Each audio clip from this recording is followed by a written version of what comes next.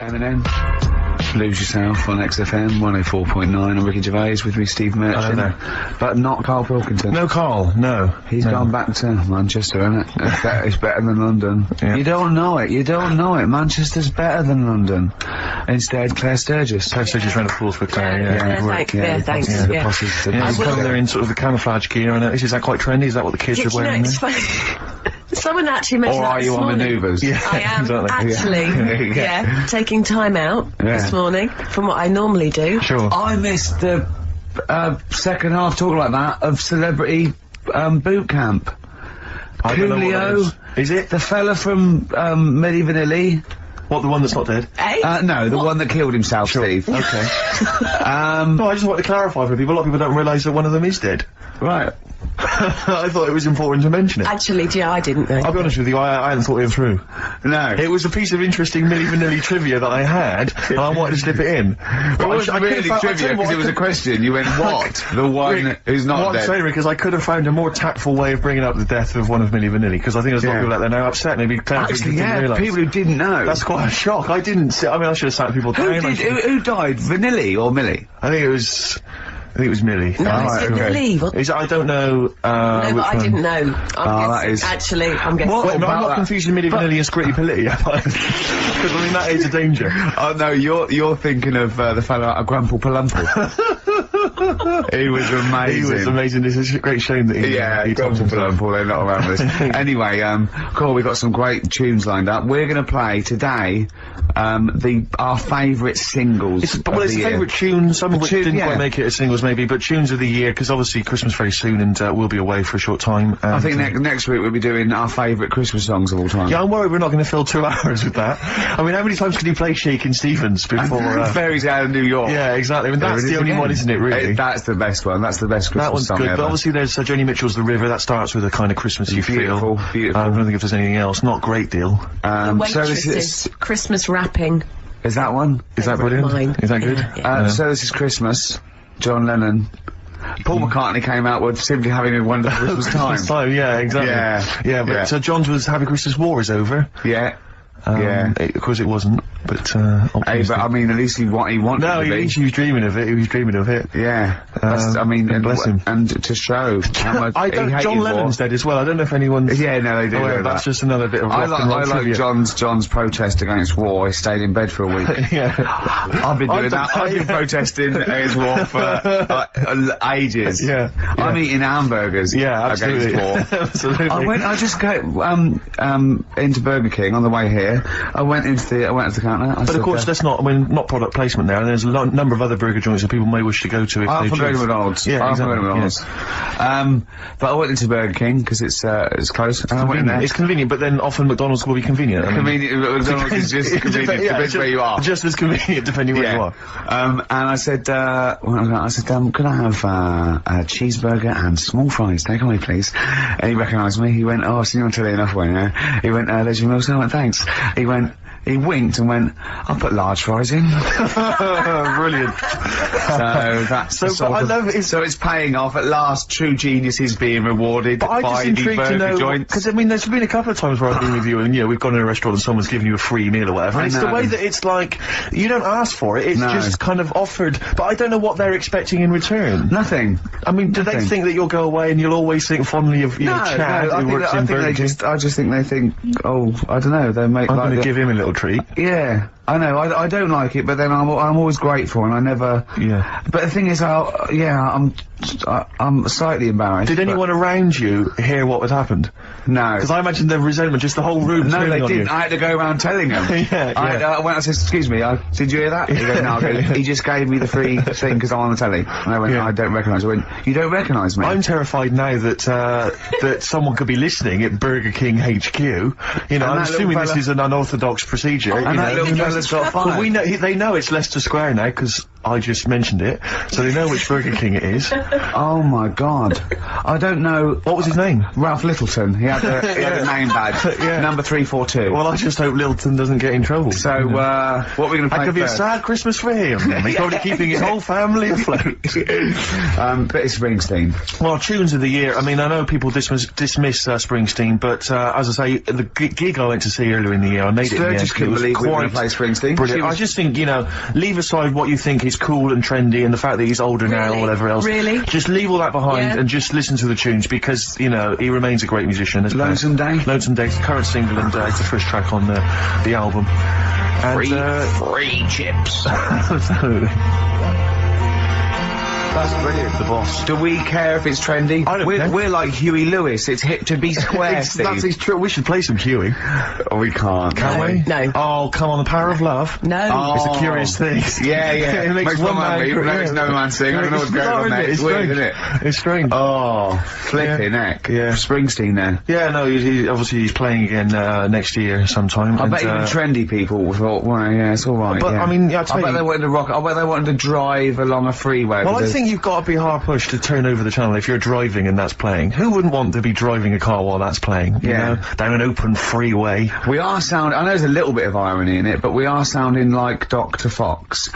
Did you see the final of Fame Academy? No, I don't watch Fame Academy.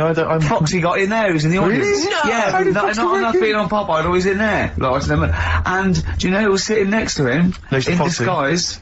In disguise? In disguise, he had a little beard and a woolly hat on, looked like a badly drawn boy.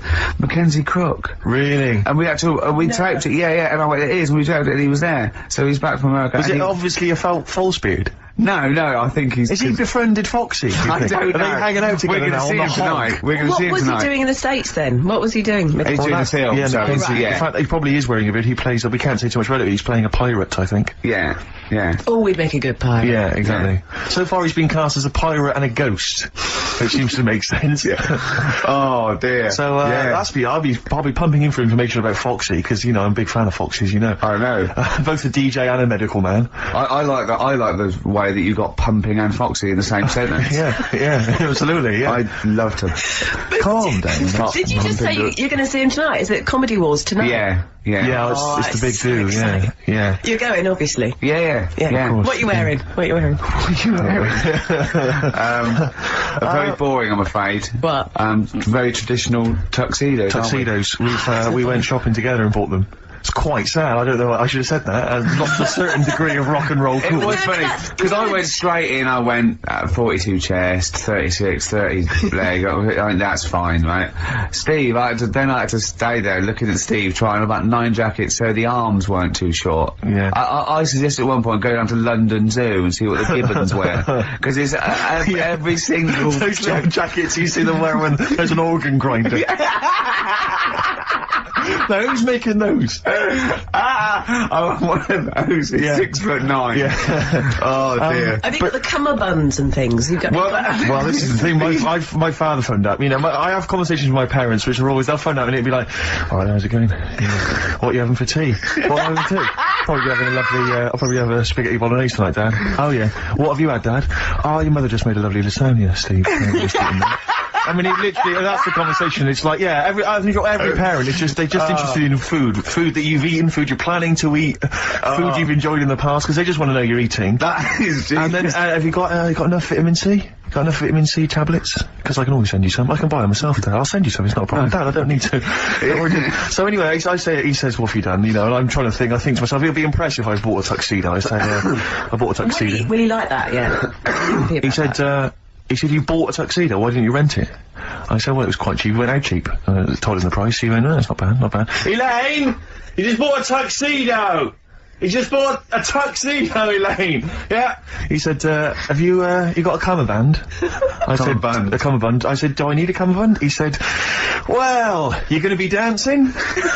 Like he knows the Like he knows, like he's some kind of, like, I don't know the man's ever worn a suit, let alone a tuxedo. What does he know about... I love your dad. Gonna be dancing? I just the idea of him being at some kind of do, and right, Elaine, jackets off, cummerbunds on, time for a dance. You know cummerbund? You wear it over your braces then? Because those things are... Because you're not wearing a belt, I assume. No, you wear it under the braces, I think. No, you don't. Do you? I don't wear know. it over it, don't you? Over the belt, but braces is different. There's no belt. Well, no, There's if no you... belt on a tuxedo, is there? You're right. No, you're right. It is over the braces. Sorry, how many people tuned to XFM are worrying about the etiquette of cummerbund? But this is important because the Comedy Awards, which is going on, it's live tonight. Yeah, no, yeah. Well, that's But I tell you this, Rick, I tried on the tuxedo I bought yesterday. I got a new shirt as well. I look like James Bond. I'm not gonna lie to you. No, I do look like James Bond. I look exactly like him. It's uncanny. It is uncanny. Really? Because the bloke in there said you look like a lanky streak of piss, and I looked good. No. No, he did. Because as you were walking out the shop, he called me back in and said, you know that...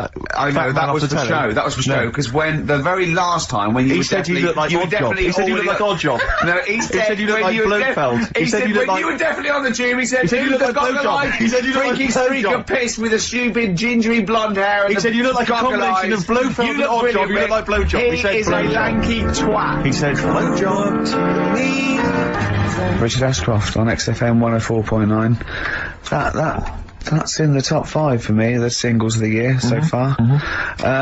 Well, yeah, we're talking about, what are we talking about? Comedy Awards, your dad's cummerbund. My father's cummerbund. I'm sure it is over the braces, I think. Yeah, well, if anyone knows that, if anyone knows the kind of, rules. So, are you actually wearing one? Rules. Are you actually wearing a cummerbund? Well, I asked him, he said no, he said don't bother. No, but then I'm thinking, what if I dance? What if I do some grooving later? You shouldn't. Why not? Well, I've seen you Don't give me that. No. Don't give me that. No, wait. It's not that you're not a good dancer. That dance you did in the office, that's your best dancer. No, it's not that you're not a bad dancer. It's that I've seen you hit people in the face with your elbow. There's always going to be casualties. Actually, Rick, if someone's busting a good move, it's murder on the dance floor. I've danced with Steve. Have you? At one of indie discos at Uli. There you are, you've never forgotten. And he's good. He's I am pretty good, yeah. He is actually. I tell you, the only problem is because I'm so tall. Because I'm so tall, I do tend to tower like 2 foot above everyone else, and that does make me look slightly freakish. Yeah, I wasn't going to use that word, but I can see where you're coming from. Yeah. So I do feel slightly self-conscious. Why don't you hold them? Why don't you carry them when you're dancing with them? So they're... Well, no, but the thing is because then you could dance with Jeanette Cranky and still not look too weird. Sure, but that wouldn't be weird, would it? You holding Jeanette Cranky and dancing with her. Would that be weird? I think we've all had that fantasy. But what I tend to do is because I'm conscious that everyone can see me and that I'm sort of, I'm quite visible on the dance floor, what I'll tend to do is maybe dance on any kind of podium that they might have in some of the bigger dance clubs or, any kind of stage. I just get up there, bust some moves. Yeah. Because then it's like, I may as well put myself on public display. Yeah. Rather than just people thinking. Because then you're going, look, I know what I look like. Yeah, I know how great I look. Yeah. No, because it's, that's your opinion if you don't think it, but that's, again, a lot of jealousy. I mean, a lot of what you say is jealousy. He went for the normal shirt, I went for the wing collar. I just thought, I might as well. I do like a wing collar, actually, yeah. What about a proper bow tie? I bought it. I went a bit berserk. I even bought Union Jack cufflinks because it's the British Comedy Awards. Nice. You know what I mean? Well, more money than sense. Yeah. I mean, you're earning so much cash now that you don't know what to do with it, aren't you? Really? I don't know what it is you're spending on, but yeah. I said how much. I said not expensive enough. Exactly. I said I'm going to give you an extra tenner. I got to get rid of it. Talking about when his dad said that, and then you told me something that I find amazing. Oh, the thing is, it's Christmas, obviously I've got to go back to Bristol. I love seeing my family. Well, yeah, I do. But it means I see my grandparents who are, brilliant people. I mean, lovely people, but mental. I mean, utterly mental. And, they've taken now there must be sort of 80 a piece. And it is quite an old age, but they're fairly good health, relatively speaking. And, they just spend their time in bed. I mean, that's all they do, that's their profession, they've retired to go to bed. And they spend all their time in bed. I tell you what they're like that old guy, they're like all that old family in Charlie and the Chocolate Factory. Oh, yeah. Remember, none of them had got up for like 25 years. Yeah. And you said that they go to bed and they go to sleep, but then when they wake up, what they do is put an extra pillow, so they're slightly more upright, and that's them in the day in bed. That's their daytime thing. But they get up and cook and stuff. What they do is they've got about 6 teeth between them. I mean, my grandmother needs false teeth, but refuses to go and have the old ones extracted and the false teeth fitted, so she's working with about 3 or 4 teeth. Oh. My grandfather had false teeth given to him during the war. Wooden ones? Well, it was plastic teeth on a wooden pallet, right, that sits at the top of the mouth. He's still got the wooden pallet, but most of the teeth have come off. So there's about 4 teeth left, 4 false teeth. He's got a set of false teeth that make him look like he needs false teeth. I mean, that's pretty bizarre. So the problem is that they have to get up. They get up about 7 in the morning to put on, say, you know, some beef or lamb, whichever they're going to cook. They put it on at 6 in the morning, 7 in the morning, so that by the time they eat it at 6 at night, they can use the phrase, this is what a good meal is for my grandparents, if they can use the phrase, oh, that's lovely, you could away. You could it away. Who wants that from a roast dinner? You may as well blend it up and serve it as a broth. I don't want that phrase coming from old people without teeth. No, indeed. Because it must remind you of your rent boy days. Exactly. It brings it all flooding back. Oh, you know. God. Flooding's the word. Exactly. Should we play a record before we get really disgusting about your grandparents and blowjob? That was the worst thing we've said the word blowjob far too many times today. And in the same sentence as you, I can't believe. Anyway. And it's Christmas. Yeah. Don't forget what Christmas is about. Come on, spare a thought for the underprivileged people. Yeah. Steve, is it Ben Queller? Do you want to love a bit of Ben Queller. I don't know, are you a fan? I love him. Yeah, well, this is a cracking tune. Okay. And, and I think we'll enjoy that. Let's just slam dunk it. Why don't we just stop and think about what we've done? I'll tell you, they do spend so much time in bed that they actually, I'm sure war will have to sing. Ben Queller, in other words. That's fantastic. That ending is, oh God, it's like Ben folds 5 bit of old out, and that's great. You had him in session, didn't you, Claire? Yeah. Did you meet him, or did you? Because he's quite young, isn't he? He's very young.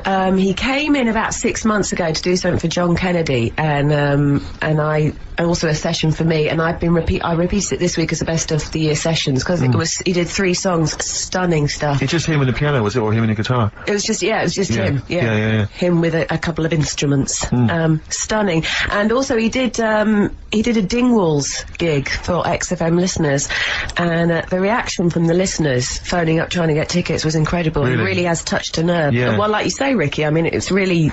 It's great. Well, I've just seen, we were talking, there's a kind of lack of music that sort of seems to be making use of instruments and and just the sound you can make with a piano and a guitar and drums, you know what I mean? It's like, it's so invigorating, and you get kind of stuff like, you know, the Streets and whatever else, or, you know, kind of hip-hop and stuff, and in that, I love the fact that a lot of, pleased to see Miss Dynamite on Top of the Pops last night using a live band. Really kind of, it really made her whole sort of R&B sound really exciting. Better than the other one. Yeah. Anyway, that's us being Muso. That's us being terribly Muso, I like that. Muso for the year. That's enough of that. Well, we are playing our favourite records. Well, it's nice to be able to talk sensibly without Karl interrupting with some gibberish. I mean, bless him, bless him. I don't see it as gibberish. He's probably listening on Sky or something. Yeah, 864, channel 864, or around the world on xfm.co.uk. Get that in. Is that what you have to do? What do you do today? You just go into the website, do you? Go into the website, yeah, and click on... I never get things like that to work on my computer. Or you can go and check out the webcam, obviously, and see me in my camouflage gear. Yeah, you won't see you, will you? You won't see me, no. Now, so what do you do? Just go into the website, and what does it say? Play live online? Yeah, listen live. And it's just like listening down the phone line? Yeah. I sound like I come from the 1950s, yeah, exactly. don't I? You come from the 19th century. What's this? I'm not very, I was going to say something then, but I can't. No. Can we just very quickly, before we move on, because I'm getting very excited about the Comedy Awards. Now, I know what you're wearing, and you've got a table with all your mates there. Is Jonathan Ross doing it again? Yeah, that's why it's my favourite. And I hate awards. I do honestly hate them, but this is actually an event because it's Jonathan Ross. It's just... Well, I was, because I'm talking to someone about it, and I might mention it before, but we did an award ceremony. We went to an award ceremony last year where everything was sponsored by corporate groups, you know, by businesses or by, you know, different. It was a kind of, you know, everything was sponsored. And I swear to God, the pudding was sponsored by Electrolux. Yeah. And I'd never eaten a pudding before sponsored by anyone. And it was, you know, it was a very odd affair, that. I thought that was very strange. Because it seemed as though corporate people had paid for a table so that so when we came out, some guy came on stage and said, well, we've got a wonderful collection of celebrities here this evening. Oh, God, yeah. And it was, please be upstanding for your chairman, Tom O'Connor. Yeah. We were made to give Tom O'Onnor a standing ovation. That's weird. We could give Tom O'Connor, former presenter of Crosswits, a standing ovation. We're talking about the cream of British TV talent, giving him a standing. Not that he doesn't deserve it. I'm sure he's a great entertainer. But I think Sir Cliff was there, wasn't he? Seen the back of the stage this week? I don't want to talk about it. It's too embarrassing. Why? Tom O'Connor's on there, thanking Mel Young, the BBC, for giving him a part in Doctors. Yeah. I love that. He had to take out a whole page. It's so sweet. He obviously spent the fee being paid for the show. He's just so pleased to be back on TV. What, an advert? Yeah. A whole page thanking the BBC for having him back on TV. Stop it. Well, we're laughing, but it's going to happen to you in about a year's time. Exactly. Oh, God. Anyway, I just want to know, bad behaviour. Who do you think's going to behave badly this year? Because I don't think anyone. We've had, you know... Well, we had the Barrymore and Clary. Clary, the fisting, and Barrymore throwing his monitor. That was funny. The Hearn, what was she? Oh, she's head there's not any of the kind of. There's not really any sort of. There's not really any kind of wayward people at the moment, is there, in showbiz? In terms of entertainment comedy, there's no one who sort of seems to have a drink or drug problem. I'm worried about Ricky. Sadly, I'm worried that something might take hold. The devil may. No, I think he's very careful. He's a bit careful. Yeah. He's so. Too tired. Yeah, too tired. To shout and scream. You have been kind of coughing and wheezing throughout today's show. I had a fight, didn't I? Oh, we should talk about the fight. Yeah, we can't give out the result. We can't give the result out on the fight, but... No, I've got a cough. I just got a cough again. Got a bit of a cough? I'm scared I'm allergic to something. What if I'm allergic to... I was worried today that... What if you're allergic to wheat? Oh, no. Well, that'd be terrible. But I was worried, what if I'm allergic to my cat? Get rid of it. Oh, no. Well, it seems that easy, but... Well, it is that easy. throw it out the window. That's how I sort out that. I'm not a trained doctor, but that's how I sort that one out. I just like to apologise for any, But they always land on their feet, don't they, Cat? So that'll be fine. Do, and it's got 9 lives, so if it lands on a spike, it'll be fine. Oh, don't. What happened to me? Because you can't laugh, because of the fight in the ribs. Oh, yeah, you took quite a bad... I have to say, though, that I remember we were talking on the radio about what Ricky should come out to for the big match. For those that don't realise, Ricky at Christmas, there's a TV show on. Ricky, I don't know why, even to this day, why you agreed to do it. Nor do I. But he's doing a celebrity boxing match, fighting, and he was described at the beginning of the fight, Rick, I don't realise if you I don't know if you know this, he was described as entrepreneur, Grant Bovey.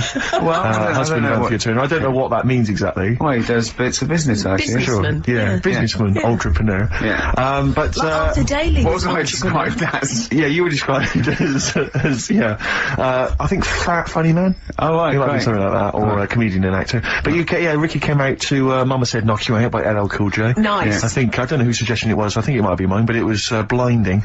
And I noticed you were really, they don't want to see, I mean, it was ludicrous, really. You came out in the shorts, you had the, Well, I was acting up. I know, but you really they were going, don't you laugh, all my corner, and I think I overdid it, didn't I? Well, he was kind of prowling around the ring, staring staring Bovey out and staring the crowd out, and kind of looking really, but of course he's got this ludicrous beer belly. Do you know what I mean? So it looks like Johnny Vegas is training that was meant to do. Yeah. And Bovey looks quite a sort of athletic guy, so he looks like he could actually be a boxer. But did you have like obviously they're filming it for telly, did you have the production crew saying, right, stop, cut, can you just throw that punch again? No, it was a real fight. They just let them go. I think people are going to be surprised. I think they're going to see it's a real fight. And I tell you, it's unpleasant. I mean, it's actually an unpleasant thing. Okay, well, I'll tell you now what Karl said, because Karl was there, and he said to me, I can't do his accent. He went, oh no, it wasn't nice. It wasn't nice. No, it was, although I have to say, I was really kind of riled up by it. I mean, I've never been to a fight before, and I just was like, come on! I was like, smash his face! I was really shouting, I was just going crazy. Shouting for me, though, were you? No, I was shouting for, then I just decided to try and freak everyone, so I was shouting, kiss him, snog him, lick him, ask him out! I was shouting that in a vain attempt to throw someone, and, it was extraordinary, but I tell you, I think you'd be better off, like, if they sort of brought back wrestling. Wrestling from the 70s. Oh, Big Daddy and wrestling Like Mick McManus. Yeah, Yes. exactly. Because I think you've got more the physique for I wrestling. think I'm too young for wrestling on British They were always television. about 65. I think they're 58, one of them, Yeah. Les Keller. Yeah, but the outfits are fun. Oh, they get, a bit too tight, weren't they? Yeah, and it was always that kind of shiny, whatever preceded lycra. I know, with just a little winkle showing. A little winkle. A little motherfucker with a little winkle in their tight shorts. Why were you looking? Oh, I've done you. Oh, play record. I've done you. I'm not. Well, answers, please. I'm not one of them. You're not looking at mine now. Loads of the Red Hot Chili Peppers, and they're still going strong. Oh, indeed, yes. That's one of my favourite tunes of the year. You like that one? Yes, absolutely. These are all mutual. We love them all. We're not Absolutely, really. no, we're we're not not. annoying each other by putting in Not songs at all. the other one doesn't like. Not We're at like a all. team today, isn't it? I think that's the Christmas spirit. I don't know what it is. We've come together, we're sort of unified, yeah. Yeah. Yeah, in the absence of Karl.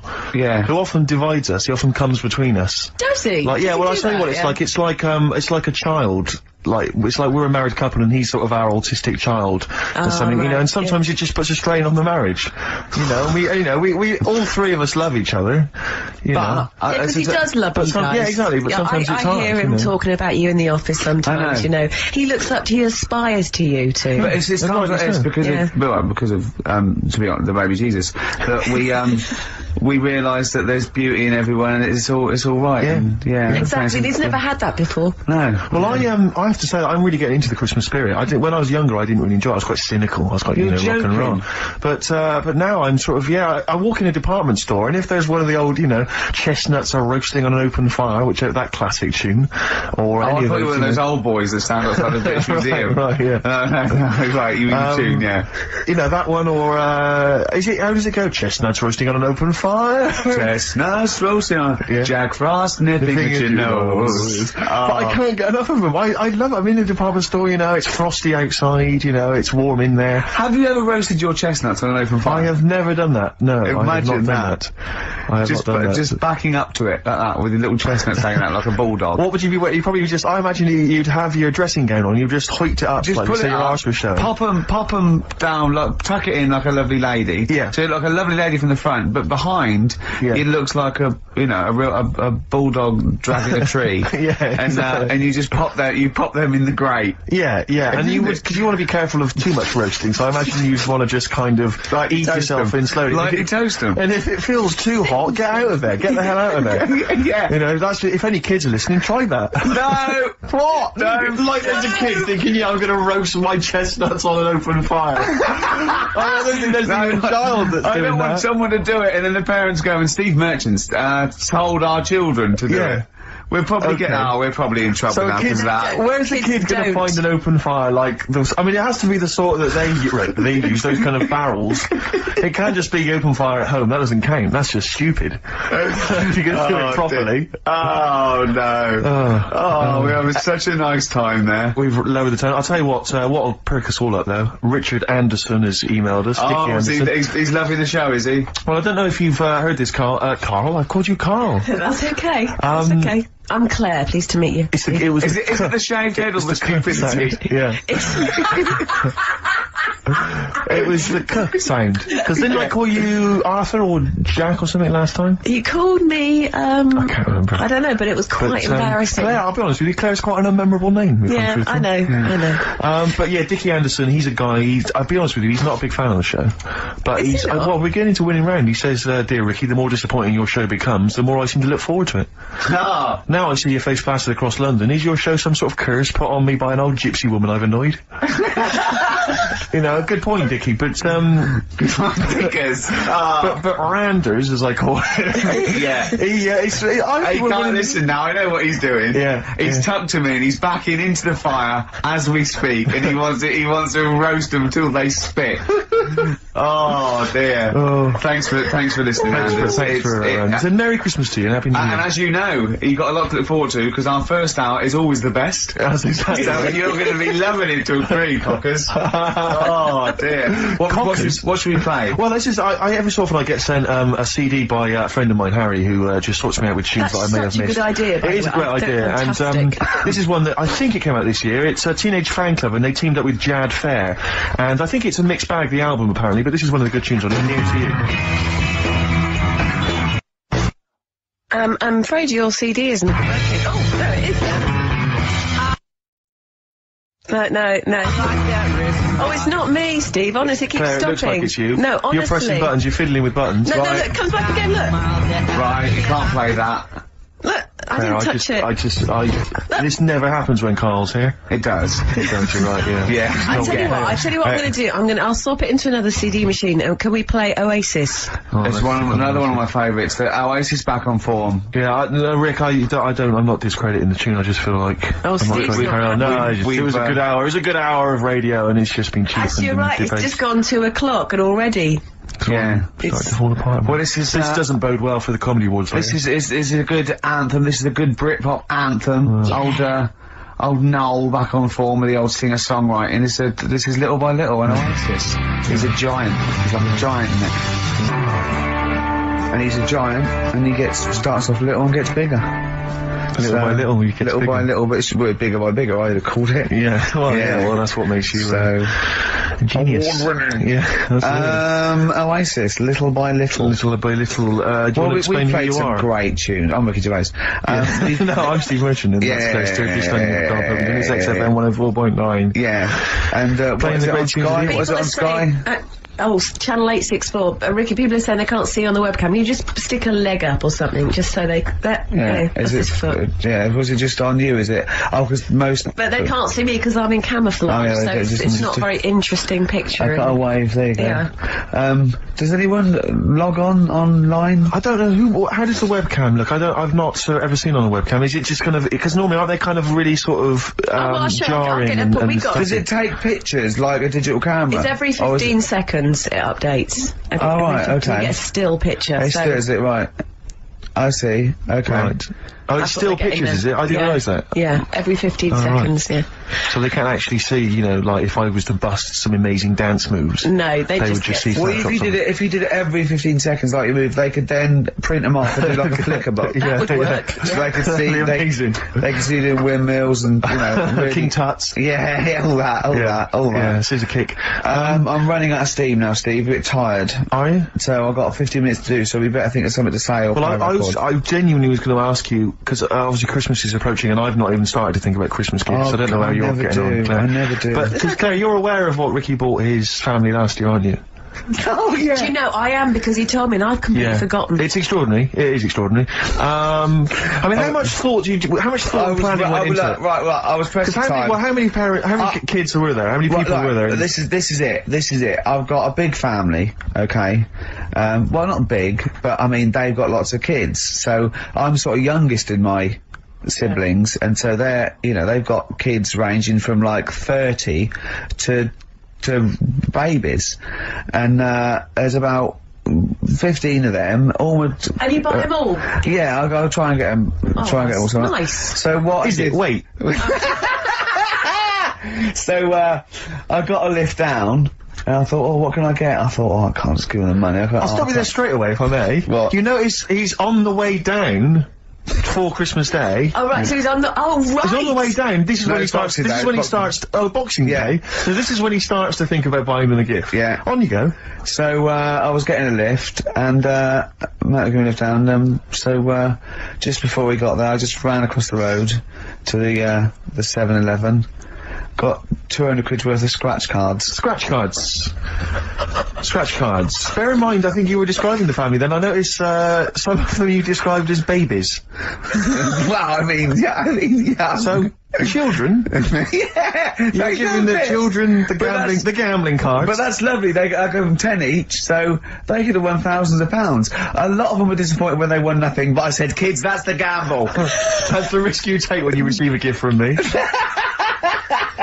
But the great thing about getting, some of them won, some of them were laughing. But the great thing about getting kids hooked on gambling as a Christmas gift is it's the gift that keeps on giving. Yeah. Throughout your adult life. It gives and it takes. Exactly. Yeah. I didn't hand them to children. I handed them to the parents. Right. They could distribute them. They could distribute them as they wanted. Sure. So what are you going to do this year, Ricky? But how are you going to top that? Yeah. 300 quid worth of scratch cards. I've got a bit of money now. now, a bit more. It's the most thoughtless, and The Office on pikey DVD. gift I've ever heard I of. think they might be getting The Office on DVD. Signed. So that's already sent it up in value. Oh dear. I know, that's pretty bad. So have you seriously considered it this year? No, I'm gonna go shopping. I'm gonna go shopping properly. Yeah. If you want any help, I am the Didn't queen you take of a small shopping. roulette wheel down there one year? Genuinely, didn't you buy like a roulette wheel? No, I had it. That's down there from when I got it when I was about 10. Oh, right. And sometimes I'm the banker. I always win. Yeah, of course. But they've got to learn a lesson. The banker always wins. It's a valuable lesson when they lose money to me. You should just go down this year and just say, basically, I went to a casino. I put a £10 chip on for everyone. Exactly, yeah. Here's the winnings. You lost. You won. Yours came in. Yours was a donkey, love. But Steve, what about you then? Because I mean, you don't like shopping. Well, do it's you? not that I don't like shopping, it's that I've got no ideas. You know, I'm running on empty with my parents. They don't appear, as far as I can make out, they don't appear to have any hobbies. No. I mean, I said to you, I think before, my grandparents... You don't like wasting money. I'm not being funny, but you don't like wasting money either, do you? Well, I don't like wasting money, no. But I like to buy something practical for people. I like something which is going to last, something that's value for money. I don't like novelty gifts. Yeah. No, I mean, I think novelty gifts are wrong. I've mentioned to you that my grandparents spend all their time in bed. So there's only so many kind of, you know, sort of bed socks you can buy, you know, and ointment for, you know, bed blisters and so on before, you know, you run out of ideas. What about some of those novelty teeth? Because that would be, you know, a nice jokey present, and they could probably come in useful for chewing the broccoli. Yeah, exactly. Oh, do you know what would be nice? One of those... No, I'll tell you when. No, those sort of travel pillows. So you know when you're travelling and your head sort of falls down like but they travel from vertical to almost horizontal. They're sitting up in their bed. Get on one of them beds that come up. You're not made of money. What am I talking about?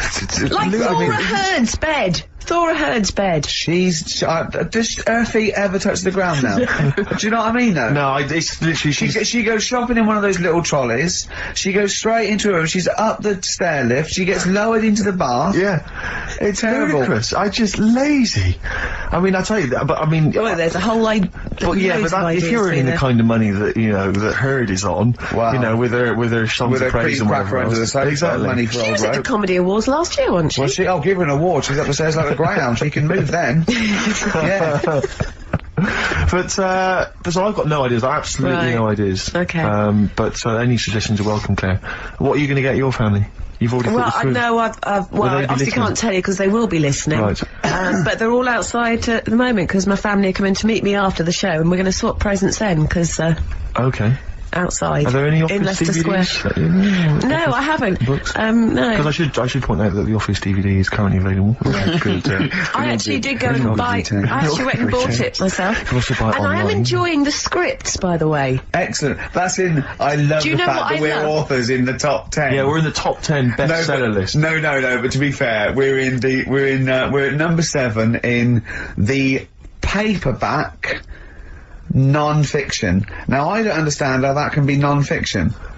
Yeah. Because it's the transcript from a made-up television show. It's not a real documentary. Exactly, yeah. But we're beating these poor people. But we're officially best-selling authors. I think that's fantastic. Which is excellent.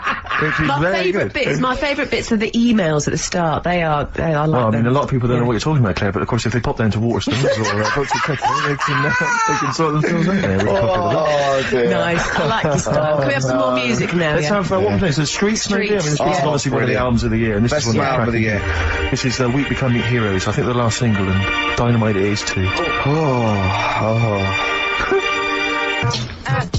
Eric Sermon, and what's the tune called? It's called React. Yeah, React. From his debut. No, his fourth solo album. Not bad. I'm enjoying the tunes. No, absolutely. I'm enjoying the chat. I'm enjoying the tunes. We're keeping it real. I'm enjoying the penultimate show before Christmas. Last message from Anders, I suspect, for the day. He says, I've just roasted my chestnuts over an open fire. It's a lot more enjoyable than listening to your show. He's pretty snappy, is Anders. Yeah. You know, he keeps them coming, you know. It's a shame that, you know, that we couldn't sort of maybe meet up with him and try and persuade him that, you know, he should come over to our side rather than, you know, come over to the side. Exactly. Yeah, come over to this side. I think we've got him though, because Do you think so? yeah, apparently they did this survey in America. People who loved Howard Stern listened to an average of like an hour and a half a week, and people who hated him listened 2.5 hours a week. Yeah, exactly. So I think he's probably more faithful a listener yes, than some of the people that quite like us. Exactly. Yeah. You know what I mean? He's got to listen. I'm the same with some people. I've got to listen to things that I just think are awful. I can't. You know, it's compulsive viewing. So you know, I don't care if people listen to us because they hate us or like us. No, indeed, as long as they're listening. I was on the as long as they're spending money on the other day. advertisers. Yeah, I was on the tube the other day, and obviously there's lots of pictures of you guys, and there was a young couple, and the guy was trying to explain to the girl what you did, and he said, no, you should check them out, that they do quite well, actually.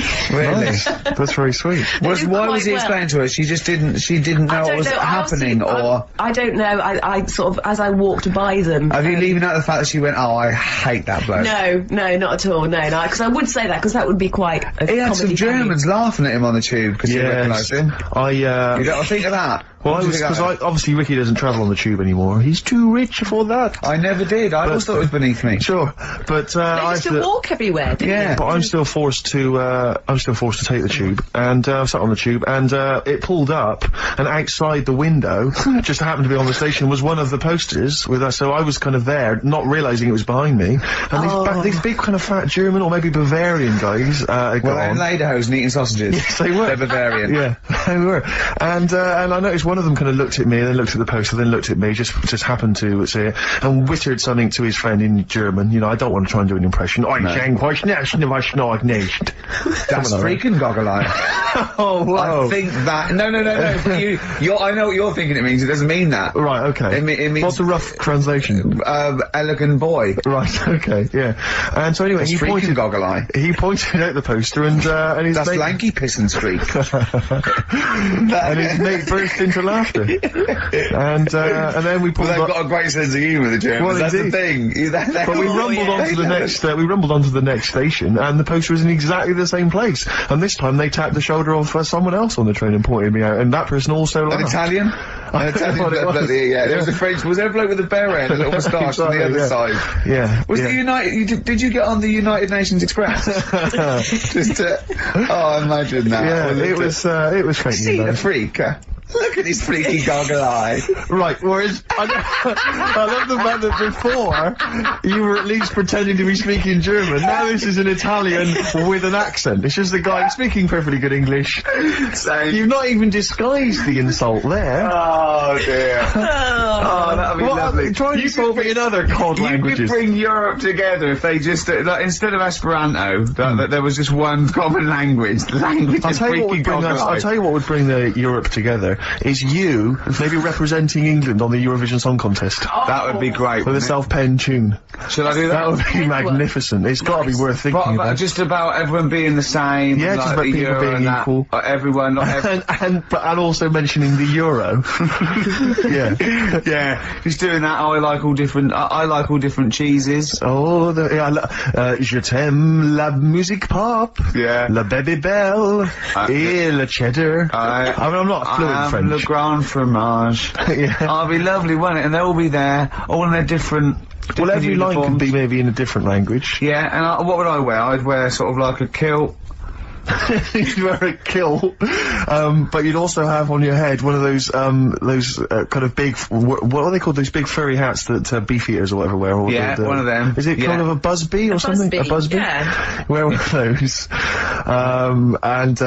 or maybe a policeman's helmet, That'd be Bobby's good. helmet with the kilt. Yeah. You'd have the clogs. I'd wear the policeman's helmet under the kilt, so they just thought I was really enjoying the show. Yeah. Good idea. Hey? Excellent. We talked. Well, I think we talked for about 3 minutes without having to mention some kind of genitalia. That's what we should celebrate by playing one of my tunes of the year. Really? What one is it? U2 Electrical Storm. Oh, I know you're a big fan. I know you're a big fan. Well done. Cheers.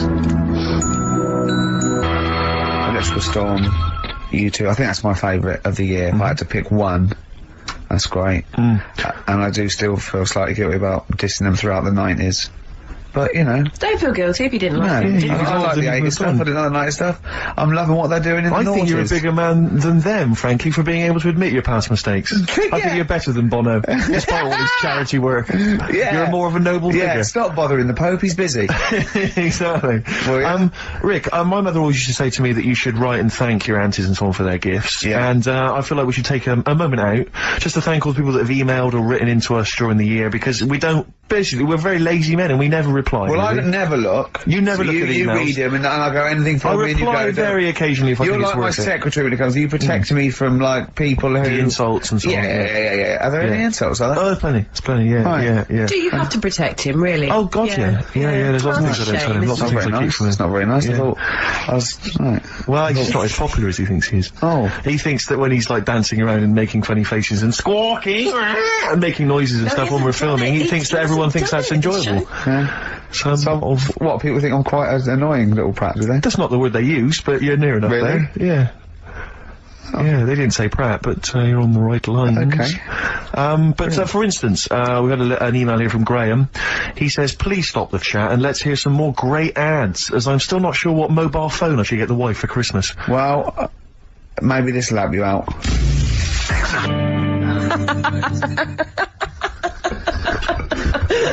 Just having fun with the webcam. Sorry. We're just playing with the webcam. The webcam's an absolute treat. That is a lovely picture. There's a little picture there of Steve on That's it. That's lovely. Right, that keep the ladies happy. That was Feeder. If I know them. Great. That's one of my favourite tracks of the year as well. Feeder, you've enjoyed that? Which is what we're doing. God, it's gone quickly. It's only quarter of an hour to go. Yes, indeed, yes. Karl will be back next week for our kind of Christmas bonanza. I say that, we've got nothing planned. There's no reason why it should be a bonanza. That'd be nice, yeah. But we'll play some Christmas tunes, and no doubt Karl will have some kind of festive game for us, maybe, or a festive, some we're festive trivia. A couple of new games. I mean, he's struggling with Rockbusters, which we've missed this week. Educating Ricky, he thinks there's nothing out there. All he could find was a parrot and a dog in a car wash. Yeah, you can't find any more interesting Still stuff. a little bit upset that we told him about intelligent crabs and babies forcing their way out. Yeah, we stitched him up last week by telling him some what we claimed were facts. Oh, because I was out shopping, so I missed it. Right, yeah. Well, you know, you can he sort of believes anything that's weird and wonderful. And we just made up this story. So I said two bodybuilders got married, and she had a baby, but it after 6 months or 7 months, she was in bed asleep, and she woke up in terrible agony where the baby, who had born a bodybuilder, had forced its way out of the vagina and was pulling her along by the umbilical cord. Yeah. And intelligent crabs and stuff like this, and he was genuinely disappointed. Yeah, that they weren't true.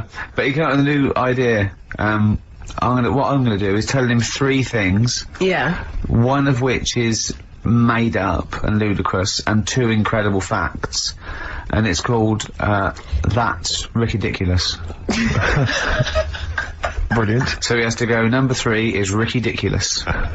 It's a winner. Yeah. Karl always comes up with the title first. You don't have to work the game show out from the title. Have you started work on That's Ridiculous yet? No, I've thought of a couple of things. It is great. It's so much fun to say, isn't it? Ridiculous. Yeah, that's ridiculous. You're correct. Basically, it's like Call My Bluff, isn't it, really? It's not unlike Call My Bluff. It's not unlike Bluff. It's not unlike Bluff. Certainly, you've... we've had Oasis, Streets, we've had U2, we've had some cracking tunes. Can we get away with playing Nelly? Hot in here? I think it's a cracking tune, I really do. I just think, again, you know, I'm not interested in what genre you think it fits into, or whether you think it's cool, or because kids like it, you're not supposed to like it. It's a good tune, and I think we should try and stick it in. But before that, Rick, can I just play one track? We did play it much earlier in the year. It's from that album, Son of Evil Reindeer, by a band called The Reindeer Section, and this is a cracking little tune. I just think it's beautiful, and nice to hear it. Oh, beautiful, marry it then. Oh, nice, isn't it? Very Christmassy. It makes me want to wish everyone a happy Christmas. Indeed. You know do it. No. Okay. That's called Grand Parade from the album Son of Evil Reindeer by The Reindeer Section. It's a nice tune. It's one of my favourites of the year. By the way, not Steve. At all. No, that's my pleasure. It's my pleasure. Claire. Just big highlights of the year for you as a final roundup. Sort of things have you enjoyed this year? I mean, musically maybe, or maybe stuff you've, you know. I've enjoyed that band, The Music. Okay. and the Rapture. Sure. And the Electric Six. Remember last time I sat in for Carl, we played Danger High Voltage. Yeah. Like one of the first That was the first time I'd heard it. You played and now that. we're playing it every hour.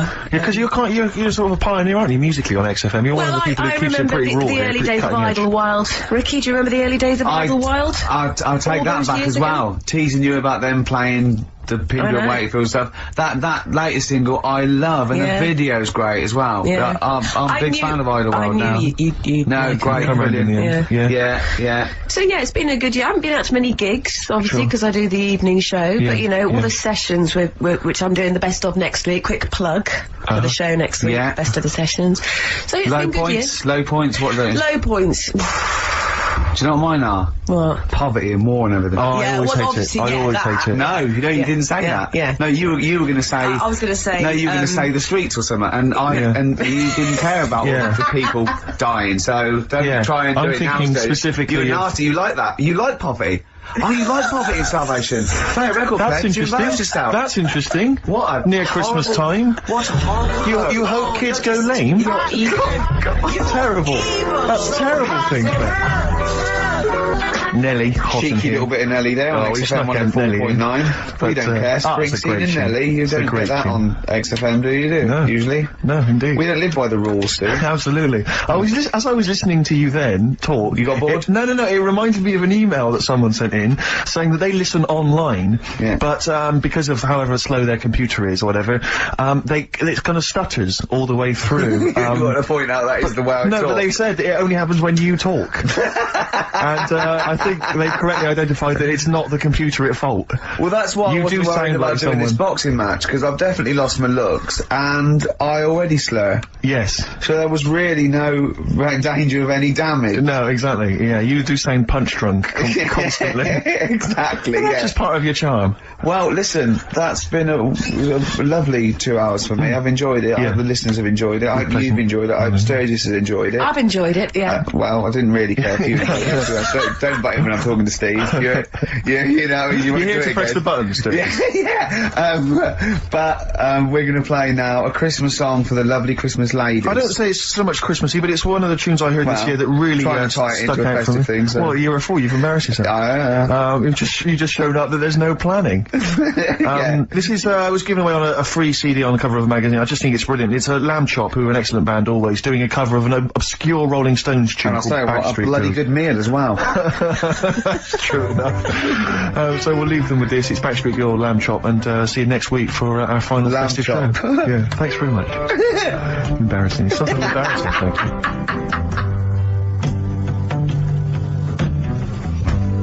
I don't want you to be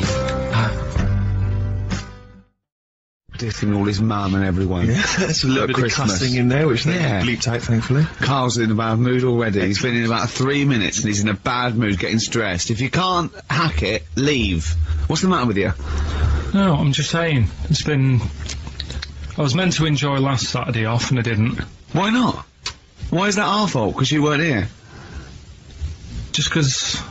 I don't know, but... Are you not in the Christmas spirit? Why didn't you enjoy last Saturday? What did you do? I went all the way back up north again, right? Because it was Suzanne's dad's birthday. Right, I was busy last week, didn't have time to get him a present or anything. Didn't have time to get him. So I got to Euston Station, bought a card for him, which was a Christmas card, so he wasn't happy because he was saying it's my birthday, and I said, well, I won't be seeing you again. So I've got a joint card, and then we went out. Did you get him a present? Well, no, because we went out on Saturday night for something to eat at this pub that he likes. It was nice steak and onion rings, right? Lovely. So he should have been happy anyway. Yeah. But... What, you paid for it? No. But he should have been happy anyway. Suzanne paid for that because it is her dad, right, not mine. So I said, all right, what can I do? I said to her. So she said, just buy a few drinks or something. Anyway, I didn't get around to getting drinks. I can't believe it. You didn't get around to getting the drinks. Right, so I said, right, I'll pay for the cab. right? Oh, what a lovely Christmas gift that is. Yeah, £2.50. I paid, no, it was like in £3 Manchester there, it is. £3 back. So £6 you spent on him? Well, no, I spent more. See, that's what he said. He You said, get the Bolton and back, can't you, for that? He said, oh, you've spent on me £6 for my birthday. I said, no, I haven't, because I gave the taxi driver a tip. I'm a little bit worried about his attitude as well. Because even if, I mean, that is a stingy present, but you don't say... Well, I mean, let's be honest, that's the worst Christmas gift ever, because, I mean, you're pretty bad, like we've discussed in the past, but at least you spend a bit of money. Yeah. It's just thoughtless. Yeah. This is nothing. I know. You haven't given him any time. I mean, I would... And I knew my demographic. They loved it, my family. They couldn't believe their luck. You know. Well, a tenner. You spent a tenner on him. Well, the cab fare was £6. But the thing is, it's not. I don't think he's saying that. I think it's the fact that this is like, you know, frittering away in everyday life. Kind of thoughtless, he would have loved. I'm sure he would have been appreciative of a lovely £10 gift that you cared about and bought. A book he probably likes, Fly Fishing, doesn't he, by J.R. Hartley. If you'd have bought that, he'd have gone, "That's what I was looking for." Or what I was looking for, Carl. Bloody hell, Carl, you little bald twat. That's just what I wanted. So, all right. So just calm down. So what have you got planned for Christmas? Is this what I mean? Are you doing the same approach with Carl, Suzanne? excellent. You paid me milk bill for this week. That were reet nice. I'm spent this year. So have you planned anything for Suzanne, or are you just? Yeah, I'm taking her out Christmas Day for something to eat. Well, does she know that? Was that? She's working today, so she you know. So Right. Okay. So what Christmas gift have you got? that's it. I'm taking her out. What, you haven't got a present? No, because we spent a lot. Don't this forget, year. that's half yours, though. You're going to be eating. You're not going to just be sitting there watching her eat, going, "Oh, I'm hungry, but I spent all." You're going to be eating as well. That's half yours. So she's got Look at his nothing to unwrap. He's looking like a cat who's been Wait a hit. minute, she's got nothing to unwrap. There's nothing. She's going to hand something over to you, because I've met the woman. She will. She'll hand something over. You'll open it. You'll love it. Right, I might get something today. You shouldn't take me to begrudgingly persuade you to do it. God. Yeah. Right. So. Yeah. Well, I'm gonna try and stick in some Christmas songs. We're not playing all Christmas songs, but I've brought in a couple. So this is Christmas, John Lennon, The River, Joni Mitchell, Fairy Tale New York, one of the best Christmas songs ever. Oh, well, what about a bit of Pretenders? That's a good one. 2,000 Miles. Let's hear it. Pretenders, 2,000 Miles on XFM 104.9. This sort of Christmas edition. We're not here next week, are we? No. Carl is, aren't you? Well, you are in a way. I was doing a best of, isn't it? Yeah. Is it a best of? Yeah. Brilliant. Have you been putting it together? Not yet. Okay. You want to get I'll do it. I'll do it today. Tell me what bits you want in it, and I'll sort it out. It's not for me to say, is it? Yeah, it is the best stuff. Well, maybe people could email in with their the highlights of the year for them. I'm trying to think what they were. I mean, mostly. It'd be mostly Carl. It'd be mostly Carl, wouldn't it? Mostly Carl. Gibberish from Carl. Oh, I think it'd be an awful lot of educating Ricky from Carl. Well, ricky.gervais@xfm.co.uk if you've got any thoughts on stuff you'd like to hear. Again, Is there anything you'd like to hear of Carl saying something stupid, me and Steve laughing or slapping him? Yeah. That's basically the competition, isn't it? Well, there's a couple of instances where I tried to kiss him, I think, and you encouraged me. Yeah. Those are some highlights for me. I wish I'd have videoed that. Yeah, so do I. You mentioned educating Ricky. We've only got. Do you know we normally have like 3 instalments? Yeah. We've only got 2 today. Why? What happened? Just Well, you clearly weren't busy Christmas shopping, so what's the Yeah. Well, like I say every week, it's a bit of a struggle finding stuff that I can teach you. But at the same time, what we have got, we've started the feature. I teased MTV with it, right? So I thought I'd best start doing it before they get someone like Zane Lowe presenting it or something. Yeah. So, do we need them?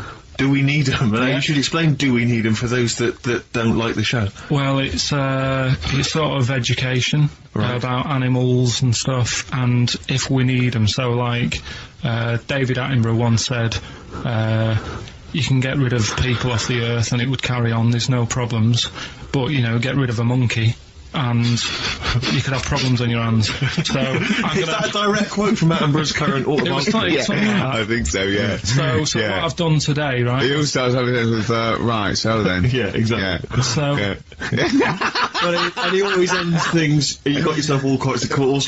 Yeah. So that's that. That's done. That's coming up. Enjoy that. Enjoy that. I've spoke to a woman about jellyfish. Oh yeah, because I know you're not a fan. Not a fan of them, so we'll be speaking to women or jellyfish. This is a woman. Jellyfish. Yeah. So we'll be sorting that out before 3 o'clock. We'll be finding out if we need them. Putting that one to bed. He's great, isn't he? He's great. And then we've got a Christmas edition of Rockbusters, which I found out yesterday. Go on. Channel 4 have ripped it off. Go on. It's on their teletext thing. That's outrageous. Yeah, on their teletext page, someone said. What are they doing then? Like Rockbusters, they're copying the format. You sure they're not copying Blockbusters? No, it's someone said it's a cryptic clue of a band and that, and initials, and you work it out. That is despicable. I mean, we should investigate this. So they've fundamentally ripped off the idea of being allowed to do a cryptic clue to get a band. Yeah, but the sort of clever cryptic clues. They certainly ripped you off then, haven't they? I'm just saying. Hey, I should just point out, because it's Christmas time, we've had an email from Dickie Anderson. Oh, Dickers! Yeah, RA is, well, he's, I suppose he's a long-time listener. Yeah. And he emails us most weeks. Ricky. If, as I suspect, I'm your only listener, I wouldn't bother with your show today, as I've got to attend some family Christmas nonsense at Auntie Marion's house. That's from Dickie Anderson, and he's good because considering he hates the show and everything we stand for, he does take the time to email every week. That counts to advertisers. Yeah. I think we've got a lot like him. As we've also had a lovely Christmas card here from Alexandra, right? Who's wishes that she loves the show, she loves you, Carl, and she's enclosed some biscuits for you to save you a bit of money, because she knows you goes out and get your own biscuits, and we've got some a lovely little packet of Fox's Well, why don't you wrap Creations. them up and you can give them to your girlfriend?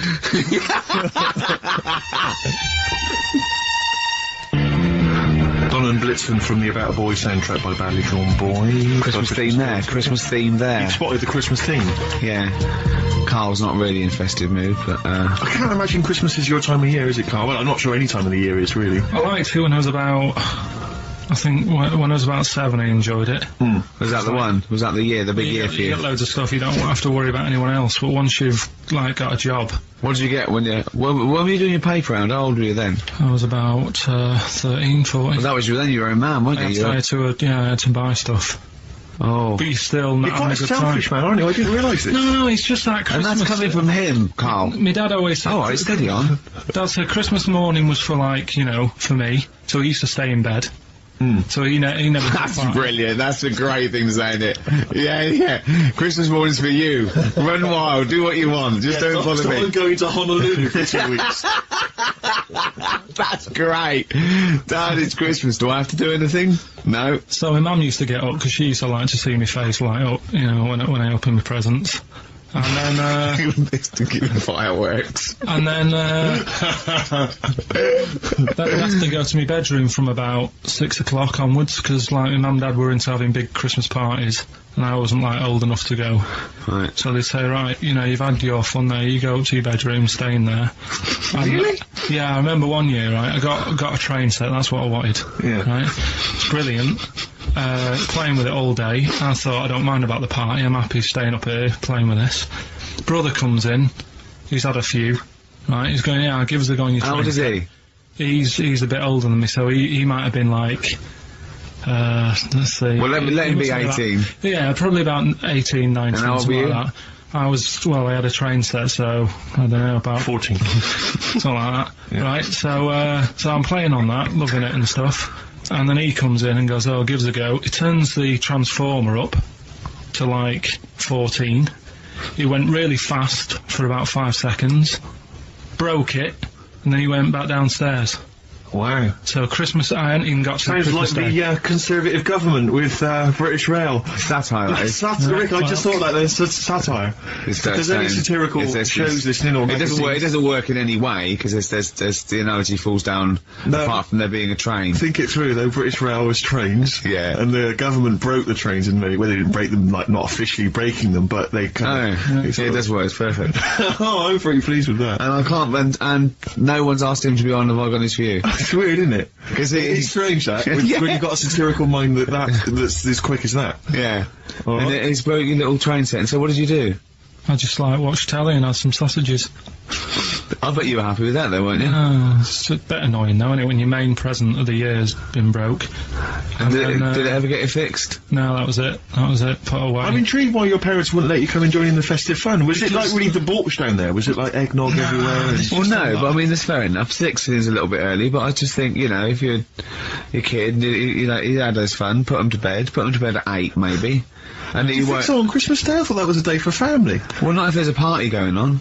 Well, don't have the party on to Christmas Day. Well, that's another option. Yeah. Your parents are weird, aren't they? A strange breed. Well, I think that was the year, right? You're talking about buying presents and stuff. I think I did treat my mum to that. I didn't buy my dad anything. I think that was like when I got a bit older, he used to get me dad something because he wasn't that bothered anyway. No. So, got me mum, there was a cheap shop, right? Of course. Thank God for that. Called Snips. Right? So I went in there and I thought, let's see what I can get her. And remember Victoria Plum? I don't think so. Well, it's like a fairy character. Right. And my mum's into gnomes and stuff. Right. So I thought, right. She must be pleased with you then. Victoria Plum. I was thinking, is that one of the neighbours? Is it like a brandy liqueur? Do you remember Victoria Plum? Victoria Plum. Victoria Plum, yeah, it's like a little fictional sort of character, right? Okay. So I saw it, I thought, yeah, she'll love that, right? So I did my paper round, saved up for 2 weeks, right? Aww. Got that sorted, went to Snips, bought the Victoria Plum. Next day, I'm in town with her, right? So I think, I know what I'll do. I said, come in here a minute, right? So we go in, and we're looking around, and I tested her, right? I went, look at that there, that's alright, isn't it? And she goes, oh, it's bloody awful. Oh, Carl. Oh, Carl, oh, God. So then, Christmas Day comes, and I said, don't bother opening it. She said, no, why? I said, oh, no, why did you still give it to her? So, well, it's too late, I'd already bought it. Oh, Carl. So she opened it, and I was like... And she said, oh, that's nice. I said, why are you saying that? I said, the other day, he said it was bloody awful. She said, oh, no, I thought you were pointing at something else. Oh, no. So that's why I don't get anyone anything anymore. Oh, God. Play a record. Oh, God. Oh. That's good, isn't it? Not bad. Gold Rush. Let you down. I'm actually quite affected by Carl's Victoria Plum scenario. Just the fact that, like that eagerness, he wants to make sure it's a great present. He's saved up his paper round. He thinks it's like a gnome, but modern. I'm worried that you're using it as an excuse now, and that's why you're not buying anyone any gifts, because you've had your fingers burned once. I mean, you were 6, 7 years old. To be fair. No, you weren't. You were about 13, weren't you, if you're doing your paper round? Yeah, I must have been, 11 or 12 then. Alright. Yeah, so I'd saved up. Oh, no, I'm not using it as a thing, it's just What do you get your mum this year? I've sent them some money so they can get a passport. So they can get a passport? Where are they? Immigrants? Are they trapped somewhere? Well, they're in a holding bay somewhere in Dover. Yeah, they've got a friend who's a truck driver. He's going to sneak them across. What do you mean? So they can buy a passport. What do they do? Sell it when they're a bit down in their luck? No, they haven't got that much money, right? They've never been abroad, and the mate said they might take them next year, and they said, oh, we haven't got a passport, so I thought... You've got to buy a passport, have you? Isn't that your God-given right as an Englishman? No, you've got to pay for them, they're 30 quid each, so you better do, otherwise they're conning me. Right. So you send them 60 quid. You don't get born with a passport, of course you don't. You send them 60 quid in an envelope, have you? Well, check. Right. I love that. He'll be watching telly and France will come on and he'll go, oh, what do you think of that? She goes, it looks bloody awful. Don't open it. No. Don't open it. Don't open it. So you've not paid for a holiday for them? No, I've just sorted out it's the better prize, isn't it? Because they can't go anywhere without it. Well, the passport keeps on giving. Yeah. It's perfect. 10 years. That is, yeah. So, but no, I never used to, I can't think of other things. I used to get me dad once I started getting him stuff, it used to be a dressing gown, and then But as an extra surprise, he used to put like a cigar in the pocket, so he'd think that was it. Yeah. Then he'd put it on and put his hand in the pocket. Right, and then he'd just hit you because he thought you'd nicked it. Oh dear. So you bought him a jacket with a cigar? That's quite thoughtful. Did you sneak a cigar once one Christmas? Yeah, well, that's when they used to have like the big do's, like I say. You know, they were known for it. Like the whole estate used to know that. You know, we were having a party. Yeah. So so they'd all come round. So they'd all come round and just have food and drink and that. I can't imagine. I cannot imagine how unpleasant that must have been. Awful. And you locked in your bedroom with a broken train set. Yeah, crying. And looking at Victoria Plum, whatever that was. In the bin. Oh, in the bin, yeah. And hear her mum saying, and he got me this. Isn't it rubbish? You could hear him just throwing it against the wall and laughing. All the neighbours laughing. Yeah. And you'd come down, just be in pieces with loads of spit on it. Just loads of gob on it. And all the Polaroids of them just like laughing at it and pointing, stamping on it. Alright. Let's put all the flooding back. But no, I used to get up in the morning and then like they'd still sort of all be there asleep on the floor and on the sofa. Oh, that's awful. That's terrible. Christmas is surely the one day a year which is a family thing. It's for the kids. They're the ones that was Boxing Day. Well, I know. Oh, that's all right. It's over. Yeah. Back on the bike. All right. Who's going to pay for this? What, me? Yes, Carl. You're doing 2 rounds today. Yeah, what's your paper round supporting the entire family? No, so I used to get up and like go downstairs and they'd be asleep, so I'd be mooching about trying to find like another present that's still working. I love the idea that these people from the estate had like squashed his presents.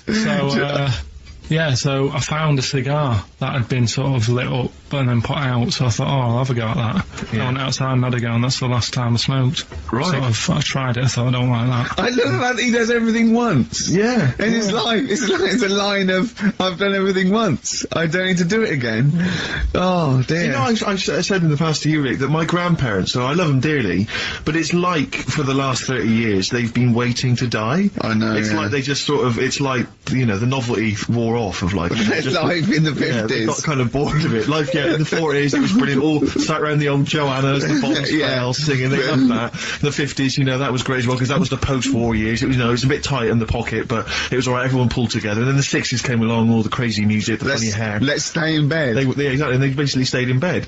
And it was one Christmas when my grandmother said to my dad, what do you like for Christmas? What do you fancy for Christmas? And this must have been, I don't know, 20 years ago. She said, what do you fancy for Christmas, Ron? And he went, well, you know, I could do with a nice big kind of warm winter overcoat. She said, don't worry about that. Don't worry about that, because your father will be dead soon. It's right, you can have his. Meaning my granddad. Well, to be honest with you, my father's still waiting. Which is good news. Good news for my grandfather. Less good news for my dad. Freezing. He's freezing. How is he today? He's fine. Oh, okay. Oh, I'm freezing. It's such a weird mindset, that. I think it's that, to me, is what sums up people from that older generation, the 40s and 50s. And it seems to me that you've got that kind of mindset. It's like you were born in the 30s. And whenever you talk of your childhood, it's like you had like a baked potato to take to school. And a stick is Christmas The other thing is, I think that that sort of generation, it seems that the man is dependent on the woman. There's a total dependence. Oh, absolutely, If she dies, he's done. Yes. He's done for. Yeah. Just pine away. If he dies, she's got 30 years of pottering. Absolutely, yeah. Do you know what I mean? Yeah, and going to, like, you know, the youth club and the church. I know what you mean, yeah. It's sort of like that. It's sad. Of course, it's sad for them, but it's sort of not the end of their life. No, sure. And it sort of is the other way around. I don't know why that is. Yeah. It's terrible. That's a little melancholy thought for. I know. I've really brought it. You brought it down. You've brought it down. I've brought it. This isn't a nice show at all. This is terrible. Well, we're gonna have people just killing themselves. What? Well, I didn't really want to make it a Christmassy type show because I don't really like it. Oh, he's done it again. What, you did Christmas once, didn't like it? No, it's just play a record. I'm not religious or anything. What are you? You're not anything. Teenage Fan Club from the XFM Christmas album, and that's Christmas Eve. Their guitar sounds are just brilliant. They're just always so nice. Alright, Carl, would you like that? Would you like Teenage Fan Club? Yeah, they're good. Carl, I feel like you've never kind of enjoyed the wonder of Christmas. I can't ever get the sense, maybe except when you were very, very young, you know, that kind of bright-eyed, you know, thinking of Santa, you know, kind of landing on the roof and coming down the chimney and drinking the sherry or whatever. So I like the idea of it, right? Sure. The sort of, you know, I used to get a couple of annuals every year, you know. Yeah, so did I, yeah. And I was allowed to open one on Christmas Eve. Oh, that's brilliant. So they could throw it on the fire. I think we, it is so like quick skim through, do the work, yeah. I think that's a light of a cigar off the cooker. Oh. Well, anyway, listen, a good friend of ours, Ross Noble, who's comedian, brilliant, he gave me this picture, Carl, which he's got from a magazine. He loves you. And I have to say, I think this... I just looked at it then.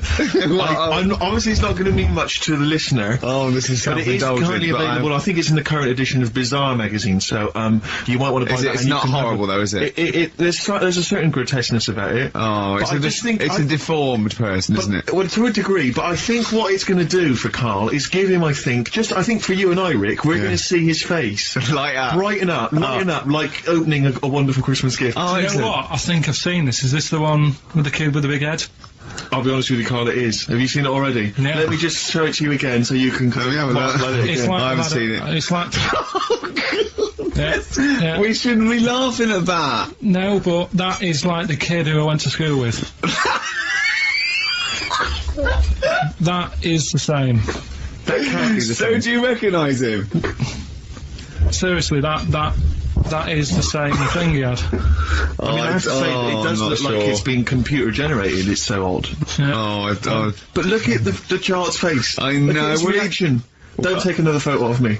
I'm not sure this is right. It's not right. But I was hoping that would give you, Carl, just a little glimpse of. We've had a request as well on the best bits. So someone wants to hear you talking about your mates with the big heads. I can't believe it, because every time we go there, we get some sort of complaint about something. About what? Believe it. Well, that for some reason that always goes from the story with my dad going to Blackpool for taking those kids there. And what kids? And leave it. No, what? I don't know. There's people that know what you're talking about. I'll tell you when we put a song on. No, well, I know what it is, but you can't just say that. Is it when your dad put a kid in the wheelie bin because he was getting out of hand? Yeah. So we're going to can't go through it again. It's too controversial. We're going to what's the name? No, well, the thing is, right, you were just saying about what are you about Christmas. That's the funny thing, right? Because in our house there's no one who's religious, right? No. My dad got annoyed when I went to church that day. He was like, what are you doing that for? Of course. I went to see a gig in Liverpool. Remember the band The Christians? Yeah. He thought I'd join some club. Yeah. I said I've been to see The Christians. He was saying to me, man, what's he doing going out with them? Yeah. And then the other thing is, because I'm not christened or anything, my mum used to say to me, don't tell anyone that, because there's witches and stuff. I want to go back and see his upbringing. I just want to go back and see him at 7. One day in the life of Carl, age 7. Just have 3 ghosts visiting tonight.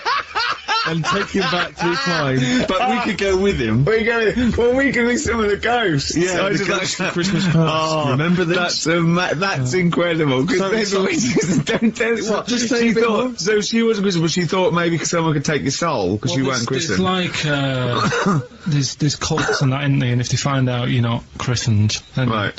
I don't think they care. I don't think a lot of cults care. Well, but what can they do if you're not Christian? I don't know. I just said all right, because then through that time there must have been a time when. But hold on, now they know.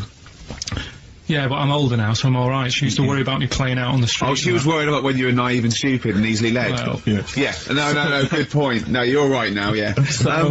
Yeah, good. Rockbusters. Rockbusters. We'll tell the prizes, Steve. Yeah, we have Christmas gift. This is Christmas gifts. I don't know if you'll receive them in time to actually pass them off as gifts. I wonder if I can tell that, Ross Noble story. that he told us? I don't know. We'll have to discuss that when the record's playing. Okay. All right. Okay, so you heard a track from it just then. This is the XFM Christmas album. I think that's been knocking around here in the office for years, hasn't it, Carl? Or is it new this year? It was brought out about 2 years ago, but Christmas songs are Christmas songs. Yeah, it's not bad. There's Scott bands on there like Dandy Warhols, the Webb Brothers are on there, Drugstore, Bell and Sebastian, Flaming Lips, all sorts. So we've got that to give away. We've also got this Smashing Pumpkins compilation, which we've seen, again, that seems to be knocking around for weeks. Another one of those 50 years of the greatest hit singles. I don't know, Culture Club's on there, Queen, obviously, I've just seen the Cult film. Yeah, the Cult film will come back to you shortly. This, I think, is one of the most exciting gifts.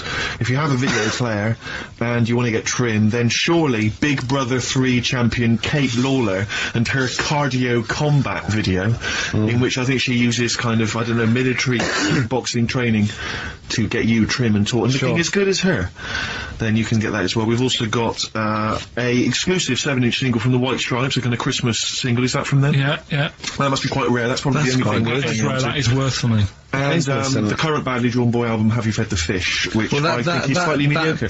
They've gone up, actually. I think that the level of prices there has gone up. Not a bad selection, but here is the big movie, and actually I have to say this is not a bad one. It's not, again, it's not terrible at all. It could be worse. It's James Caan in the original Rollerball, not the disastrous remake that came out recently, but the DVD version of Rollerball, so that's there as well. So something fairly interesting. That's worth winning. Right, come on then, let's do Rockbuster. Well, will we play a song to give people time to get a pen and paper and that? Yeah. So we're doing it next. Yeah. Karl Pilkington, the man of the moment, with his Rockbusters coming your way with all those great prizes. Yeah. Right, we're doing it now? Yes, sir. I noticed Heat magazine sort of put a bit of a spanner in the works. Why? Because they were saying, maybe it'll be a Christmas edition of Rockbusters. And I'd already sorted them out. I wouldn't worry, Carl. Well, what I've done, I've cleverly tweaked them to make them Christmassy. So the Christmas bit in it has got nothing to do with it whatsoever, but I just thought... So you mean the clues have a Christmas element? Well, yeah. But it's nothing to do with the answer. It's nothing to do with the answer. Right. So why don't you just ask the normal ones and I'll ring a bell, I'll shake some bells. Well, Go it's the equivalent of that, but in sort of speech. Right. Brilliant. So the first one, there's a load of letters there asking for advice. Put them on Claire's desk. And have a good Christmas.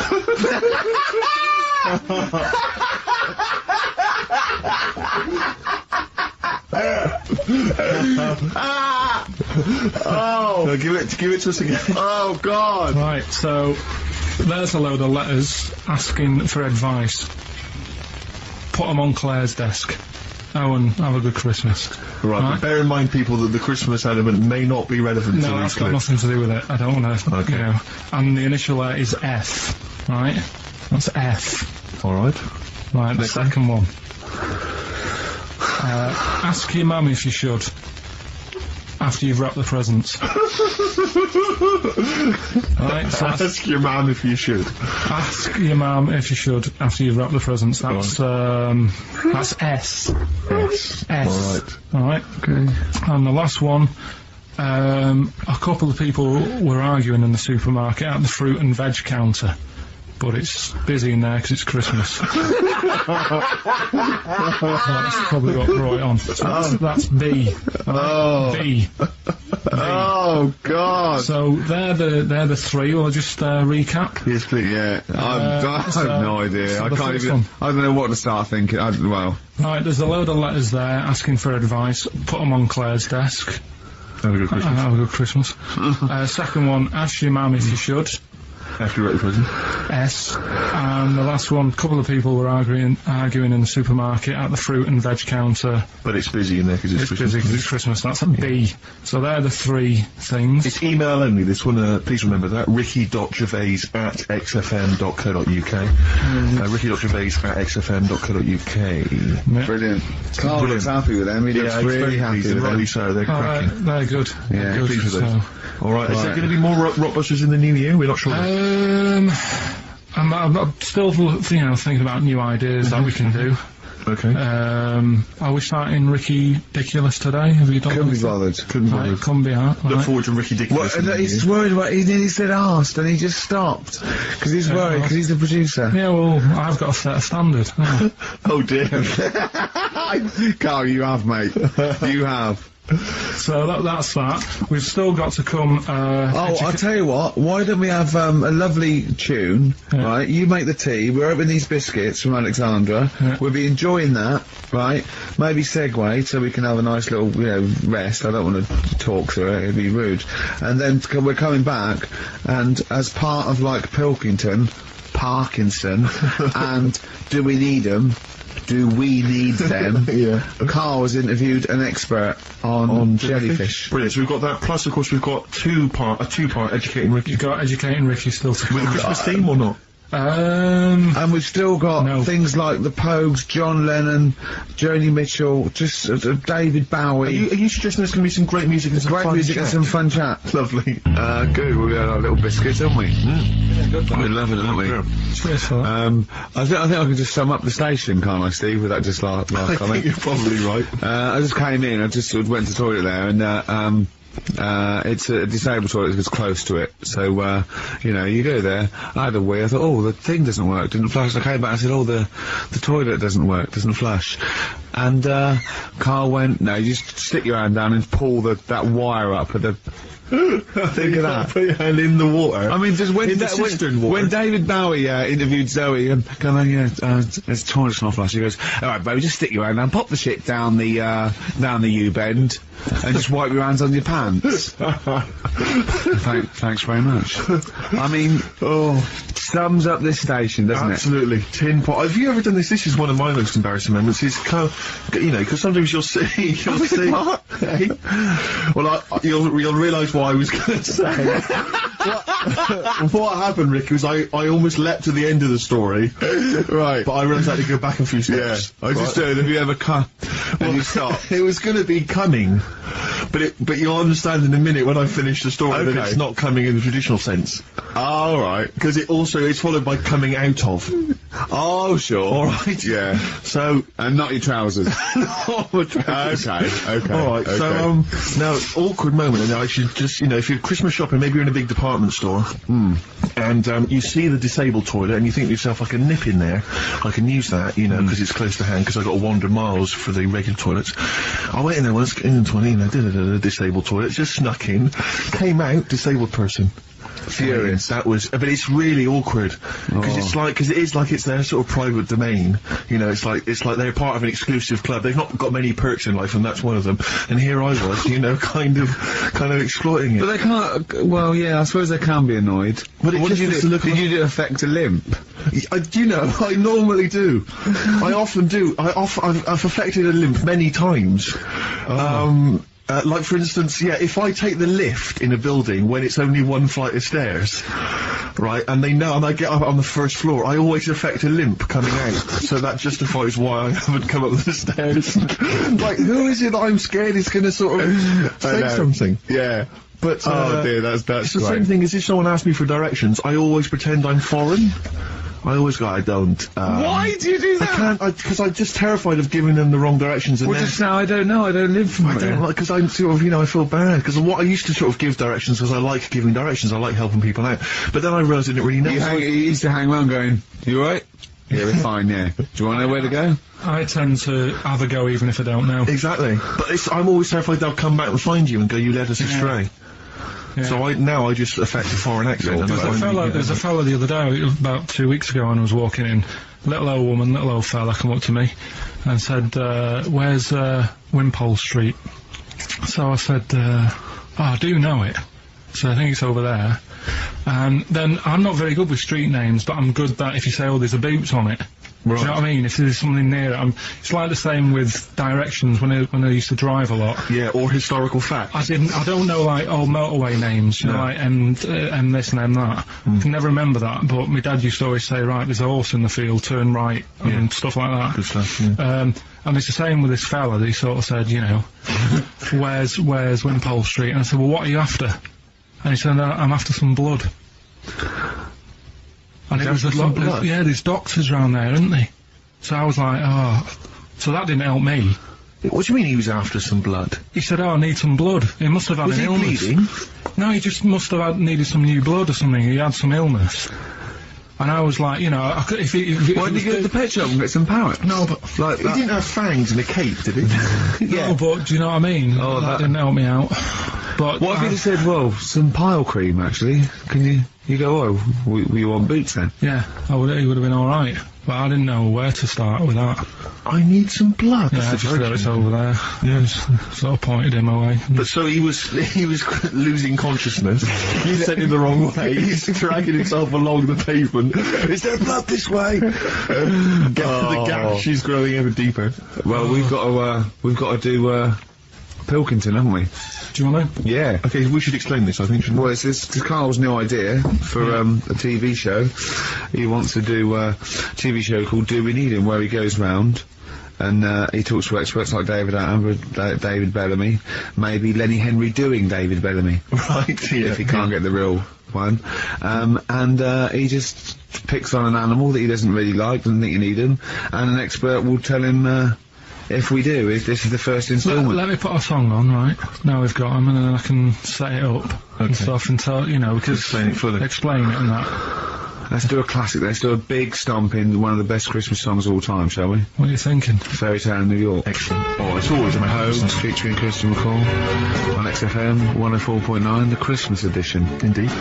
Next week, we've had loads of suggestions, Carl, for your best bits. It's basically all your best bits. Me and Steve are largely irrelevant in the voting. Yeah. So, yeah, you can compile your best bits next week, and they'll be loving it. We had a request for the little Chinese fella in his pants, a horse in the house, cutting your hair on the railway station. If you haven't heard those stories, what does that mean? The little Chinaman in your pants, you've got to be tuning in next week to find out what that is. The only thing is, the old horse in the house was in the last best of. Was it? Yeah. Well, that doesn't stop. What's his name? If you're one of those people that want to see these clips again, tune in. Oh, it'll be over Christmas. It'll be alright on the night 84. Yeah. Someone kill me. I think I'm gonna live forever. It's like we said before, who goes to the recording of one of those? There's always people in the audience. Yeah. Aren't there? That'd be great. Tickets for it'll be alright on the night. And they'd laugh at his jokes, but I mean, I don't know what the jokes how many are. takes it, you know, I mean, how long it takes to record that. The show's about 3 hours, so the recording must be about 9. Have you ever seen Kirsty's home videos on Sky One? I think so. Kirsty Gallagher. Dogs falling down slides. It's like you've been framed, but falling over in a wedding. It's got audience laughter. But I'm assuming it can't be a real audience. I'm assuming it must be like they've just lifted it from the Flintstones. Yeah. They laughed from the Flintstones. A lot of people forget that the Flintstones had an audience. If you watch the Flintstones, there's laughter when Fred does something funny. Yeah. The idea of people being shipped in. But we were talking to watch a cartoon. I like the idea that some jokes weren't as funny as others. Like the director going, "We'll put a laugh on that." The producer going, "It's not as funny." I think Dino should get a round of applause every time he comes in. Everyone knows him. The kids love him. We're making it up. Yeah, and Barney getting disgruntled because his jokes never get decent. Yeah, he's like Wise. Exactly. Yeah. He's like Ernie Wise. Okay, anyway, Carl, here we go. It's an exciting feature that I think will be picked up by Channel 5. It's going to be Karl Pilkington, Do We Need Him, where Karl goes around checking out animals with top experts, asking whether we need them in the world. Yeah. So, this is the first one. We won't do it next week, but I'm already sorting out the contact. We will be looking at octopus, because they're a bit weird. Okay. So that's what you got to look forward to in 20, Again, if you have an animal that you feel is unnecessary in the world, then email us, and I'm sure Carl will investigate for you. Well, the other thing as well, whilst we're on to that, I want to sort of have a bit of research with me, so when I speak to the bloke or the woman about the octopus, right, I want, you want to be response, armed with the facts? Well, sort of response from listeners, so I can say, well, 70% of XFM listeners said we should get rid of them. Sure. Do you know what I mean? Like Jon Snow does on Channel 4 when he does all, politics stuff. Yeah. So, if you agree with me, just send an email saying yes. So yes, we should get rid of them.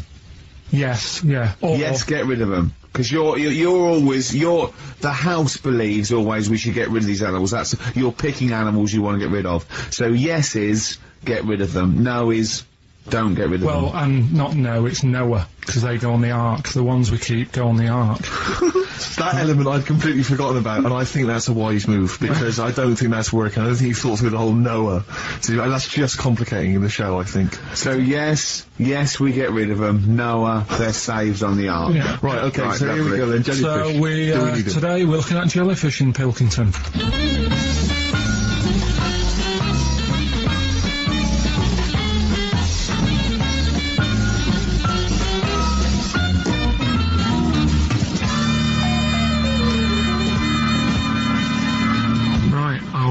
I'm talking to Vicky, who works in an aquarium in Anglesey, isn't it? Yes, it is, yes. Right, brilliant.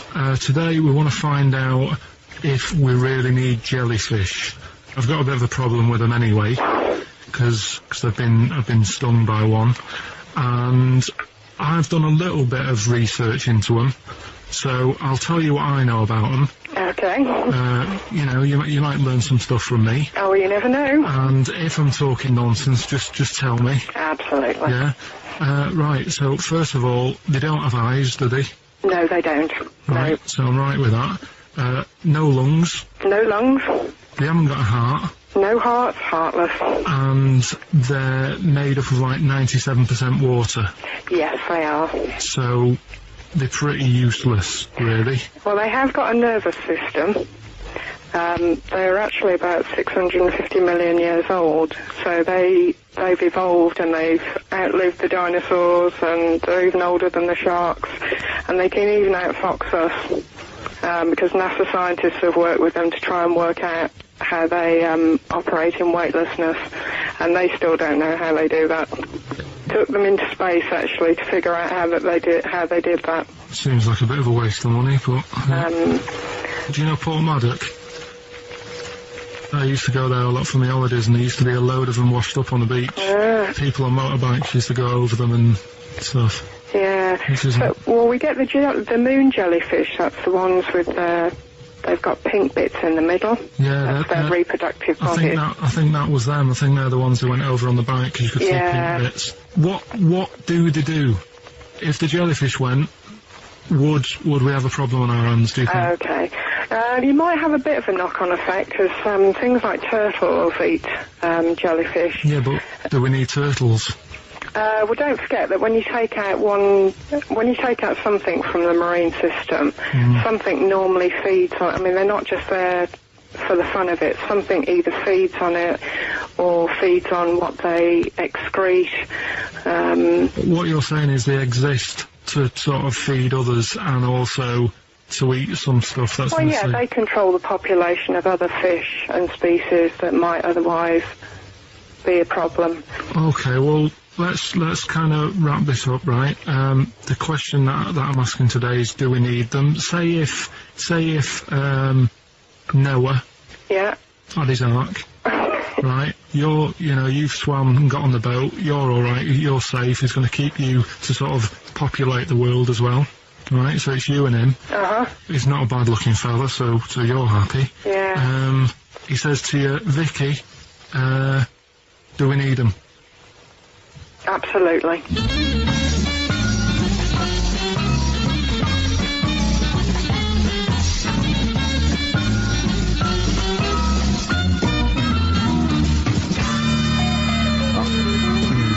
I don't even know why she even gave you that interview.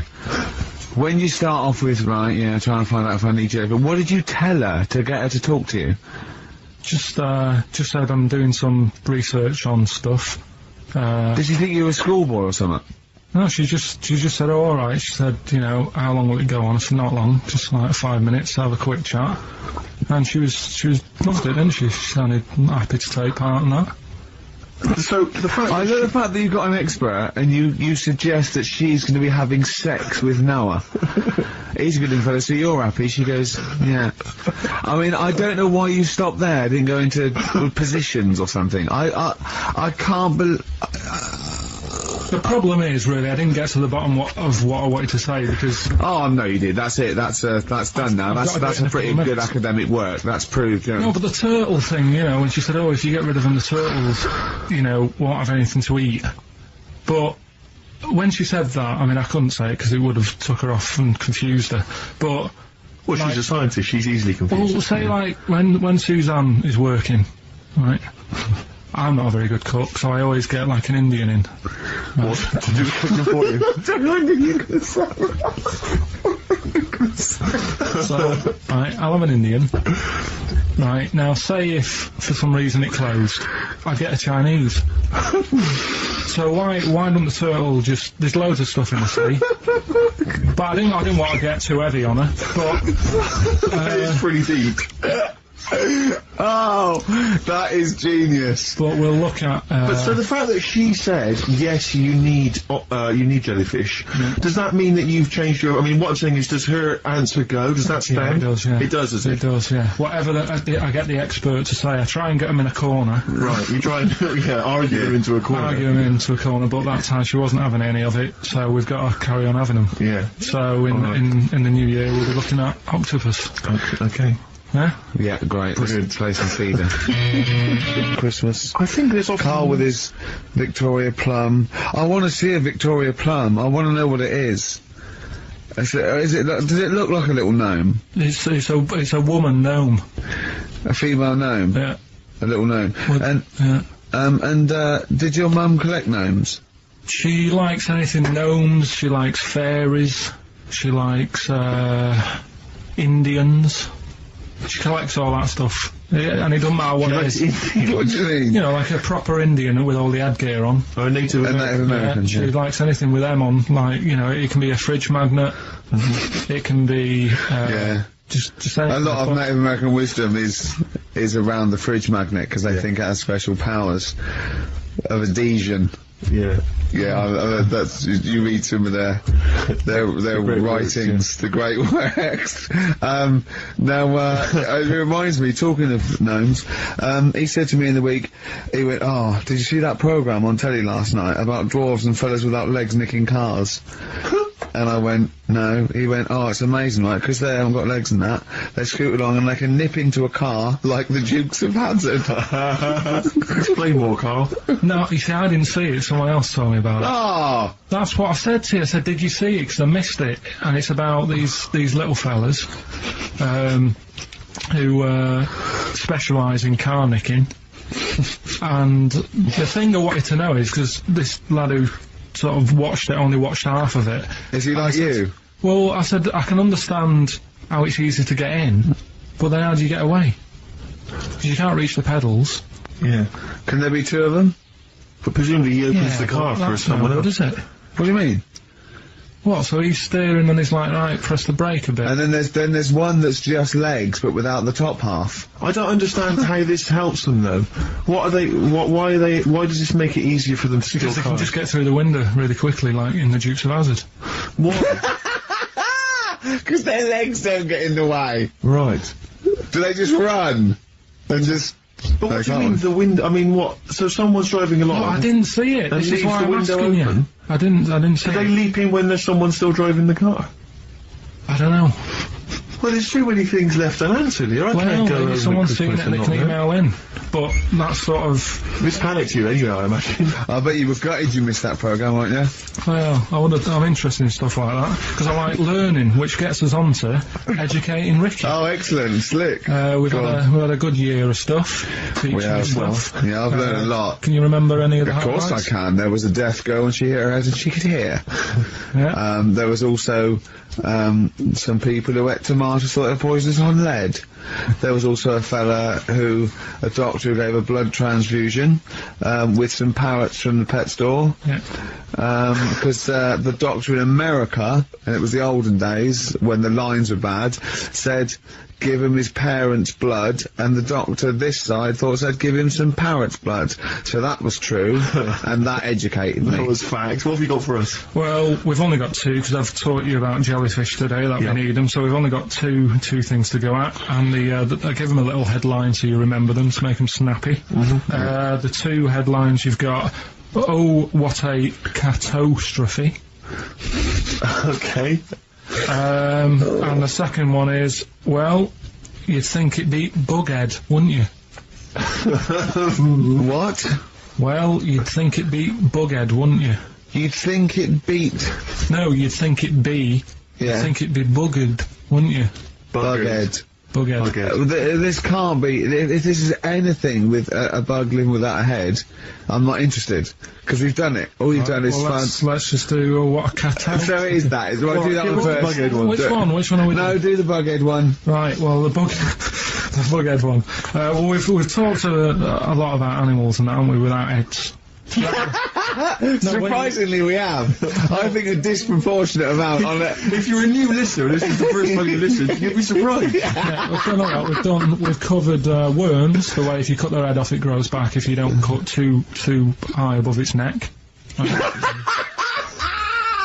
We've covered the chicken, the fella who blinked. Yeah, I can't go into it again. Right, let's not go into it again. We've had the chicken with no head that lived for 8 months. Yeah. And we've had the cockroaches living for a week without an head. Right, okay. Well, it's a bit more on the cockroach front, really. Right. They found, right, that if you get a cockroach and you cut its head off, right, and then you find a cockroach that's still got its head, but it hasn't got any legs. Right.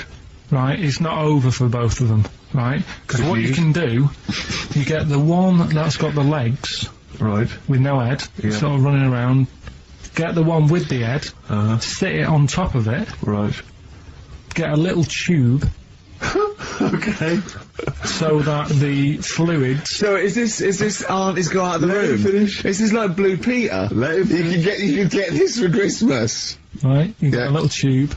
You sit that on top so the bodily fluids are still running between the two. Right. The head of the one on the top will control the feet of the one on the bottom. Okay. What about that? Good. And will it continue to live? Yeah. Okay, you don't know that for sure, do you? that was just a question that the Bluey wasn't expecting. What do you think of that? It's good, yeah, it's great.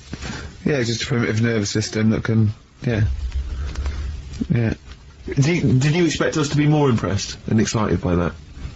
Well, did you fall off your chair when you read that? Did you literally topple off? Did you think you were going to be the Frankenstein of the insect world? Yeah. No, I just was thinking if they can do that, you know, with them, can they do it with humans? Because I also did a bit of research. Of course on... you did. Did you come to the sort of conclusion that apart from the moral aspect of it, that the human was probably more complicated than... Yeah, but do you know what I mean? Things move on, don't they? Do you know what I mean? Science, Rick. You know, I had Binatone as a kid. Now they've got PlayStation 2, and the difference in 10 years. They have found that if you lose your head, a cockroach can live normally on your body, but not the other way around. Your head on it cannot control its legs because it's too complicated for your brain. So yeah. Well, then other research. Because I thought if you don't learn from that, I'll give you something else for free, right? Go on. For free. That they can clone people. The only reason they don't do it, right? Say if like Ricky needed a lung, right? They could clone you and make you the same. But the only reason they don't want to do it is because it'd be a bit horrible, wouldn't it? So and it would take sort of 18 years for me to get an adult lung. And there's all kinds of moral implications. Yeah. What do you mean, yeah? You hadn't thought of that? Because lest we forget, Rick, he ended with the only reason they don't do it is because it's a bit horrible and that. Which scientist said that? Right, that's a quote. Well, that's not it. That's not the other one. That's it. No. That was just, you know. We've got another one to come. Oh, I can't wait. The headline again. What was the headline again? The headline. Oh, what a catastrophe. Looking forward to it. Yeah, a bit more council. This is from his covers album. This is called Snowbird. He's so happy that the XFM listeners understand his stupid clues, and he knows it annoys me. We've got some right answers we'll be for giving out the Blockbusters. answers just quickly, just in case someone sort of missed one of them. I'll just quickly do them, yeah? Yeah, go on. First one, there's a load Your of letters. show. There's a load of letters there asking for advice. Put them on Claire's desk. Oh, a Merry Christmas. Ask your mum if you should. Oh, a Merry Christmas. And a couple of people were arguing in the supermarket at was the Christmas, fruit and that's veg why. counter. And that's B. Okay, we'll give those answers out shortly. Yeah. I just have to show you something, Rick, before we move on. I know we've got another Educating Ricky, but someone just sent this in. Yeah. They've been looking on eBay for Victoria Plum. You're joking? Come here and see the photograph. Oh, God, that's fantastic. Oh, Yeah. let's have a look. That's it. Oh, God, he's got that for his mum. It's the worst piece of tat I've ever seen. Carl! Carl. Imagine how... Oh, Gutted. Carl. Imagine how... Look, think of him now, right? There it is. Oh, that's the worst thing I've ever seen. I'll tell you, it looks like a Diddy man gone wrong. It's it looks like extraordinary. a Diddy man prostitute. That is... Is that the one, Carl? Is that... Well, it was a different colour. I had a yellow at mine. No, but look, how do they get... Tell them they Okay, can go so, going to eBay. So you need to log on to ebay.co.uk. I'm sure you've used it before. It's the online marketplace, ebay.co.uk. And if you type in Victoria Plum, I'm assuming that you can track this down. That's amazing. It's the worst piece of Oh, rubbish just I've ever think seen. how cute he was as a kid, though, doing that. Just think of him, just going... just seeing that and thinking, oh, he likes gnomes! It's the worst thing I've ever seen! I mean, to be fair, I don't know what her prize collection of gnomes looks like, but I can't imagine they're much better than that. I mean, gnomes are a fairly grotesque thing. But certainly your mum's taste and discretion is... Did you ever those houses on your estate, you'd go in there and it was just loads of those dolls still in their packaging all around the room? And sort of like one of those homes that keeps the sort of packaging on the three-piece suite. Why don't you buy another one for her for Christmas? Yeah. It's $3.99. It looks like that's £2.49 because that was $3.99. Well, Oh, buy it, Carl. so I've sorted out her passport this year anyway. I'll get her that next year. Right, so listen, right? Okay. So, that's Educating Ricky of the year. Oh, Christ. What a cat toast. Yeah, let's do that then. Victoria Plum. There's this woman, right?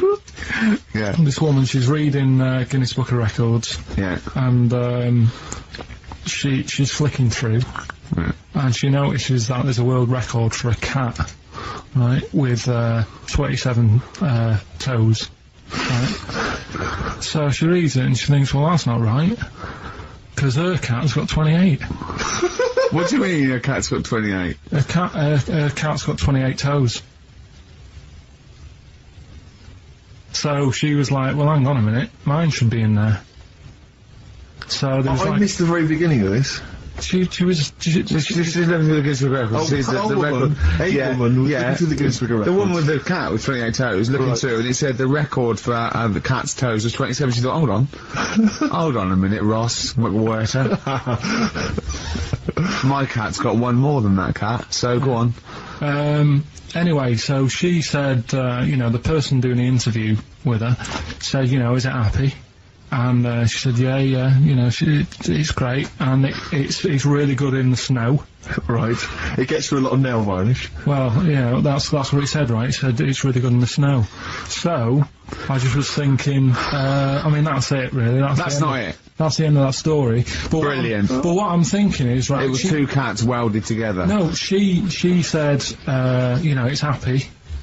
So, is the other sort of disabilities where, in a way, it's not all bad? Oh, Christ. No, do you know, like, that book Steve brought in for me?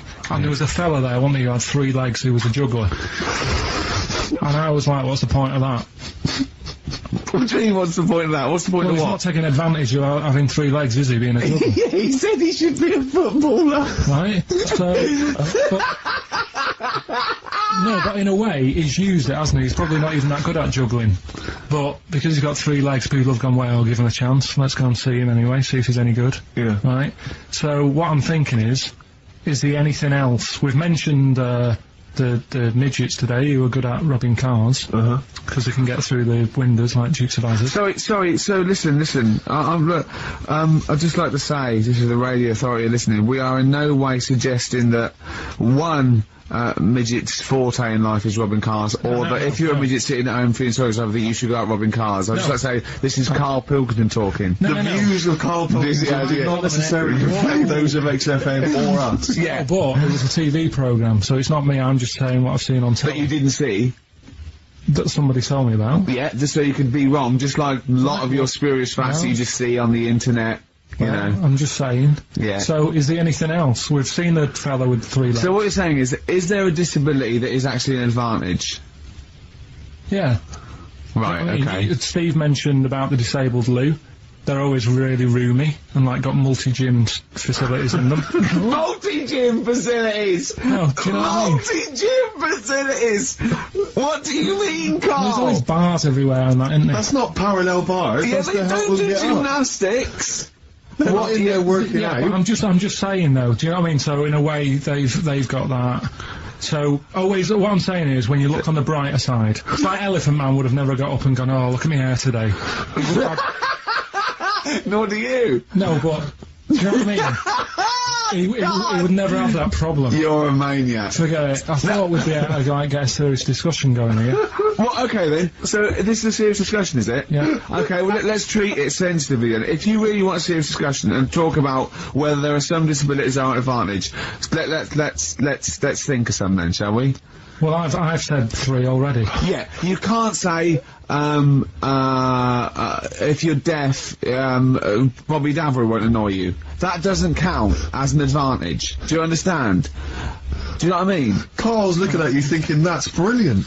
Yeah. Yeah.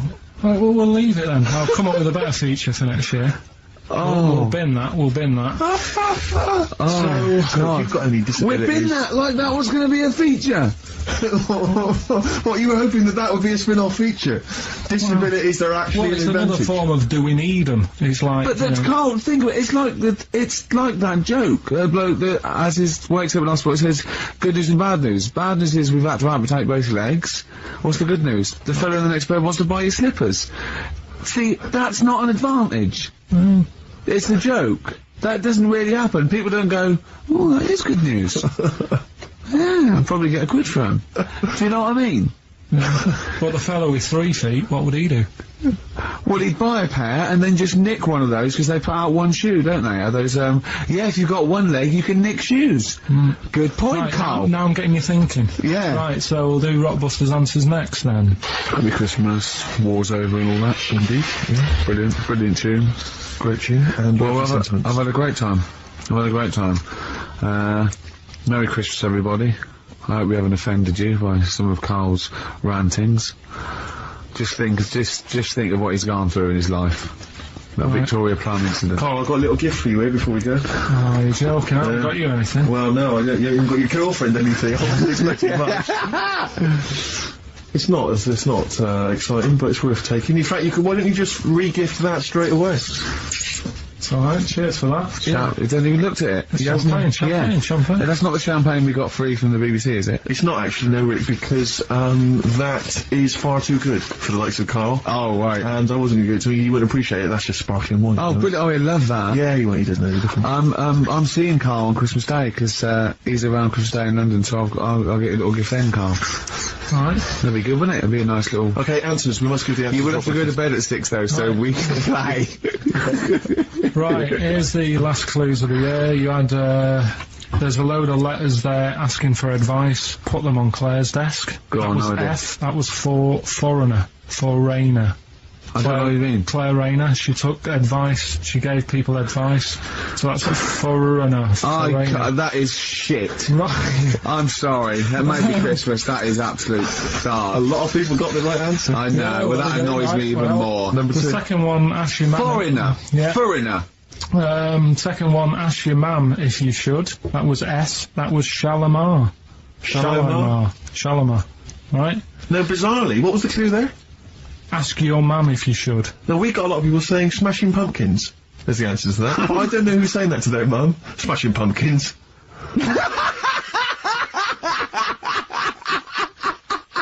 Merry Christmas, Mum. Smashing Thanks very pumpkins. much. Nice bollocks. Oh, that's great. That's great. Right. Smashing pumpkins. Your dad bought them for me for Christmas. Yeah. Ah. And the last one, Lovely plums. What,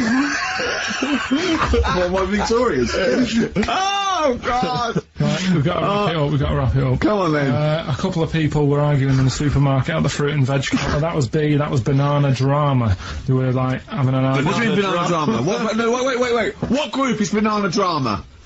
What group is banana drama? So, You're a fool. You're a twat. Well, you say that, but you accuse Carl of that. You're also accusing lots of the listeners, including the winner, Nicola Rogers, of London, and she wins those great prizes, and she got them bang on, so... Banana drama. so can we finish there now? Yeah. Yeah, What do you mean? What do you mean? Can we finish there now? Just play the ads and go.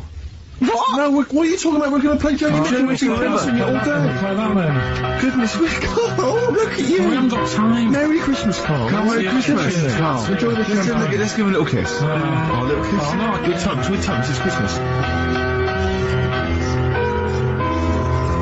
Stop messing about. Get up! Come along, Christmas. It's the best of. You've been voting in all week, sending your emails. So here's the clips that you wanted. Karl Pilkington in the chair now. The talks about the acclaimed Educating Ricky. Right, well, just in case anyone's new, doesn't normally listen, basically, I'm educating Ricky. Do a bit of research in a week, find stuff, news, history, anything that's interesting. 3 stories, I give them a nice little headline. You take your pick. Between now and 3, you're going to learn 3 things. Yeah? Yeah. So, the headlines are, I'll be no buying one of them. Give us that again. I'll be no buying one of them. Nice, okay. Yeah. We've also got, hippopotamus. Okay. And, can you believe it? Can you believe it? Well, I'm going to go with hippopotamus. Hippopotamus? News. Right, well, this one, it's, I'm not going to take the credit here. I heard Christian talking about this on Breakfast, right? 'Cause it's a good story that happened. Basically, I don't know if I told you about it last week when we were having our spaghetti, but, I think you did. Right, I know what it is. I know what this is. Okay, I've not heard this. right, there's a little midget. Right, there's a circus. I'm loving it already. Circus going on somewhere. I think it was in America. And Is that present day or old times?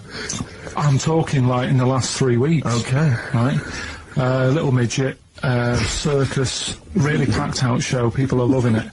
Right, Steve, you'll ask the same question I did, I know. So there's little midget jumping up and down on a trampoline.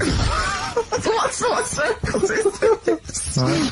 Pay good money to see it. So everyone's clapping and he's getting carried away.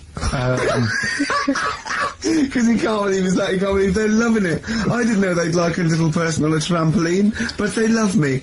But you know what it's like when, if there's a crowd of people sort of encouraging you to sort of go higher and stuff. Yeah. And I'm sure he knew it was getting out of hand. But he was jumping and he was coming down the road going higher and he's going really high in the air, right? So he's doing this, crowd are clapping. There's a hippo, right, just sat next to the trampoline, getting ready to come on and do his act. Oh, right, I thought he was in the audience. That's it, getting ready to do his act, Steve. Yeah. So He's a ventriloquist. What do you mean he's sitting by the trampoline waiting to do his act? Because Why does he sit in the dressing room and they go, 5 minutes, Mr. Muss, 5 minutes, Mr. Muss. So anyway, right, so the hippo's there. He's getting annoyed because the midget's He's going, how can I follow this? How can I, this is really annoying. They're going to be, no. So he's thinking, he's already done the trampoline, my pogo stick out, he's never going to work. Yeah, go on, so there's a hippo waiting. See, it's a great story and I just know he embellishes it or it gets slightly wrong. Go on.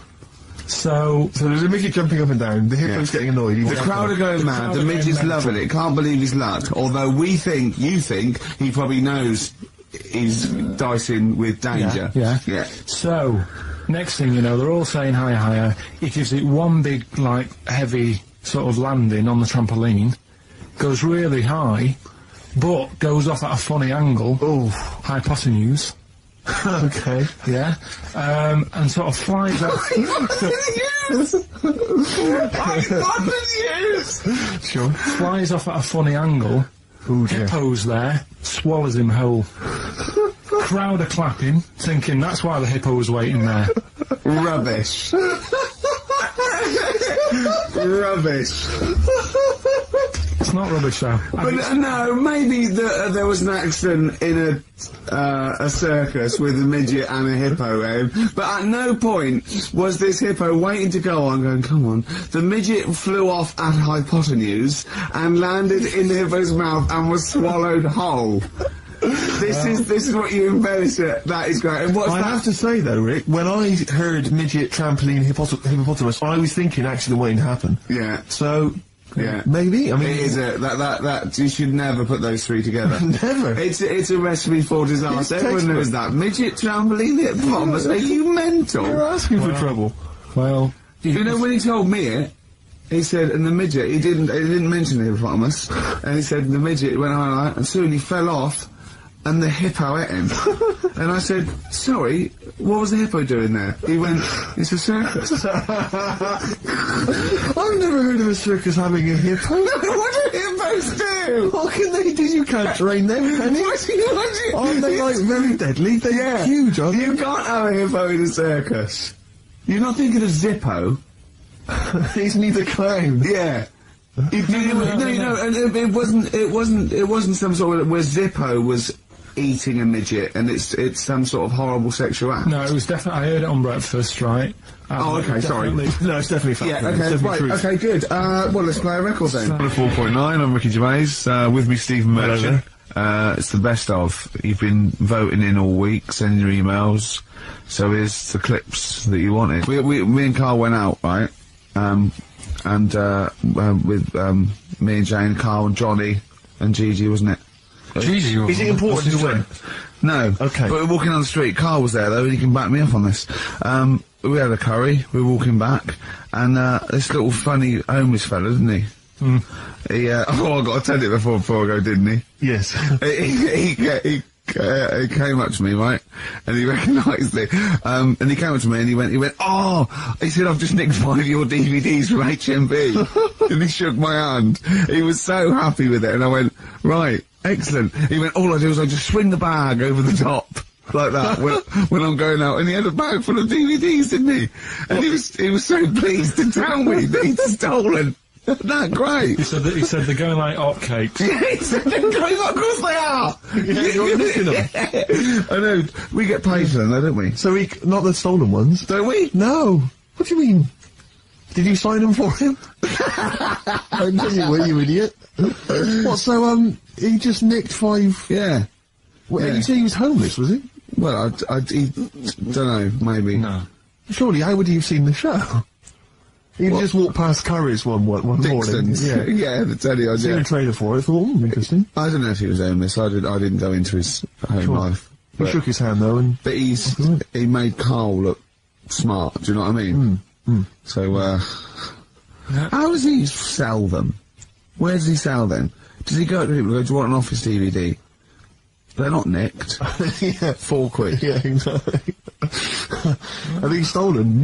No. They've still got the tags on them. Well, it's like those people who, those cab drivers that you'll meet at sort of 3 in the morning who've just got a car. Yeah. And just went out with a car. Yeah. And I'll pick people up and charge them. Yeah. I got in one once. I said to him, the guy just pulled up. I said, he said, I was in like East London. I'm going back to North London. I said, yeah, going to Swiss Cottage. He went, sure, hop in. We set off. He went, do you know the way? I said, well, not really, no. I thought you know the way. You're in a cab. He went, no, don't really know the way there. I said, have you got an A to Z? He went, no. I thought, well, if you're going to go out just on the, just winging it as a cab driver, two things, take a map and a torch. He didn't have either. He said, well, I'll probably get to Camden. I said, right, I'll direct you from there. Drove on for about 5 minutes, making conversation. In fact, 5 minutes later, he went, do you know the way to Camden? I thought you knew the way to Camden. I don't really know the way. I thought I did. Oh. It was loot. Let me out. You know, £4. Exactly. And that's, I don't know who's got that sort of time on their hands, that they just think, it's 3 in the morning, I'm at a loose end. I think I'll go out doing a bit of cabbing. Wow. Yeah. Because your dad was a cabbie, wasn't he? Yeah, it was, yeah. Couldn't stand it, but it's good money. He was he wasn't like a chancellor. What was he doing when he put that little Forrest Gump in a weedy bin? That was part of the cab company thing. They had to do like a charity event once a year, and he did it 1 year. Never asked him again. Tell us the story again. No, I'd rather not. Why? Because we got a few sort of complaints about it. Why? Why did you get complaints about it? Because he put a kid in a bin, and it's not the thing to do. So, but we could use it as a sort of sobering lesson for people. Yeah, tell it like a, you know, you shouldn't do it. No, yeah, but that's how I did it last time, but people still didn't like it.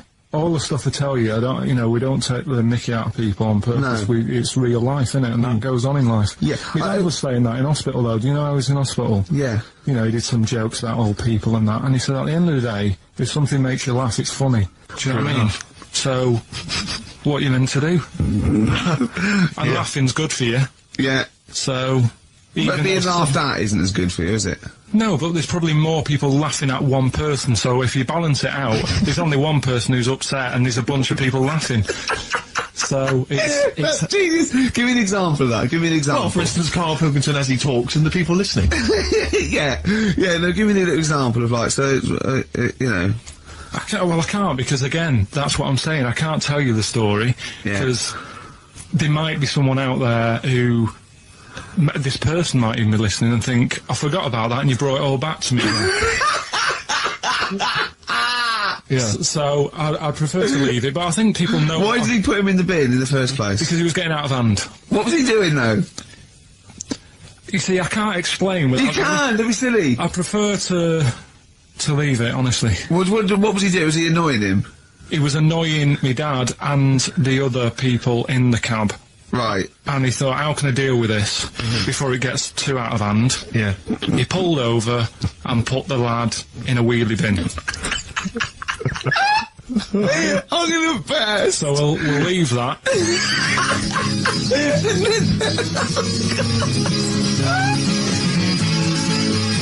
XFM 104.9. Ricky and I are on holiday. Obviously, it's Christmas time, but Karl is here in the studio. He's pressing buttons. All right, Karl? All right. What do you make of the first genetically modified baby? Oh. Are you worried about this? Do you know what did they do? What? Let me see what it says here. Well, isn't it just choosing the, you know, eye colour? Well, this is the concern, isn't it? That in the future you'll be able to decide whether it's a boy or a girl, how intelligent it is, what it looks like, is it handsome, is it ugly? Obviously, no one will choose an ugly baby, and so on and so on and so on. And so it means that, you know, where will it lead? Where will it end, Karl? Are you concerned? I've thought about this a lot. What will us three look like in the future if they're being, you know, genetically modified beautiful people? What will we be like? How will we be considered in society? True, yeah. Well, we've talked about this before, haven't we? About the cloning thing. Yeah. That's a bit weird. Yeah. But I don't think it matters, because at the end of the day, right, you might look like some other kid, but it's the way you're brought up that will change your features and the way you are, you know, your personality. If you lie, you get a long nose, don't you? Well, no, but listen, right, because I remember when we, you know, I was growing up on this estate. This is going to be good. No, it's not. It's just an example of how this doesn't work. Go on. So we don't need to worry, sort of thing. Sure. Right? Okay. So I'm growing up on this estate, and there was this woman about 4 houses down, right? It's a bit rough, all right? Didn't fancy her. Oh God, no.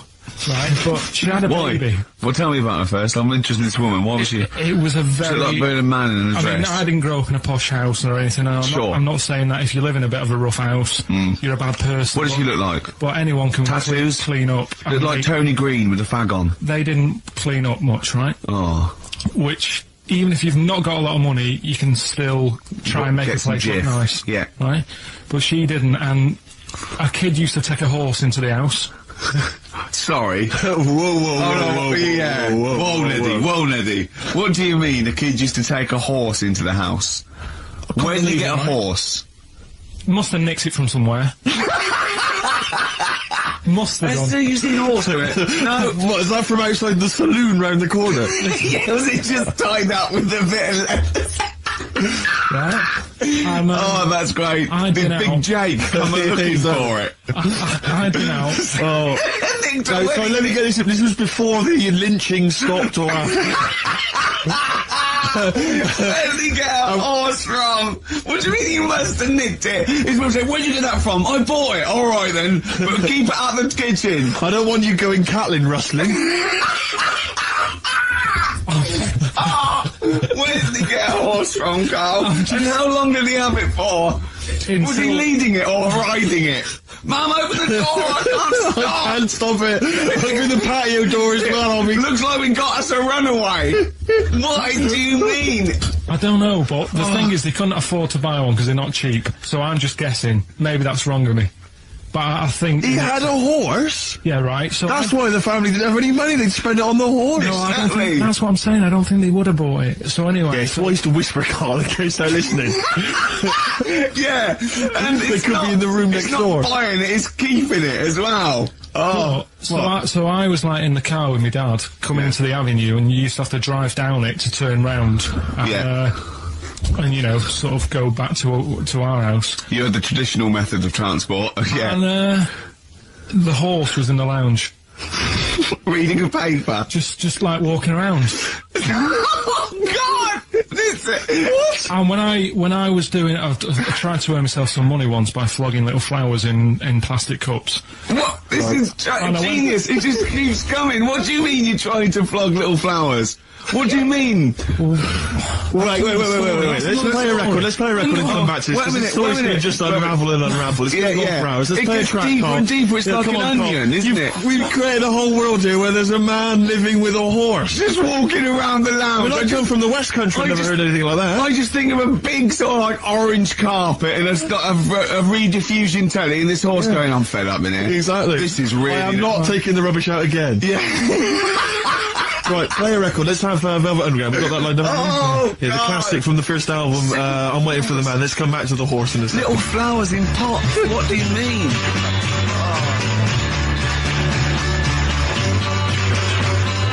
Underground and Nico, which apparently peaked at a disappointing 171 in the US charts. Think of that. And that's obviously Lou Reed, the Velvet Underground, and Waiting for the Man. Yeah, great track. So, we were talking, we were doing White Van Man, and we got onto genetically modified babies, but and then Carl started telling a story about someone with a horse, and then he got onto, he was trying to make money selling flowers. Just do the flowers briefly. Well, hang on, I just want to recap slightly. So there was a family, and who had the horse in the family?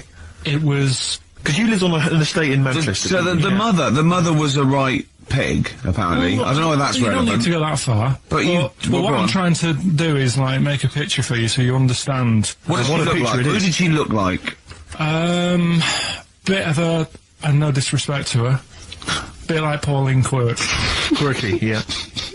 Alright? Okay, I knew you were going to say that. Yeah. I knew it was going to be Pauline. Did she have any tats? I've never got that close to her. Okay, alright. So who had the horse? Was this her son or her husband? No, her daughter. Her daughter had stolen a horse? Yeah, from, I don't know where, there was I think it was some stables down the road or something. And they kept the horse in the house with them? They kept it in the house. Did they didn't get have caught? It for long. No. Sorry, and you said you were in the house one day and you saw the horse? No, what happened was, I was, they did this thing at school about raising money for charity, right? For some local charity. And they said you can do anything to raise money, and they came out with all these ideas, and I thought, that's good. What was the charity? Well, I don't know, I thought, forget the charity. Yeah, that's just a good money making overnight. So, you're a charity. So I asked my mum for some, cause she used to have a lot of flowers around the house. Sure. I said, can I just take some snippings of them? And, I'll go and buy some plastic cups. And, got some soil out of the garden, planted the bits of plants in them. Yeah. Got a tray. Yeah. Had about 25 plants on it, selling them for 25 pence each. Excellent. Sell any? Yeah, so loads. Did you just cut, you didn't just cut them and stick them in the soil? Yeah, they want to survive. But I think people sort of thought, well, good on him for trying. But anyway, so I went round to theirs, because I thought their house could do with a bit of colour and stuff. Yeah. So it's a bit rough. So as I went... The horse went, thank God for that breakfast. They've been feeding me kitty cat. So I got up to the door, and they opened the door, and it was one of them houses where no carpet. Yeah. A horse in the living room. You know. We've all been there. And the horse was walking around the living room. Oh. I looked quite happy and everything, because I always say that about animals. Black Beauty was on. Yeah. Well, think about it, right? If you were a horse, where would you rather be? In a little wooden hut with a load of hay, or in like a house with a central heating, 3-piece suite, and a telly and that? Telly and that. No, but I was saying this the other day. And an Atari, right? I was walking through London. Commodore 64, rubbish. Exactly. Walking through London with Suzanne, right? Yeah. And you know, like homeless people always have dogs. And she said, "Oh, I hope she looks after it." I said, that dog is happier than most dogs. Right. Because people always walk past and give it a pat on the head. Yeah. It's with its owner all the time. Yeah. It's out in the open, it's not locked up in a house. Yeah. It doesn't eat, but other than that... No, it does eat though, they're always alright. So that's what I was saying, I think this horse was doing alright for itself. Do you know? Well, not many horses have got their own house. Exactly. For a start, yeah. Well, anyway, that's by the by. Yeah, so anyway, this family... It was a bit, what were we talking about? It was about cloning... Genetically modified kids and all that stuff, yeah. Right, now what I'm saying is, you could say, you know, right, Steve, you could have a baby, right? And Ricky could see it and say, God, I want one that looks like that. Yeah. Right? It could happen, Rick. So... Come on, work with him. So you take it to your doctors, and I don't know what they do, they inject it with something or whatever. Yep, that's how it's done. Yeah. And get a little baby, and there it is, it looks the same. Now the thing is, you separate, you both go off and do your own things. Yep. Right? Now, you look at Stephen, you look after your baby. Yeah. You treat it well, you give it good food and I'm a good dad. all the vitamins and stuff. Yeah. Ricky just gives it cheese. Right? So then it changes its looks, it goes a bit fat, you know, it gets tired easily, and that sort of thing. Now, when this family... Why am I just feeding a baby cheese? Right, this family had a horse in their house. Yeah. They had a little baby, and my mum went round and said, "You're not going to believe this, but it's a beautiful looking baby," right? Yeah. And I was like, well, you know. And the weird thing is, it was a good-looking kid, but as time went on, they didn't really look after it. And I'm not saying, like, abusing it, but it used to run around, it used to play out till, like, 10 at night. Yeah. It used to chase cars. Right. It was a bit... Did it have hooves? Yeah, no. Chase cars! Right. What sort of kid chases cars? Oh, God. No. Was it called Rover? The weird Did it catch sticks? It's Liam, it was called, right? Right. Now, the weird thing is, it was a good-looking kid, but as time went on, and all that, like, not eating properly, and its hair was all patchy. It's not Liam Gallagher, is it? And chasing cars and that, and it became an ugly kid. It's definitely Liam Gallagher. And that's what I'm saying, right? You can clone all you like, but at the end of the day, it's how you brought up. Brilliant. Wow. Well, life. Wow. That was a hell of a point. Oh, God. But am I right? You're always right, Carl. I'm Ricky Gervais with me, Steve and Carl. Carl, why have you got a headache? You got a headache? Just a bit stressful because the moves on this week. Are you moving house? Oh, by the way, the XFM listeners came round to my house and bought the futon and table. Did they? Were they happy with it? Quite normal. They were well happy. Yeah. Couldn't believe the luck with it. What do you mean quite normal? What do you mean quite normal? Well, it's always a bit scared, isn't it, getting people round. I imagine they were scared. Well, and were they excited to see you? Could could you tell that they were pretty pleased to see you? no, I don't think so. I mean... You're Karl Pilkington. Yeah, but the fellas sort of... I mean, they brought the whole family round, which was a bit odd. Well, it's not often they get the chance to visit a living creek. Anyway, they were nice. And you're moving now, yeah? He said he phoned me up today. You know, it was absolutely tipping it down. Right? He had to cycle in, right? Because he said, because of the move, he doesn't want to leave his bike round there. Right? And he said, said, and Suzanne, oh, I can't say this in case he's listening, can I? He won't know. He said Suzanne's hired the oldest removal man in London. You should hear him. And the thing is, right, we booked him because everyone else happened to be booked out, but this fella's free, right? So he called up this morning. I've never spoke to him, but he was on the phone. He sounded about 90. Yeah. Can't think that he's going to have to do all the work. And the thing is, right, it seems to be all he cheap. wanted some Werther originals. Yeah, Right, listen, he seemed to be cheap because it's £50 an hour. But how long is it going to take him? Yeah. Oh, that's So, genius. When's the move on then? When's the... He's coming round. He came round today to bring some empty boxes, and he was struggling with them.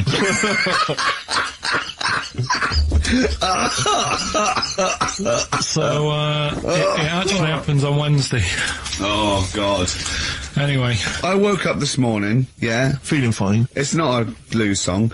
And, I turned my phone on, and it was from Karl, and it went, "Forget it, I've made my mind up." And I thought, Wow. what is that? And I phoned Forget him. it, I've made my Yeah, mind. I went, "Karl, what is it?" He went, "Oh no, it's about the text I sent you last night." I went, "Well, what was it? I just got this text." He went, I was just wondering, I was thinking last night." He said, "Supposing you had to have your hands removed, Sure.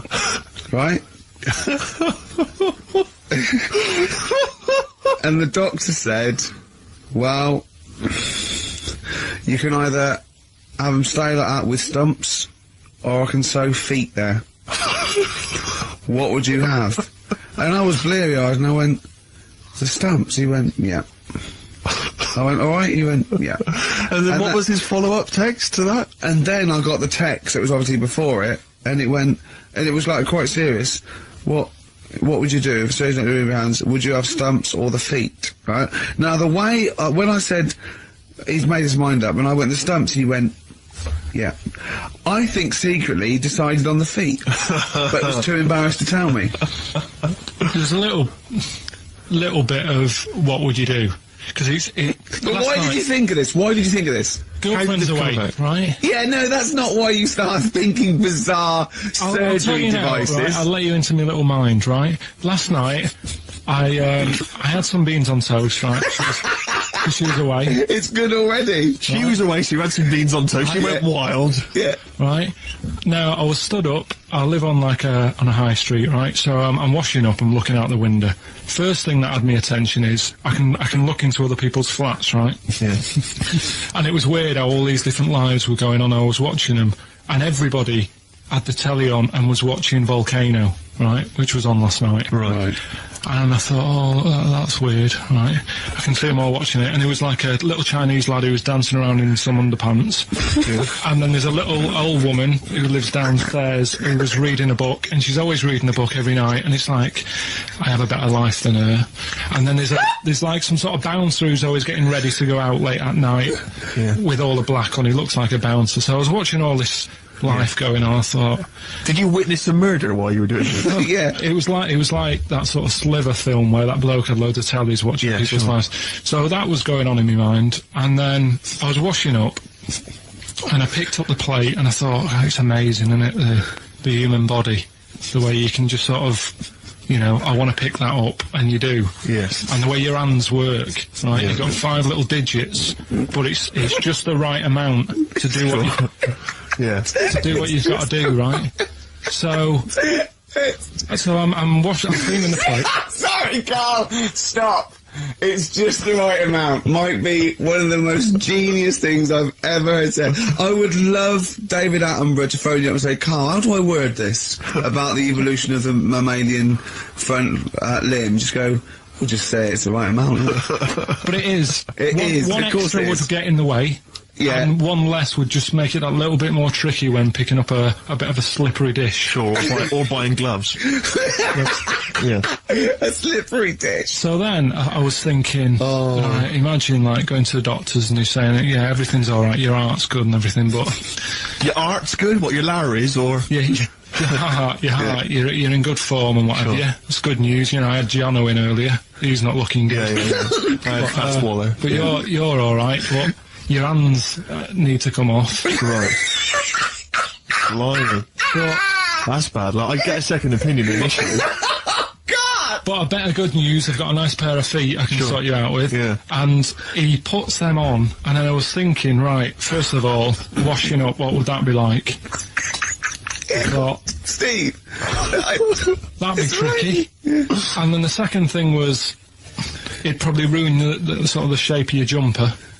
Because you have to keep putting the feet through there. Yeah. And then I thought, but I could still cycle in. Okay. To work. You could run in. Well, that's the thing. You'd be really fast. Well, that's what I was thinking. I thought I could still cycle because I could balance, and then I thought, but the only thing is I probably couldn't pull the brakes. Because of the little short things. Yeah. And then, like you, I thought, but then again, you're running in half the time. So that's what was going on in last night. Right. That's what I was thinking about. Sure. Did you How long did this take? Well, how long does it take to wash up? Right, because I imagine you just being there for, like, all night. Probably 25 minutes. How long did the little Chinese fella dance for in his pants? He's always doing it. Last night he was at it for, like, 10 minutes. Yeah. And his girlfriend never sits in the same room as him. She's always sat in the bedroom. She's going, you dance in pants again, I go in next door. Well, she was in the bedroom. She's always in the bedroom, sat on the floor, on the mobile phone. Right. All the time, yeah, it's weird how people's lives are just like, it is like that Groundhog Day thing. It's like, you know, he's jumping about in his underpants. The old woman sat there reading a book. Yeah. And that's what got me thinking about my life. Do you think she ever goes... Are you sure she's not dead? Every time you look down there, she's just flicking through it. She's just reading this book. The pages never turn. She never seems to finish it. She never moves from her chair. Are you sure the Chinese girl's cats are dead around her? I'm going into next door again. That little round-headed fella's looking in. He's looking in at me. The bouncer goes, "Don't worry, love, I'll go and beat him up." But he's always getting ready. That's true. They see you staring at him, washing up, going, "I could have feet here," and they get scared. The woman's dead. Oh, Carl, can you tell us roughly which neighbourhood you live in, so that we know? It's central. Central, is it? Yeah. Wow, imagine if that little... Was he a Chinese fella, did you say? Yeah. Imagine if he was listening now. I'd love him to call in and explain his actions. Well, he might be on some other radio station talking about a lad who's always washing up and looking at his hands in a mysterious way. But, so we have this doctor that would go, "Well, alright, Carl, you can either leave them as stumps, or I've got every little pair of feet." Why, I mean, I told Jane this, and Jane went, "Is that the only choice? Could you say, could I have some dead man's hands?" Have you got any, where'd you get the feet from? Where'd you get the feet from? Can I have, what would you rather have then? Human feet, or monkey paws? Well, I mean, that wasn't an option last night. If the doctors said... No, it wasn't an option last night, but don't forget, it's in your head, Carl. This didn't happen. No, but I'm just saying, at the time, that's all the doctor had to offer. But, you know, it's your head, you can go anywhere. No, it wasn't a real doctor to offer. It's in your head, you can go anywhere. You're not trapped. Yeah, but if you can do anything, then you'd say, we'll sort us out some other hands. Fair point, the fair record.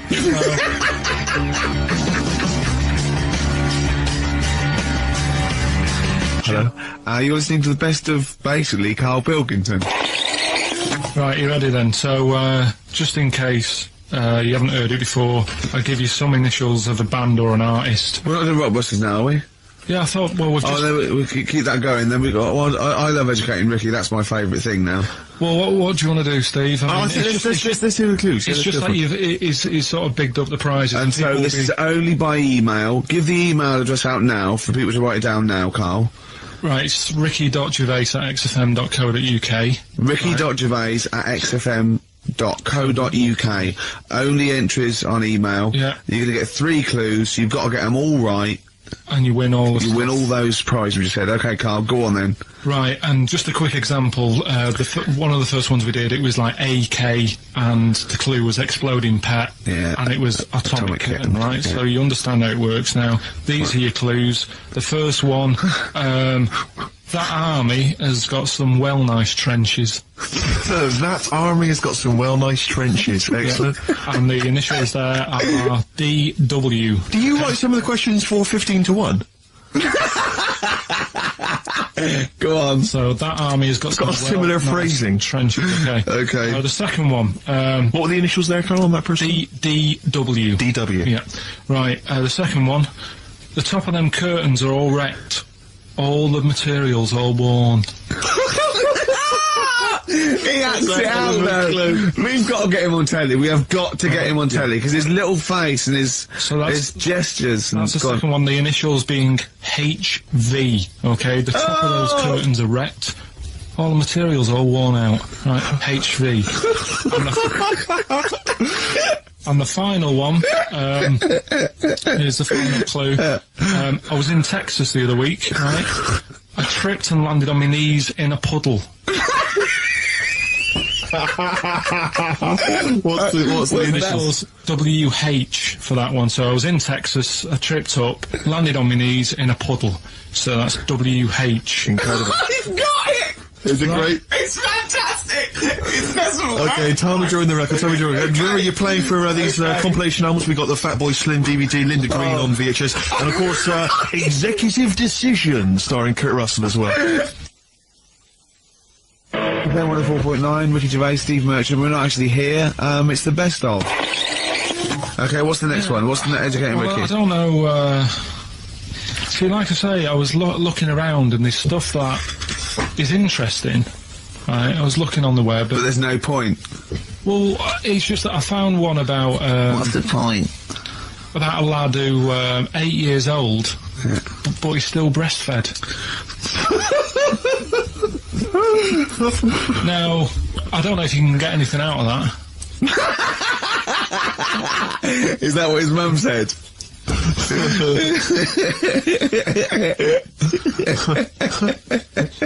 So, what do you mean I don't know if I can get anything out of that? You don't need to. No, it's just that, you know... Where did you read that? That was on the internet. Oh, well, yeah. You're always unspecific when you mention it. It's just it was on the internet. Well, I'm trying to think what I put in. I think I put in Y to see if I'd confuse a computer. Go! You are... No, I did no, honestly. I did a search, put in Y, and he came up with funny things that, like, why is this person doing that? Why is that? And it had a picture of this 8-year-old lad, sort of, you know, on his mum's nipple. And, it was saying, you know, is this healthy?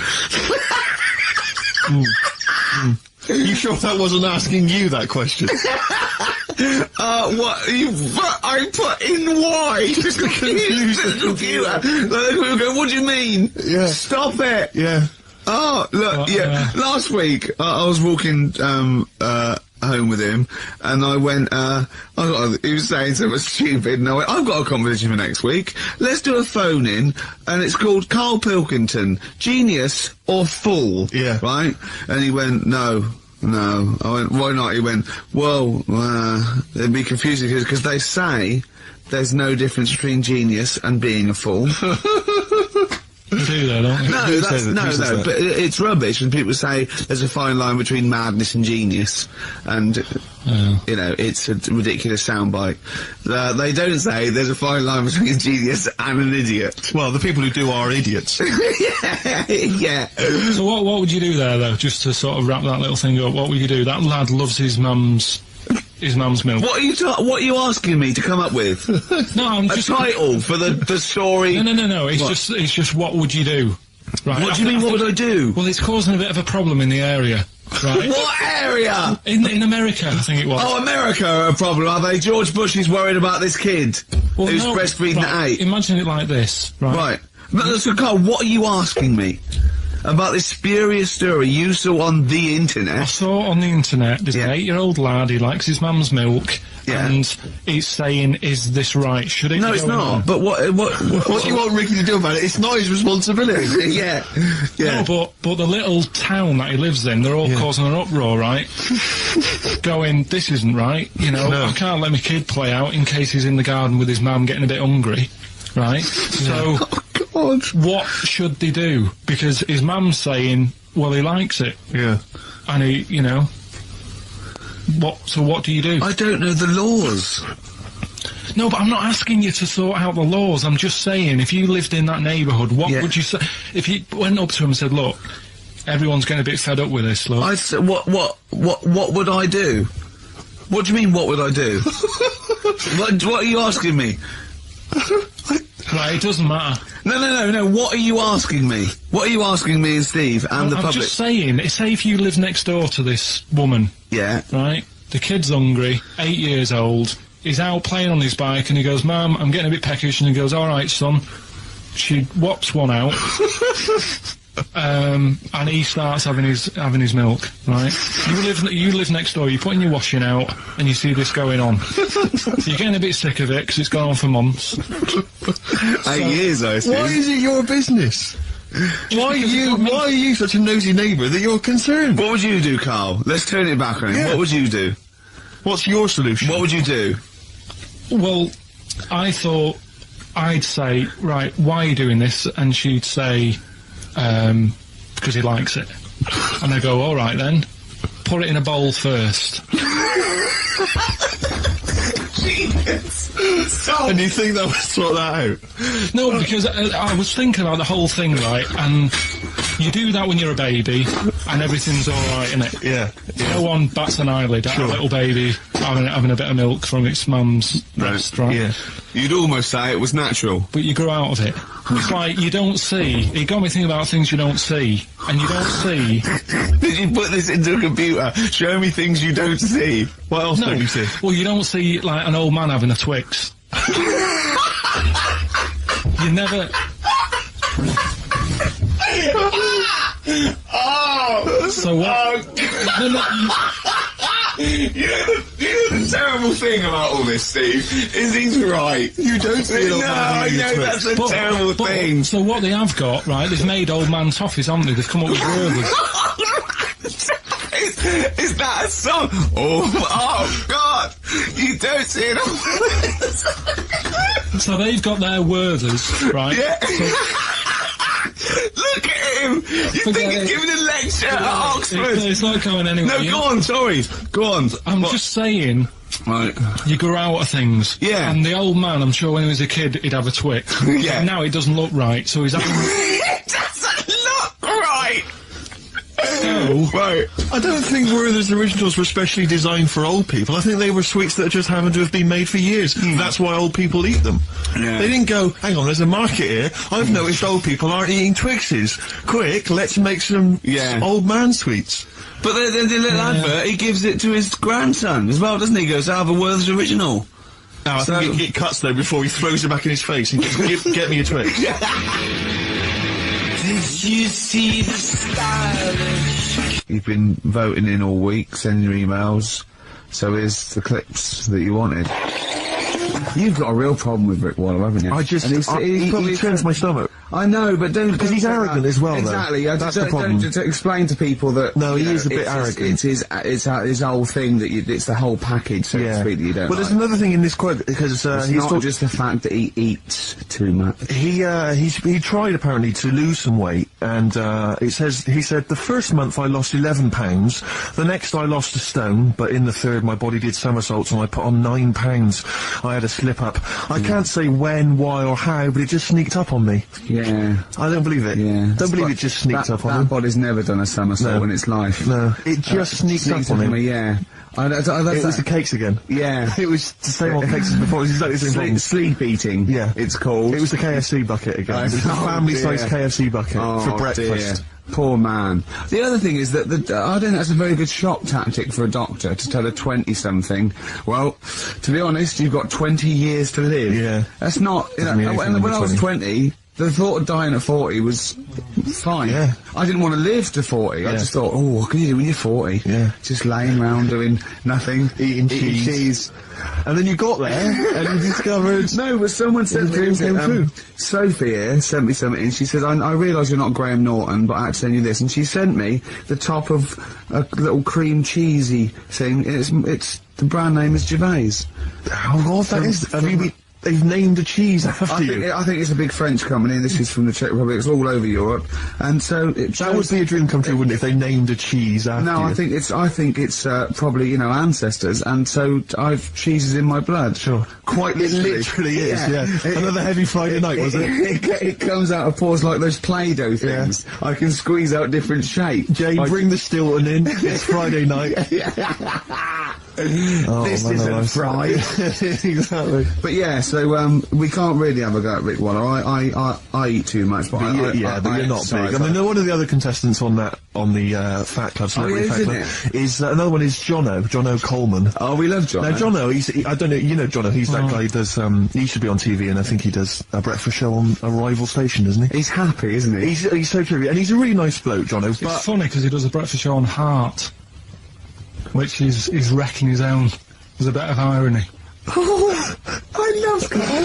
Thanks, Carl. Do you know what I mean? Yeah, I love you. I can see where you're coming from. Yeah, that's good. But we've met Jono a couple of times. We saw him at a couple of, not wishing to say not to show off, but a couple of awards dues. Yeah. Like that's showing off. But like people would have seen dead there. Well, yeah, but we went to one where everyone was in, like, tuxedos or suits and ties. Not Jono. Jono was wearing a pair of Bermuda shorts. Big Bermuda shorts. Knee-length Bermuda shorts with just these little... But I saw him again another time when he had shorts on at a similar event, and I've seen him since in the street, and he's all...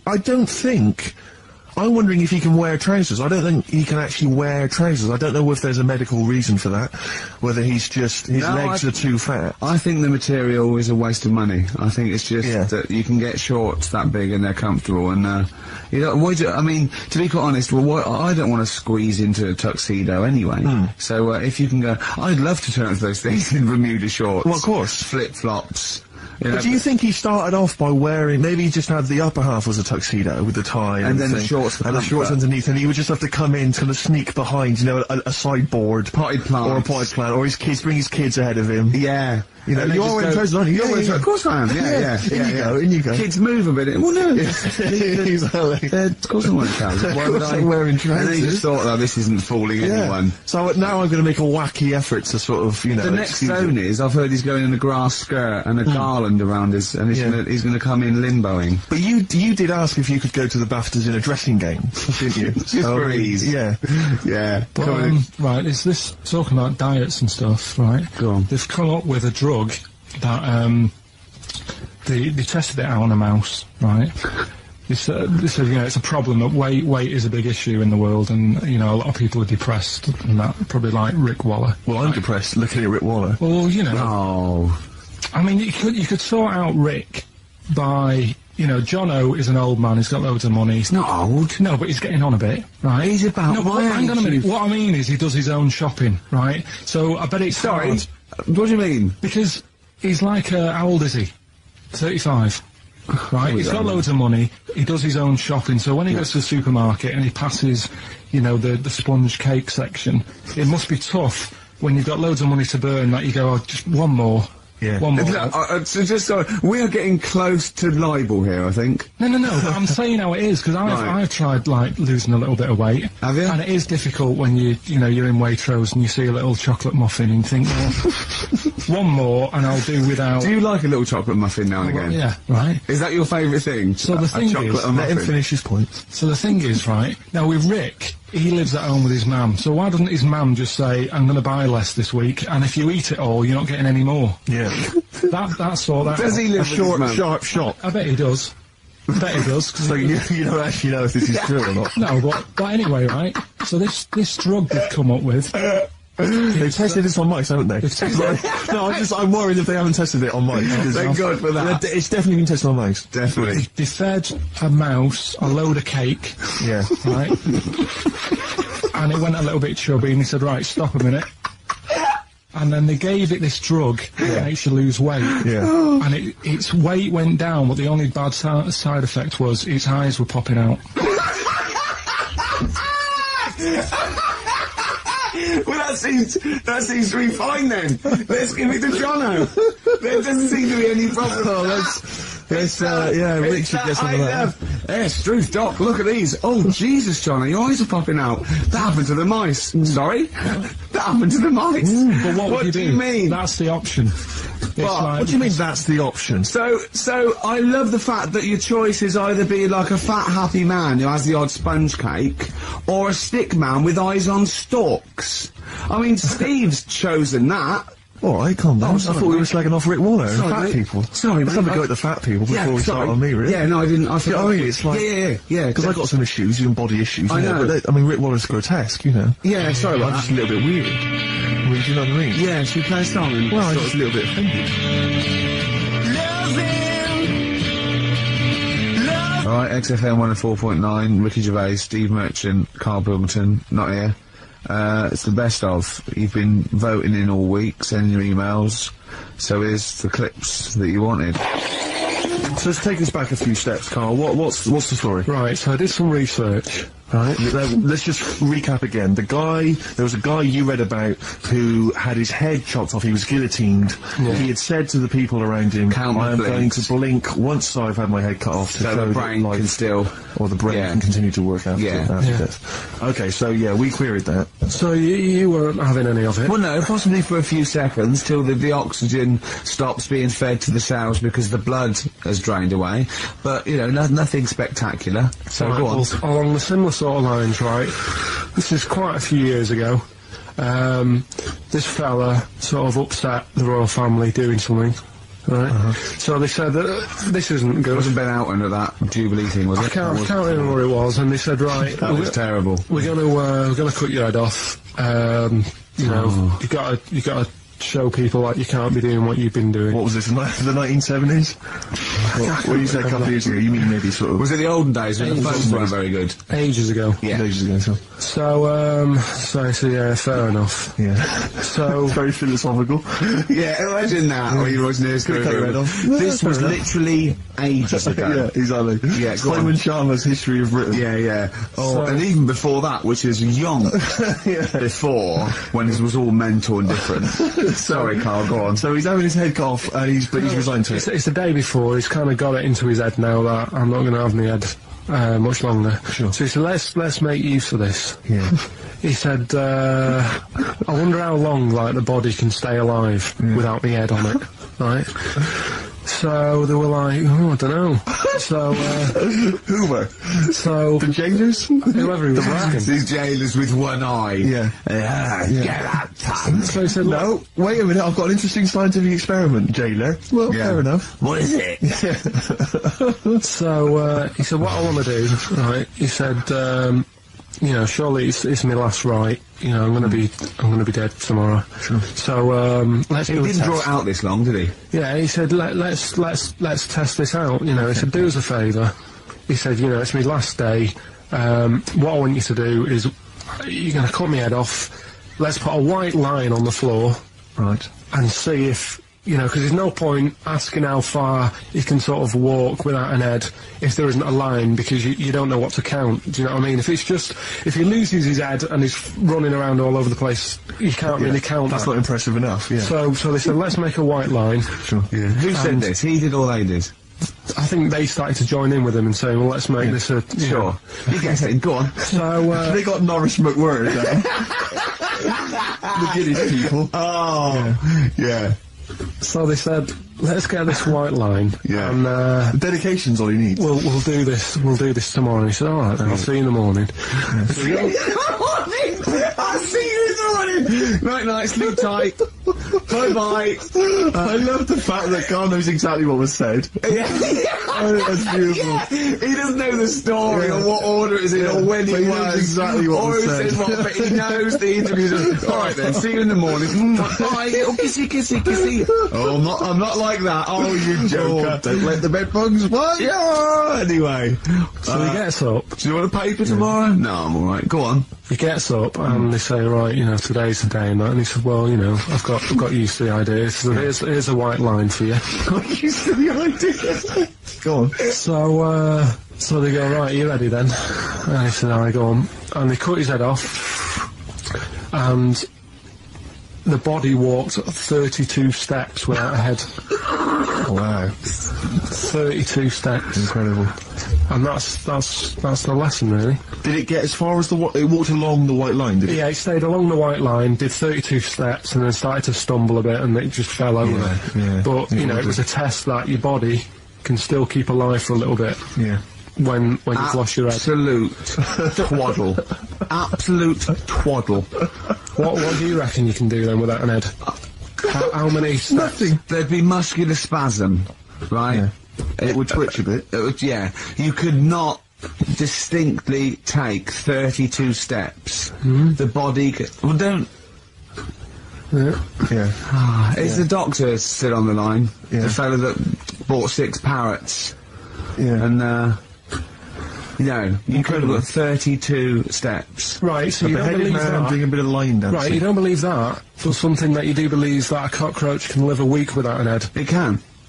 Slightly different kettle of fish there. Why? Well, insect to human is what I'm thinking. Yeah, that difference. There's not that much difference in Well, of course some there insects. Do you know that a snake has a heart and lungs and kidneys and stuff? Go on. No, well, I'm just saying. So? You're making out as if, like, they're a totally different, like... Species. I am making that. I mean, call me old-fashioned. You know what you're talking about, man. I don't want you embarrassing yourself, Rick. Yeah, I am suggesting they're totally different beings. Yeah, that is. Yeah. Now, Karl, the cockroach is a very different thing. The interesting there is that it lives without its head, because a lot of it's on, there's some of them are phototropic, chemotropic, some of them just literally have, irritation and muscle memory. I mean, they do have a central nervous system, but it's very different. So if you lose the head, it bypasses a lot of that anyway. All this is running around. The reason it dies is because it can't take on water. But it's very different to a man, right, having consciousness and then losing that, and the body still going, no, I think I remember what I was going to do it. Yeah, so I'm going to carefully walk 32 steps along this white line.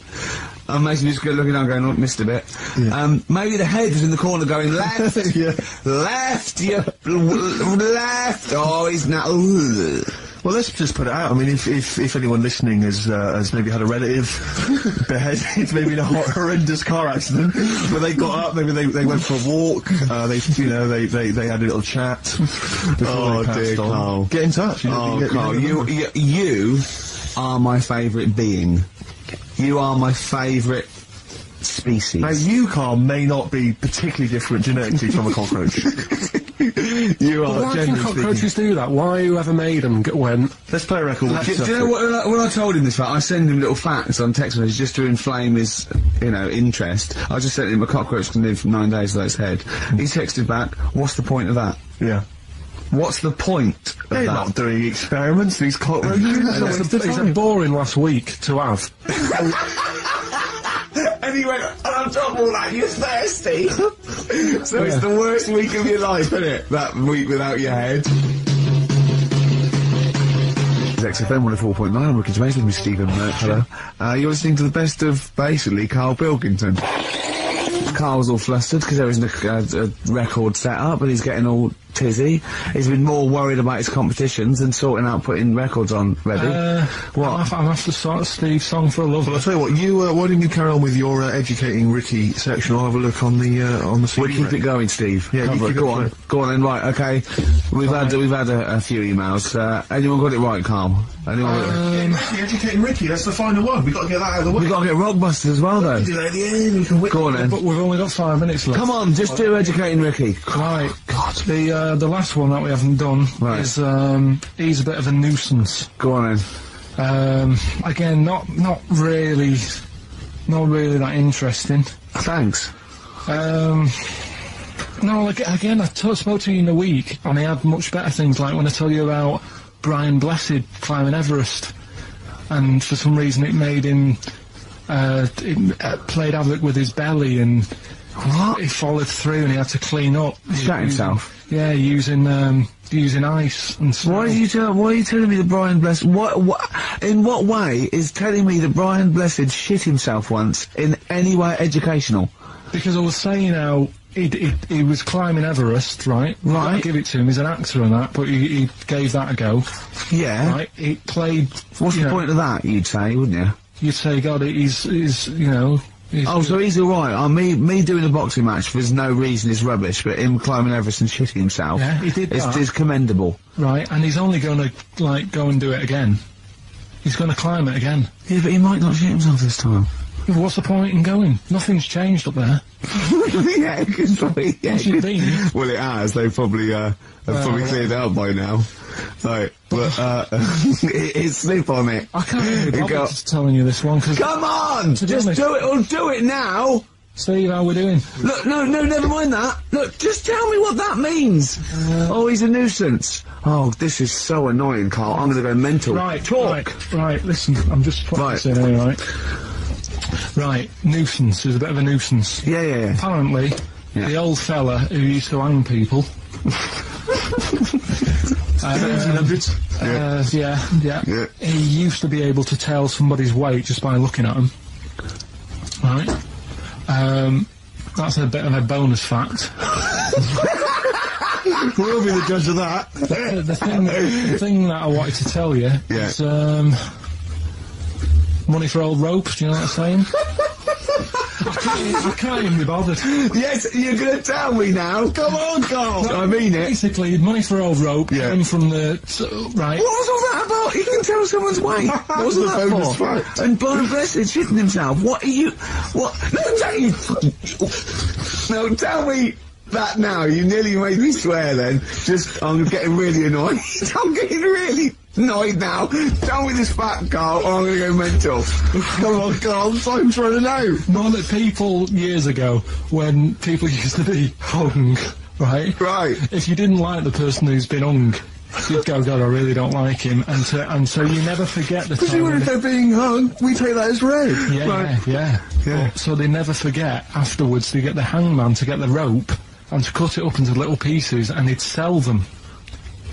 He'd sell a little piece of the rope to people. See, Carl, that's the most interesting thing, if it's true, that you come up with. Right, okay. And so so they sell the rope? They sell the rope, and it's money for old rope. Money for old rope? Meaning, like, you know, God, it's easy to make money, that all they have to do is cut it up and sell it. I'm cynical. I'm not so convinced though. We're really tight. We haven't even got time for the last talk. We've got an ad break and we've got to give out... Okay, give the answers then. This is ridiculous. So, Steve, on. do you want to pick a winner? I've got the winner when you give us the answers. Okay, so the first clue was that army has got some nice trenches. Yeah. That was DW. Who's that? Dandy Warhols. That's brilliant. That's brilliant. Alright. That's good, yeah. The second one. The top of them curtains are wrecked, all the material is worn. Yeah. HV, that's Holly Valance. Oh, he got a phone call for what was saying, I haven't heard it, and he was talking to her off air, and she went, what is it? Someone says, them curtains. She went, alright. She went, you know the thing on the top of the curtain is a palmet, not a valance, and he went, cut her off. Yeah, but my auntie's always making balances on everything. I'll tell you about that next week, right? I'm looking forward to that. Right. Is this the one that farted for 5 minutes? Yeah, the very same. Yeah. Right? So, we'll talk about that. I was in Texas, I tripped up, I landed on my knees in a puddle, WH, wet knee Houston. Right? Wet knee Houston. Yeah. So, you're a maniac. So, who's the winner? We've got Pete, Catherine and Laura in Newcastle upon Tyne. They're listening online, I assume, and they're going to hear those great places. And remember, they got loads of stuff. They got the DVD here, they got Linda Green, they got Stone Roses, they got another compilation, and Executive Decision. What did you read about Brian Blessed? Is it actually true, or have you lied with someone else? It was an interview with him in it. And what did he say? Oh, come on, what did he say? He said I climbed Everest and I played off it with me belly. Let's talk about it next week. We've really run out now. Oh, you're a fool.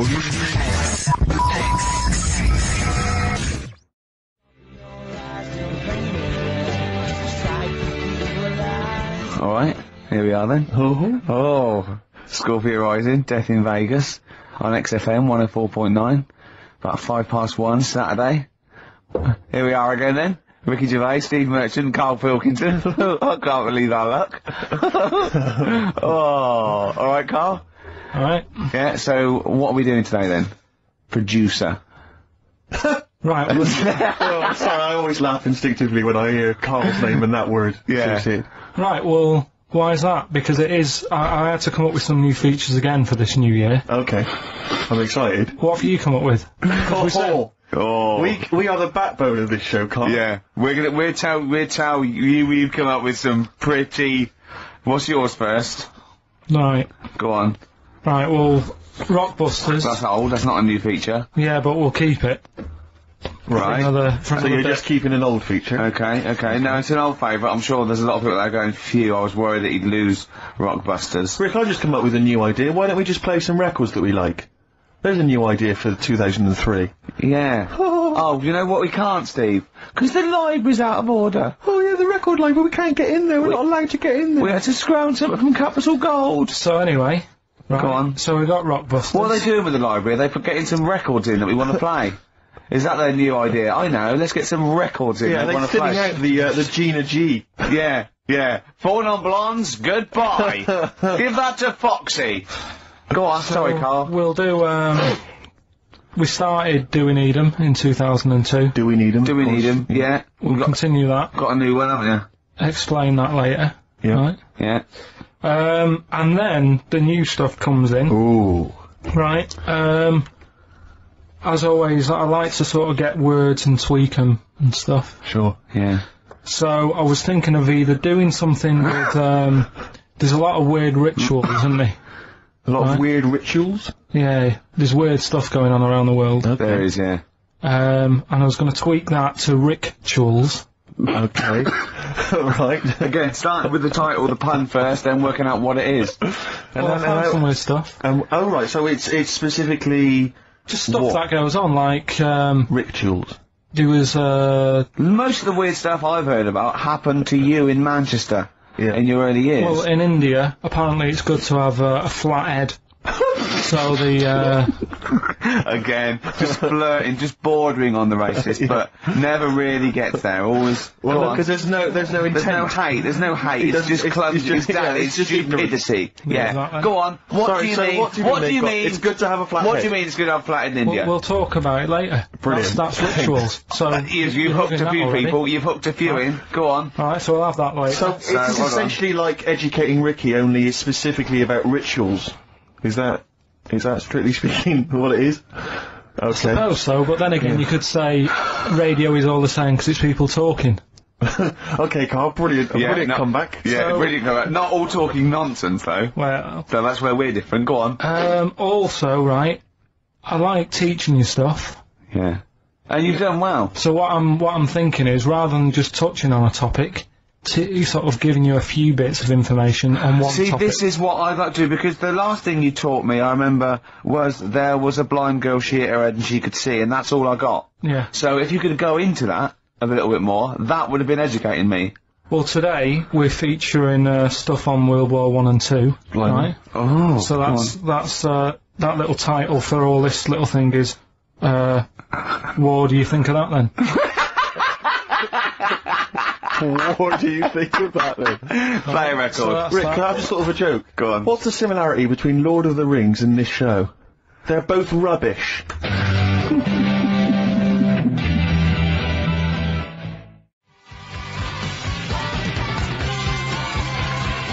Watch that man, David Bowie off Aladdin Sane, my favourite David Bowie album. What's yours, Carl? Yeah, that one's good. Brilliant. So, right, we've got, Rockbusters coming up. Do you want to say what we've got to give away there, Not Steve? really, Rick. Is it really bad? Well... What's the film? What's the featured film? The featured film's not bad, I have to say, actually. You've excelled yourself there. Again, it's just one of those things where I think, what kind of XFM listener would want this particular goodie bag? I know before Christmas, Carl, you explained that the reason we were giving away... Look at Carl's face, he's disgusted, because he just said, I do a lot of work to get these prizes, and I went, no you didn't, I saw you. He went over to a drawer and went, I'll give that one, and that one.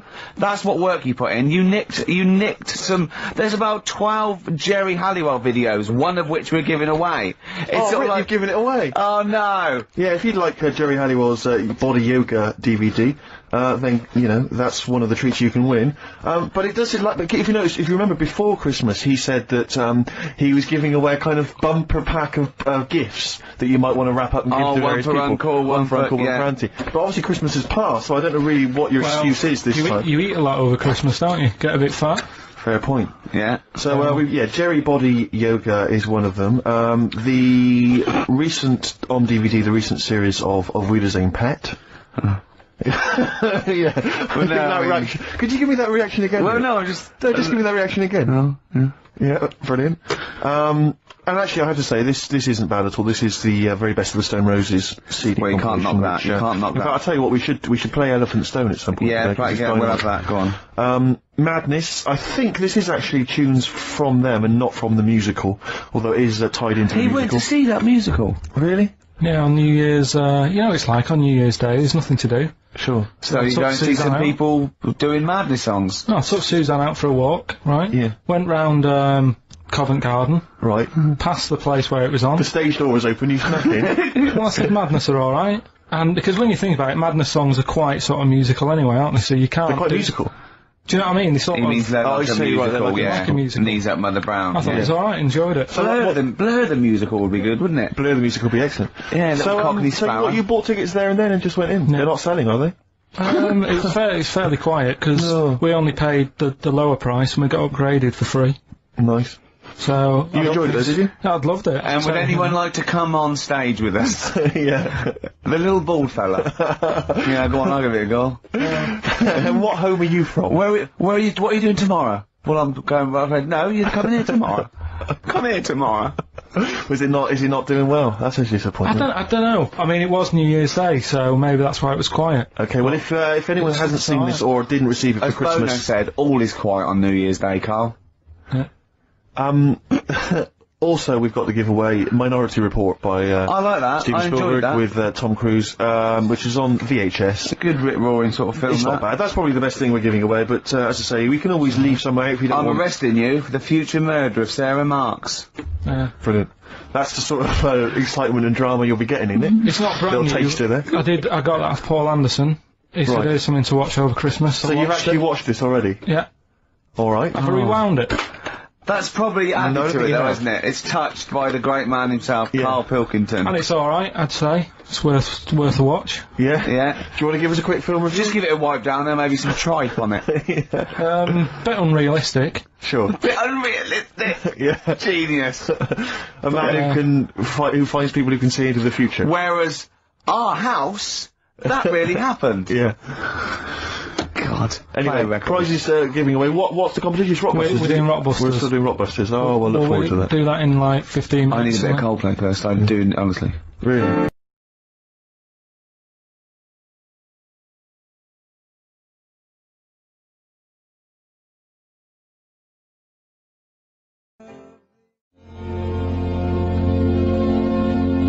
Coldplay, the scientist, I think they wrote that about Carl. Yes. On XFM 104.9. Right, I'm Ricky Gervais, Steve Merchant, Karl Pilkington. Can I just ask Carl how he got on over Christmas? Because the last time I spoke to him, you hadn't bought a present for your girlfriend. I have to say, I was on tenterhooks all Christmas. Well, you changed it. After that show, I felt bad, even though I shouldn't have done, because... Because you hadn't bought your girlfriend a Christmas Yeah, but I present. said to you, I booked a table at a hotel in Covent Garden, had Christmas dinner there, which was nice, right? It's good food and everything. Didn't feel like enough to me. Well, then I went out and treated some stuff, and then... No. A couple of days before Christmas, he went, I took Suzanne to that hotel we're going to go to for Christmas dinner. We had tea and cakes. And I went, oh, you treated her? He went, no, she paid for it, but I was just showing her what it was going to be like. That was her extra treat. She paid for it. I love that. Brilliant. Yeah. Well, it was it was like 150 quid for a meal for two, which is pretty dear. So I'm not going to buy her cakes as well. I love that! Alright, love, have anything you want. You pay for your own pudding, I'm not mental. Yeah. So yeah. You treated her to some other Yeah, stuff? some bits and bobs. What, And so then she chose them and you paid for them? What, the presents? Yeah. No, Or no. you chose them and she paid for them, but, you know, it's the thought that counts. I got them on the way home that Saturday. Well done. And what did you From buy? shops. Well, just some bits. Might be personal, Steve. Well, I don't care. Some bits. Yeah, Just but bits and pieces. leave out the personal bits. What bits? Just little things. And then yesterday, right? A monkey wrench and a new washer for the shower. Yeah. Some recordable CDs that you need for your job. Oh, So, dear. now, when you gave those presents to her, did her face light up? Right. I don't want to tell you what they were, right, but she wasn't that impressed. You're going to tell us what they were now, tell us what they are. You even know what they are, she told you, on Christmas Day. Hold on, wait a minute. But it doesn't matter what they are. It does matter what it they are. doesn't, it doesn't does, Carl, it's you, mate. Of course it doesn't matters. matter. Oh, God! Have you just remembered? Yeah! Right, but there's no need. I've got to tell him, Carl. I really want your permission, because I don't want to be I know it's not, but we know it's not that embarrassing. It's really quite sweet. Yeah, but in a way, right, the way I look at it is, right, Christmas, even when I was a little kid, right, is not... Please let me tell him, Carl. Well, let me just tell you first, though. Let me tell you why I didn't go all out on the old present front. Alright. Justify yourself. Right? First of all, I've covered it up since then anyway, right, with that present, because I bought some shoes yesterday, and she did say I'll give you the money for them, but when I get home I said it's alright. I said you can have them, right? So not only did I buy her some food on Christmas Day, I got her shoes. She's probably had a And you feel like a horse.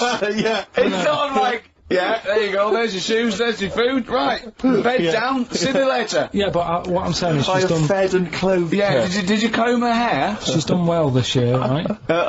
So, the thing She's is... done well this year. It's like you're a single parent living on a council estate with a smack problem, and you still manage to buy them some Lego. When I was a kid, right, it wasn't about what you got.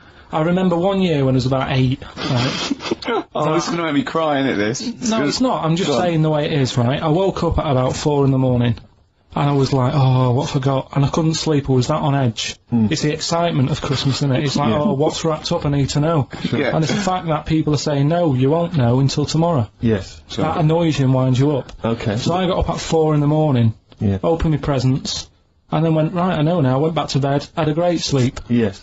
Right? So it's nothing to do with the excitement of what you get, it's the excitement of not knowing what you've got. And then what happened when you got up to go down with the presents? But hang on, so what you're saying to me is that you could wrap up a brick because the thrill of Christmas is in hoping and being excited about what it is, not the actual gift itself. Yeah. Is that what you did? Did you get a brick? No, let me tell him now what he got. He got her a present, right, and she said, she came, I said, yeah, he got me. It was an industrial-sized packet of condoms. It was a joke gift. No, it wasn't a joke gift. It wasn't even a joke. I went home that Saturday after the year, past Boots, thought, might have something in here. They were on, like, some value. Right, you passed the Were they makeup. used? Right, anyway. You passed all the other... Past the makeup, stuff. past the lovely vanity cases, Yeah. the foot spas, Exactly. yeah. Bathroom Hold products. on. How much are these, love, for 100? Yeah. $4.99. Yeah. Do I get them reduced if I buy in bulk? So how many did you buy? What was it? I don't know, probably about 100. Right, okay. And is she allowed to use those with anyone? Did you wrap them? Can she just go out and have a wild Well, time you don't with need to wrap, they're already wrapped, aren't they? Oh. And then what did she say when she opened them? I'm No, just- wait, Carl, what did she say? Right, play a record and we'll come back to this. Oh, you're worse than my father, that's genius.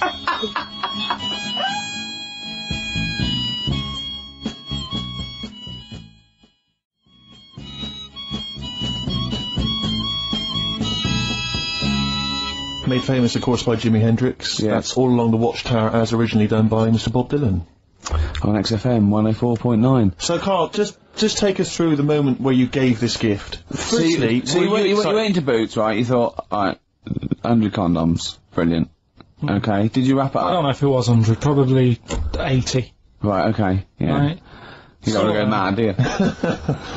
Wrap them up. I'm just resting easy knowing that he's not trying to breed. Right? No. Yeah. So, I got her them. I got her, Grease on DVD, because she's Okay. always watching that. Yeah. Right? Yeah. So just think of when her mum said, what did Carl get you? Some condoms and grease. I was going to say, I'm glad he said on DVD.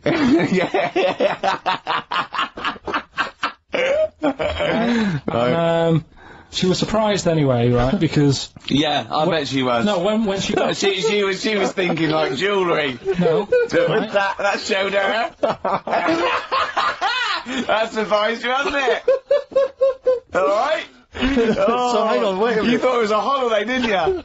Yeah, look at your face. You don't know me at all. So hang on, so did you give these on Christmas Day? Right, what happened is, she got in from work that Saturday, right? And I said, look under the tree. Knackered, Right. at least it's Christmas. Yeah. At least I'm going to get a little bit. Yeah, go on. I said, look, you got some stuff under the tree, right? So, Did you give her a sugar lump? Right, she was really chuffed with that.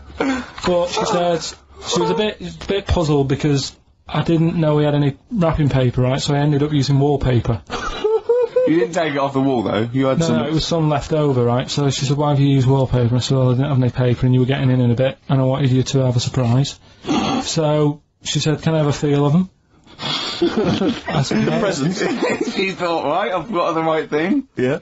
Right. And then Christmas Day, I said, no, don't get carried away. It's nothing really good. You know, we said we weren't going to buy each other much. So there you go, open them. Yeah, go on. And, Can I just ask, had you received your present from her yet? yeah. So what have you received? What did he have? Had some shoes, Nice. right? Getaway game for PlayStation. Nice. I'm just totting up Just the part value of the of value this. of those, Go on, yeah. And just also think about how much fun and pleasure you get from them. Yeah. Although, of course, condoms, I can see the Well, see the appeal. Well, right. Okay, so yeah, I think but I can... also add to that bit 150 quid for a meal. If you're going to start Minus. totting up, 150 quid for a meal. I bought her some shoes, 72 quid. Yeah, that was after the event, though. Doesn't matter. Alright, so you'd received these, dare I say it, thoughtful and nice gifts. You handed over the box of condoms. They were wrapped up. She Well, unwrapped them. yeah. Go on, take us through it. Walk us through it. Well, it's not something you play with on Christmas morning.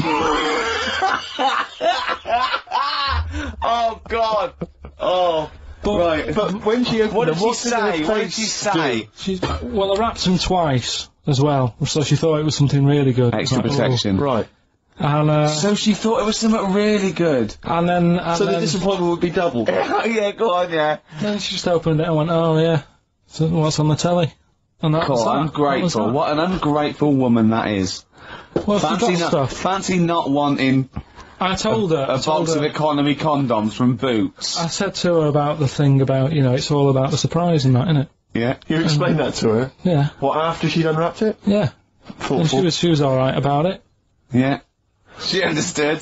Rick, you know I suggested to him that he buy his girlfriend a gift. I'm worried I've done more damage to the relationship by suggesting that than if he had just forgotten. Next time you've got to go shopping for her yourself, Steve. I think I might do. You've better go shopping for her yourself. I'm glad it's all over though, it's mental. Yeah, It annoys me, the whole thing annoys me. And she knows that as well. yeah. She should know. What, she still insists on having Christmas once a year? Well, Wow. I'm you know. no, but, well, anyway, what did you get? I can't think what you bring to the relationship, Carl. I don't know what it is she's getting from you in this relationship. It's like she's I doing think all we the know. work. Well, yeah. 80 times. Oh God, Carl! I love it. You're brilliant. I know what she's getting. He's the. What though? He's not thoughtful. No, but he's thoughtful. He's the best he can do with the brain he's got. Do you know what I mean? Right. He's doing his best. He's absolutely doing his best. There's no. He's working at the limits of his powers. Do you know what I mean? Though he's done as well as he can with what he was given. Sure. Yeah, and that's admirable. Yeah. It's like, I think he's done better than you'd expect. I bet his teachers didn't even think he'd get this far. Do you know what I mean? What, find a girl? No, well, yeah, a job, a girl. Yeah. Do you know what I mean? Clothed himself. He's done really well. What do you think, Carl? Do you think you've done well? I think I've done alright compared to some of my mates. What are they doing now? Probably not that much. Do you know what I mean? Mrs. Matthews said I wouldn't be an high flyer. I think I'm doing alright. Yeah. Do you know what I mean? I have a holiday every year. Got somewhere to live and that. Yeah. Got a new flat, haven't you? Yeah, so... So where are they then, the condoms? Did she show them to her family and friends? No, Taken no. into work? Look what I'm Carl got me? surprised she told Ricky, actually. I was a bit disappointed in that. Yeah. Because I didn't go shouting Well, around she was what so I got. excited, Carl, clearly. He's so pleased and proud. Alright, play a record, we come back to it. No, that's it now.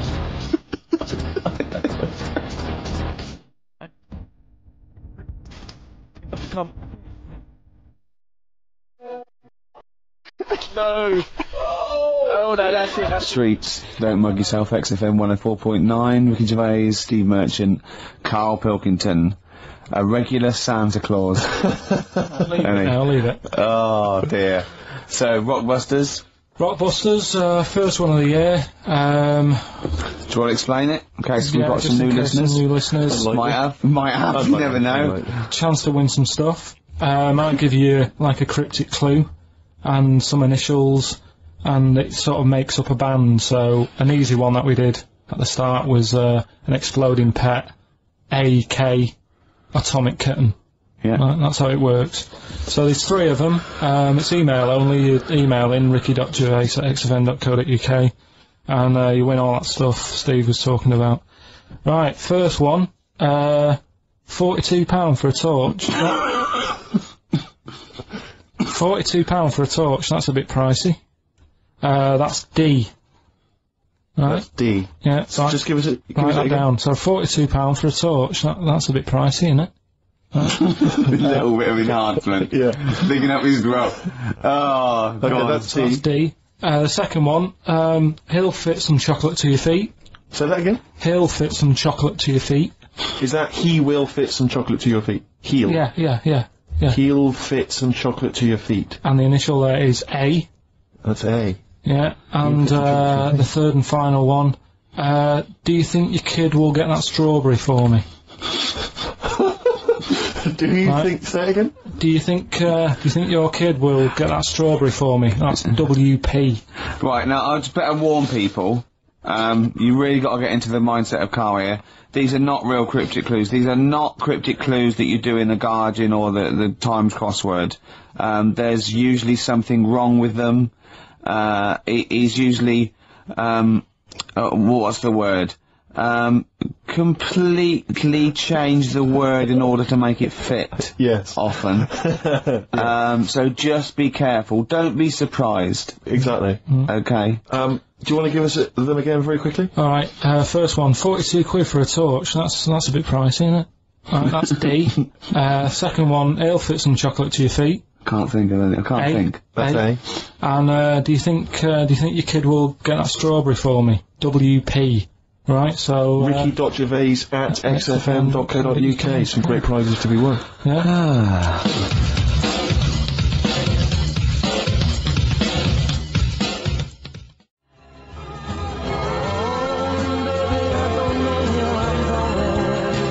Richard Ashcroft, Science of Silence.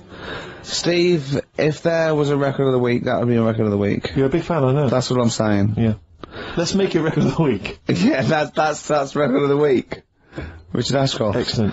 Science of Silence. Brilliant. No one gives us anything anyway. These pluggers, they come in, we get things like homemade bands that they've pressed it in their garage. Yeah. You can hear their mum in the background going, what are you doing? Exactly. Mum! We're recording this for XFM! 104.9, Ricky Gervais, Steve Merchant, Karl Pilkington. Karl, what have you got for I us? was just thinking, the irony is, we're the only people on this station, I think, who play their own records, aren't we? I know. There's loads of people who do. Rubbish. John Kennedy plays what he wants. He's on in Yeah, but he's on 3 o'clock in the morning, no one's up. Zoe, on Drive, she plays some stuff. What do you mean, what does he play? Fat Boy Whatever Slim, things to probably. play. Here's another remix. You know, I won't say who it's by. Christian plays some of his own. Does he? Yeah, so, Yeah, but they're probably novelty songs, aren't they, by you? right, listen, right, yeah, New Year and all that. He's great, isn't he? Rockbusters is on the way, we're getting some good stuff coming in. I have to say, I'm amazed. Every answer I've had so far has been correct. I listen to the clues, I've got no idea. And I know you, Karl, I spend time with you, Have I you know how you seen the work. XFM listeners? Well, of course they're the same as Karl. Sure. Of course they've got the same mindset. Yeah, yeah. Oh. Right. So what did you do for New Year, incidentally? Well, I cocked it up a bit. Right. You're joking. Go on, You're here we joking. go. You're joking, mate. Go on. I went and booked a You table. got the wrong day. No, right. booked a table at a restaurant that was shut. Right? What? I booked a table at a restaurant, and the one that I called, it wasn't the one. The call had been diverted. So Suzanne said, call them up and see what they're serving, right? Because I forgot to do that when I booked the table, right? That's great, anyway. So, because the thing is, right, it's a restaurant in Covent Garden, but they've got one in Victoria. But when they answered and they said, no, Victoria, I thought that was the person who was answering the phone. Do you know how some people say the name? Right. Right? So then when I called them up and said, what You thought he sounded a bit funny. Right? So, I'm confused, Carl, but probably not more. Well, it was no more than you would have been on the... it was a branch of a, he doesn't want to give the restaurant away, so he phoned it up, there's one in Covent Garden, they answered the phone. So it's not, the restaurant's not called No. No, they said, no, Victoria. Why can't we name the restaurant? I don't know why. It's not libelous. Are we scared that, like, are you scared people are going to sort of see you in there because it's your regular haunt? No, it's just that, you know, you got to pay for stuff, haven't you? Right. I mean, it's... Okay, anyway, so you've I got... wouldn't mention it before New Year, but it's not... So did you go all the way to the restaurant to find out that it was closed? No. What happened is I called... Was that the name of the restaurant again? Right, the restaurant's called Christopher's. They've got one in Covent Garden, they've got one in Victoria. He phoned up, he went to book, it's a lovely restaurant, I've been there often, I recommend it to him. He phones up, said, can I have a table for new... He said, no problem, sir. Right? And then, so I said, oh, you better call up, see if they've got any haddock on the, menu. And he went, hello, and they went, hello, Christopher's. Victoria went, Victoria? They went, yeah, he went, oh, no. That's it, innit? So then, I just said, no, forget it, I'm not going all the way over there. So I cancelled it, right? So, then I called up Suzanne and said, look, I've made an error.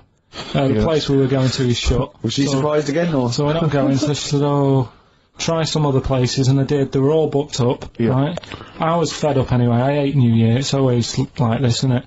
So I said, look... You know the common factor in all these stories? You hate Christmas, you hate birthdays, you hate New Year. It is you. Right. Yeah. So I said, I'll sort something out. Yeah. So I went to Tesco. Leave it with me. Went to Tesco's, boots were shut.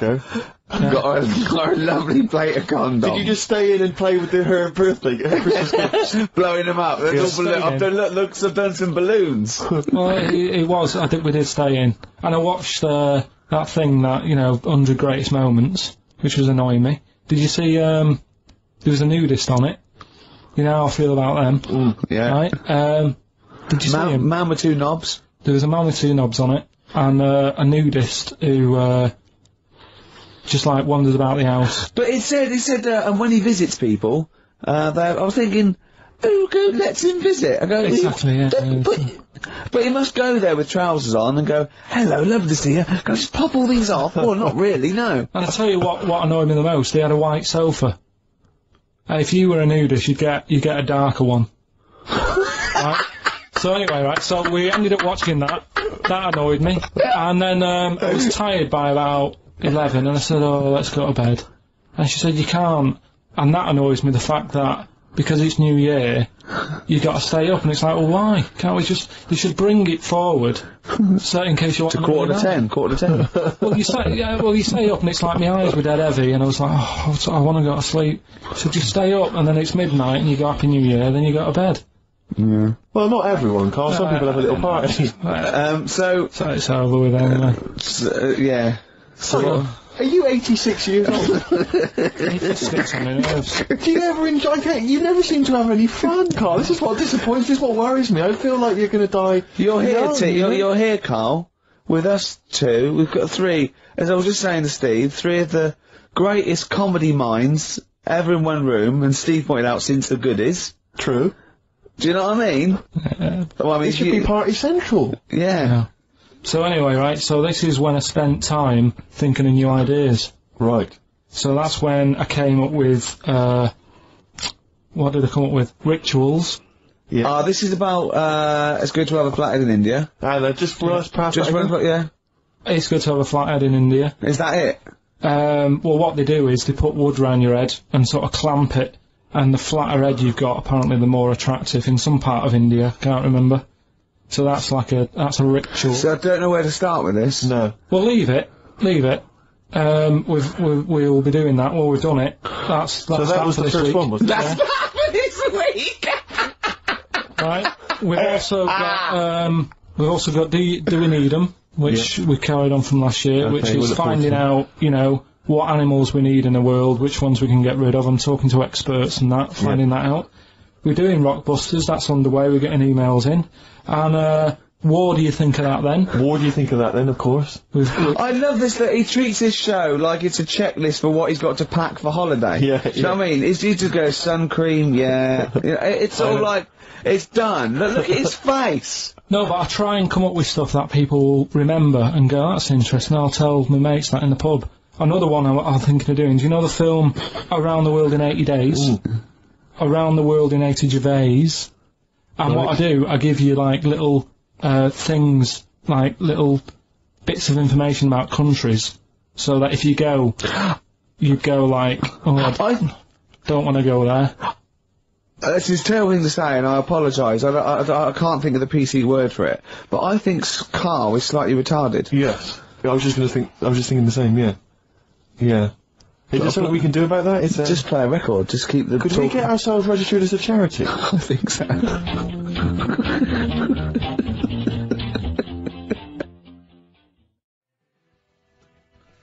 Badly Drawn Boy, Born Again.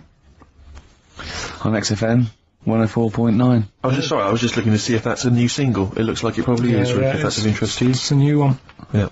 There we are. So, first of our regular features with Karl, we've got Rockbusters, that's rolling. There's people coming in, they're getting them right. I don't understand it myself. As ever, Rick, you'll be amazed and confounded. So I don't know the answer, and I haven't looked at the answers. I just like that moment. It's like when you go down Christmas and you're excited about a present, and it's like some condoms. You know what I mean? Well, I love that. Yeah, that moment. Yeah. I don't know how he's going to top that next year. I don't know how he's going to top that. All I can think of is some corn plasters. Right. It's alright, love, the batteries are included. Got you a pumice stone. Right, now, do we need them? Do we need them? It's something we started a few weeks ago. We're always talking about animals and insects and that. And, it's like, you know, if you took an animal out of the world, would we have problems? Right? Would it make any difference? Yeah, would it make any difference? We did jellyfish last time, didn't we? Yeah. We sorted that out. The woman said we've got to keep them. We do need them, because turtles eat them. Yeah. So, I've moved on. Octopus. Do we need the octopus? Yeah. Let's find out.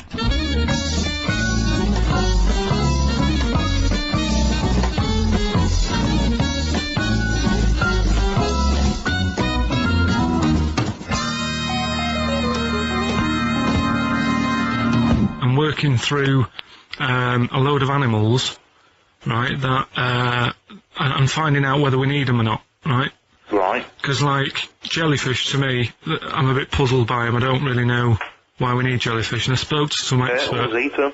What? Turtles eat them. Yeah, I know, but do we need turtles? Do you know what I mean? It goes on and on, doesn't We it? need humans. Well, you know, I mean, I might get to that bit, but Yeah. I need to sort out the animals first. I've got a lot on.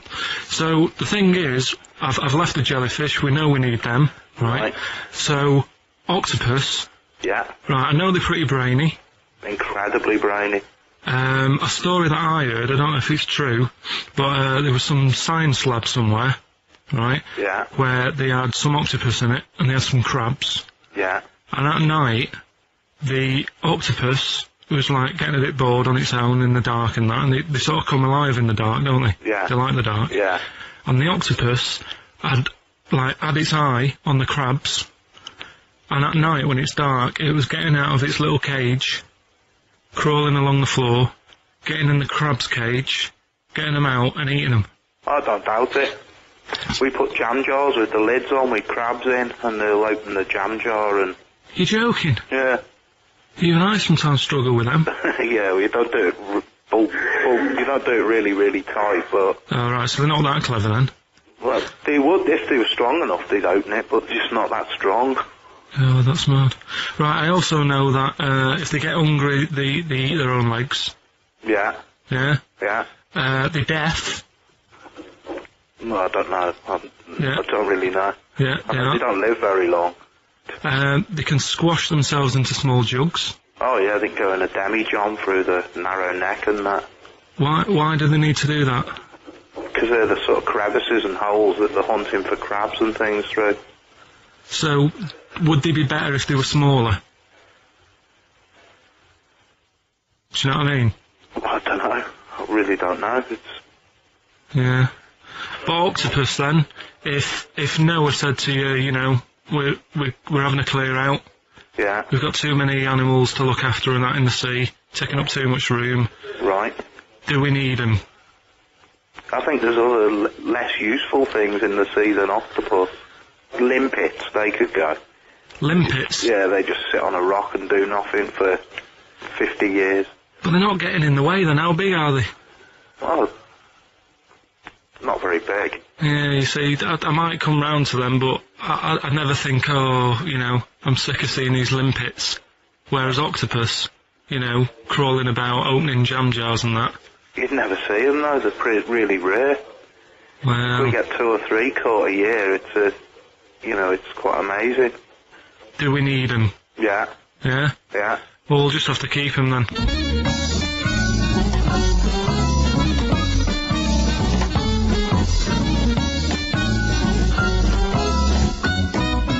I love that Carl can confuse a scientist. Yeah.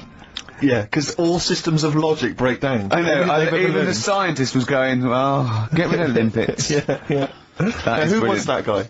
I think his name was Chris. And where was he from? In a place called Megavissi, where I went one year. Megavissi. And is he he's a scientist, is he? I think he's got a fish shop or something like that. He's got a fish. No, he doesn't. Well, like an aquarium type place. Oh, right. So, A fish shop. It wouldn't be past him that he, a winkle store. He's got a winkle store at Paul Harbour. Yeah, that's an expert. Oh dear. but what have you learned from that then? Well, that, we don't know whether they're deaf or not, because the bloke in the chip shop couldn't confirm it. They eat their own legs. Think of That's a that. bit weird. Isn't it? They eat their own legs. They eat their own legs if they get hungry. Right. And they grow back, don't they? I think so, yeah. If you eat one, they'll grow back. Yeah. And yeah, you can put them in little jars and that. If you wanted to. Yeah. It's just a bit weird, isn't it? It's like no, but you know, like, you know, people have a go about being cruel to animals and that. But what he was saying there is, right, what they've watched an octopus do, they've got hold of a crab, right, so that'll be being stressed out because it's out of the water. Yeah. They've then stressed it out even more by putting it in a jar, Right. which he didn't like. And then an octopus is crawling about on the jar, Yeah. and the crab knows that the octopus wants to eat it, Yeah. right? So then it's having more threats Yeah. because of that, and then they let the octopus eat it. Yeah. I think that's pretty. Do we need crabs? See them next week, yeah? Well, I want to sort out snails first. Right. What's your pitch with snails? What do you know about snails? I know that bats eat them. They can sleep for 13 years. Right. Oh, he told me. Can you believe that? He said to me, snails can sleep for 13 years. And I went, right. He went, oh, thing is though, if it was a scientist, and he was, you know, he was looking at it, and he put it in a quiet place, it might well doze off. He said it wouldn't be the same if it lived on the streets. And then we went on to a whole thing about homeless. He wants to do a game show with celebrities being homeless for a week. What do you think? Actually, I've got to say, that's not bad at all. It's not bad, is it? No. Do you know how, like, Lenny Henry went to the jungle, Yeah. right? And you've got who else did it? John Lovely made slippers out of a bra. Right? So I'm thinking, like, get a celebrity and say to him, no, just because, I'll tell you why, right? I'll tell you why all this came about. When I was walking back from that Christmas meal that I bought my girlfriend for 150 quid. Lest we forget. Right? I was walking down Mortimer Street and there was an homeless fella there, and it was like, oh, you know, it's really, really bad. But the weird thing is, it was about, I don't know, probably about 8 o'clock. Yeah. No, about 9. Right. And he was asleep. And I just thought, do homeless people ever think, do you know, I think I'll have an early one tonight? Right, that's what got me thinking. It's a bit weird, the whole lifestyle of it, the fact that he had an early one. So, like, the fact, what, if it's a bit weird that he's sleeping not in a home, but on the street? No, it's just that if I was homeless, I'd probably stay up quite late because it's not nice. Do you know what I mean? What are you talking about? Just being homeless isn't a good thing, is it? No. People forget how bad it is. Yeah. Right. But surely sleeping gets you out of reality. They sleep because they're tired. They can't sleep very well, so they need all the sleep they can get. Yeah, but sleeping's nice if you've got a nice big bed. What, you think that they can go, I'll stay up, I'll go to bed at 2, I'll go straight to sleep and I'll pop up at 8 when the alarm clock goes off? Well, that's just what I was thinking. Right? So, I was thinking how bad it is, and it's, you know, especially this time of the year, you know. Yeah, it's terrible. It's the worst thing. And to sort of give it some publicity and get a bit of help behind it, get celebrities, someone like Phil Mitchell, maybe, off EastEnders, who's a big fella, he can look after himself, put him in a shop doorway, have some cameras set far away in a building or something, they can film him, and it's up to him how he raises money for food to eat. He could sign autographs. Well, they wouldn't know him though, would they? Because you never look at a homeless person. What's her name? Gail Porter. Yeah. Gabby Roslin. Right, yeah. Narinda from Big Brother. Yeah. Who else would do it? I got a game show idea. Les Dennis, I reckon. I got a game show idea called On the Game. And, what happens is, you get Narinda from Big Brother.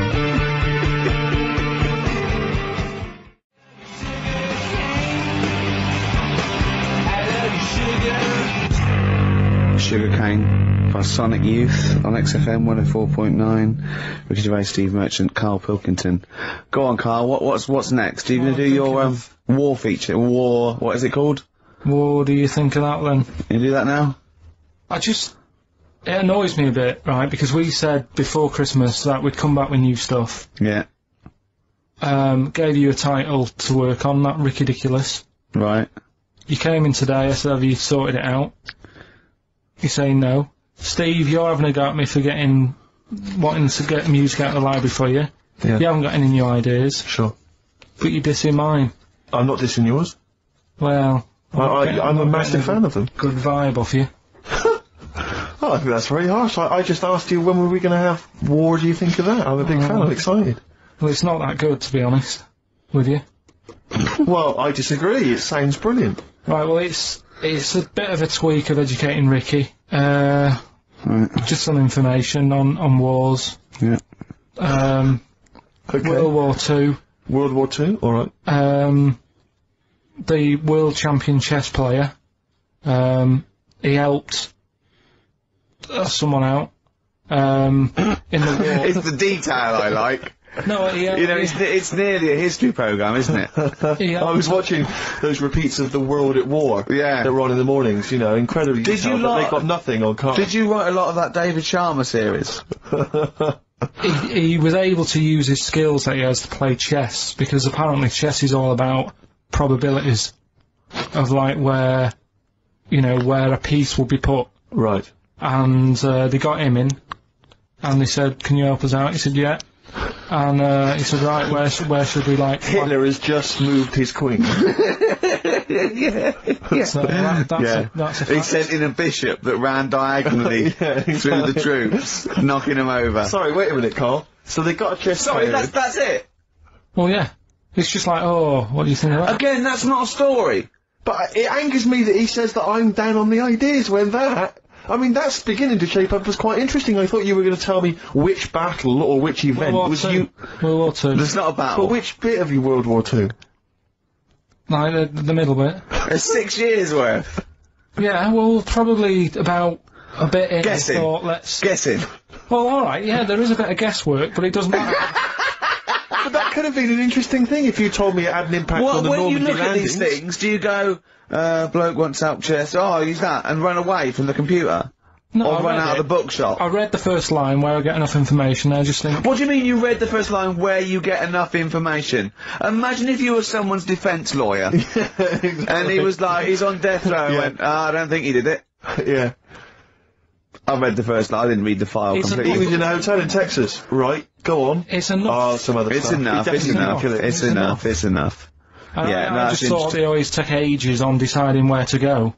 It's just like, you know... Bet there's a better way. I don't know what you're saying now. I don't know what you're talking about. Well, I actually don't know what you're talking about. When people play chess, they take ages to make the move. So I'm just thinking, there's probably a quicker way. Of what? Than finding where a boat is. Than getting a chess player in. I don't know what you mean now. Are you talking about battleships now? They should have got an extra battleships player in. Right. Yeah. What? Carl, Right, forget that one. Or someone who's No, really good I'm not being funny, but what is that? What are you telling me there? Someone who's really good at Risk. You should have brought them in. Yeah, Cluedo. Right, Yeah. another fact. That's enough then, is it? Well, they use expert Cluedo players, but the police use expert Cluedo players. do use, yeah. If ever there's a murder in a country house... Do you think they use that old Chinese fella, on the front of, Mastermind? Mastermind, yeah. Yeah, for logic problems. The Enigma code was broken by top Mastermind players. Yeah. Right, second And a guy who's had a couple of rounds of Yahtzee and done very well. Second fact about the war. And for engineering, they use a lot of Jenga players. Absolutely. Whenever they want will the building collapse? I don't know, let's pull this, let's see. If Yes, they it wanted will. to identify... What are you doing? If they wanted to identify spies, Yeah. bring me the champion of Guess Who. Was it a woman with glasses? No, right, sit Has he got down. a beard? Is it Bernard? Right, Carl, sorry, go on. Another war fact. So Go on. You're saying it's rubbish, but look, you love that. Yeah. Right? Yeah, Second you're one. absolutely right. The first bomb that was dropped on Berlin, Yeah. it didn't kill a person, but it killed an elephant. I think that's true. That is true. Right. Okay. And the last one. Is that all you know about that? See, that's interesting, isn't it? What That's was the enough. But no, it's not though. Because I mean, listen. Most people want to go. Oh, what was the elephant doing there? Did it it's land in either- a zoo? Was it a pet? Oh. Was it a lost elephant? Did they aim at the elephant? How did it kill it? Did Was it it hit it on the Hitler's head? favourite elephant? yeah. Was it Hitler's favourite elephant? Did it then have one ball? Yeah. I mean, these are the things. You know, why didn't he catch it with his trunk? Did it have an effect on German morale? Yeah. Yeah. Oh, that Yes. elephant is kaput. Oh, Jumbo! I don't want to fight anymore!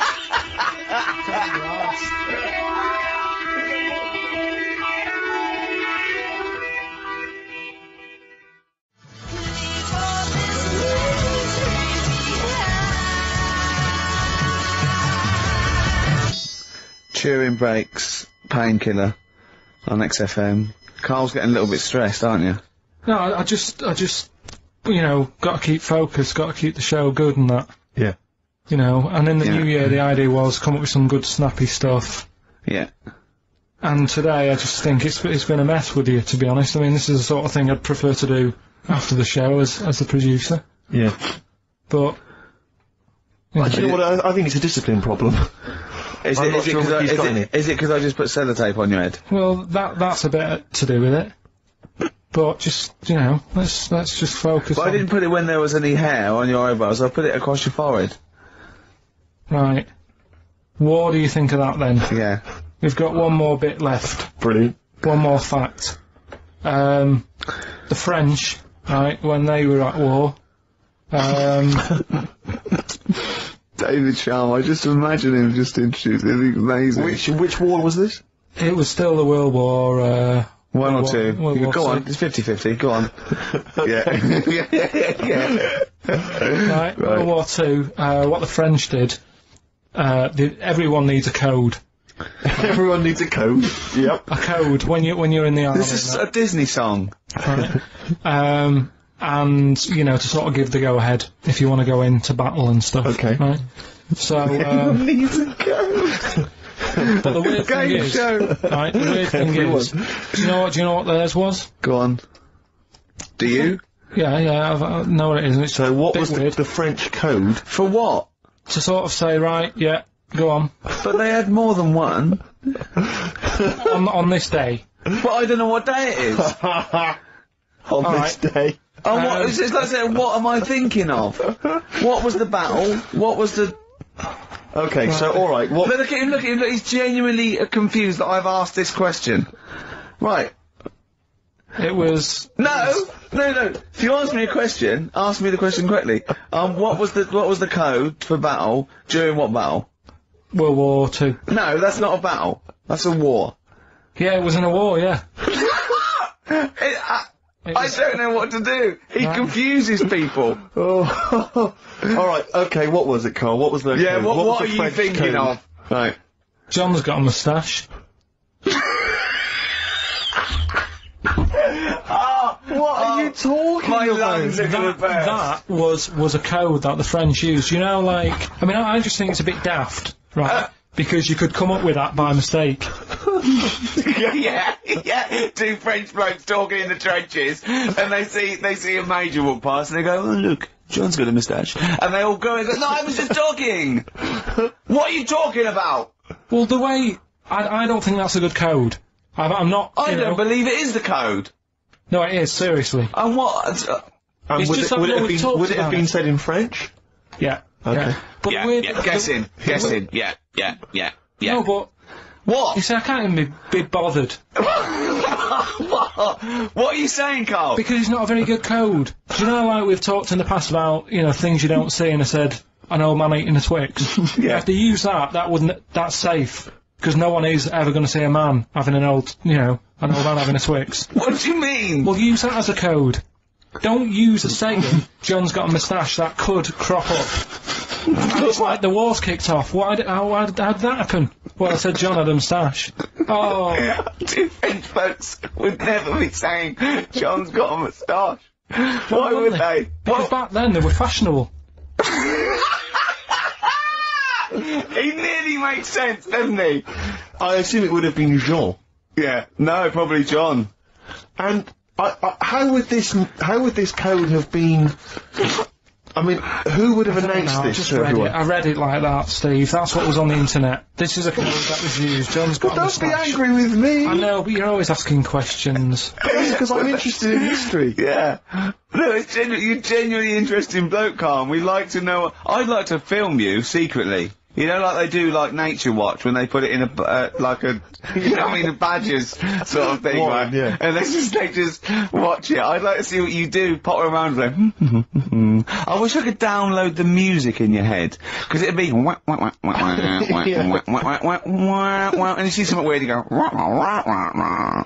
And then you read that and you go, wah, and you write it down, and that's what comes out. John's got a moustache. They I'd could like to see they next could Christmas. Imagine the French, right, for their battle cry, for their battle code to know it's going ahead, they're going over the top, is you never see an old bloke eating a Twix. Imagine that. Yeah, but all these things are things that I think in my head. Keep them in there.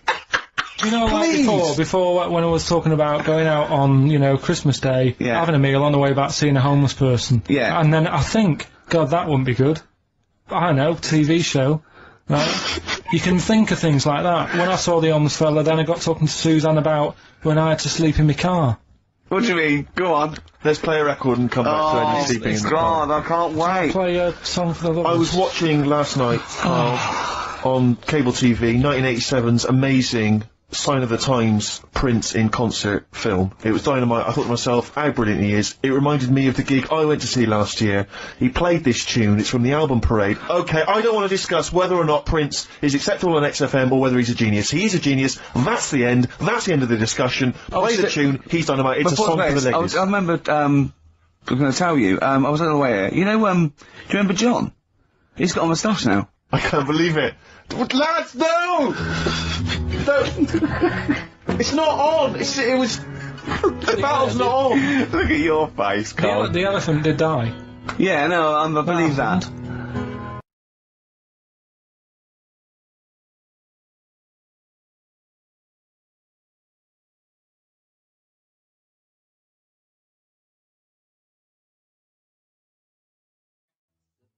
Sometimes it snows in April from the lovely Prince. Brilliant. From the album Parade. He doesn't always have to get up and have a rock about. He can just sit there at the piano. You can't argue with that. Back out of tune. After the break, Steve, a brand new feature I've just done.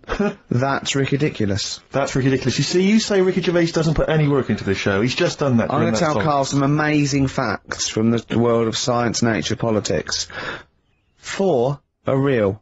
1 is absolutely ridiculous.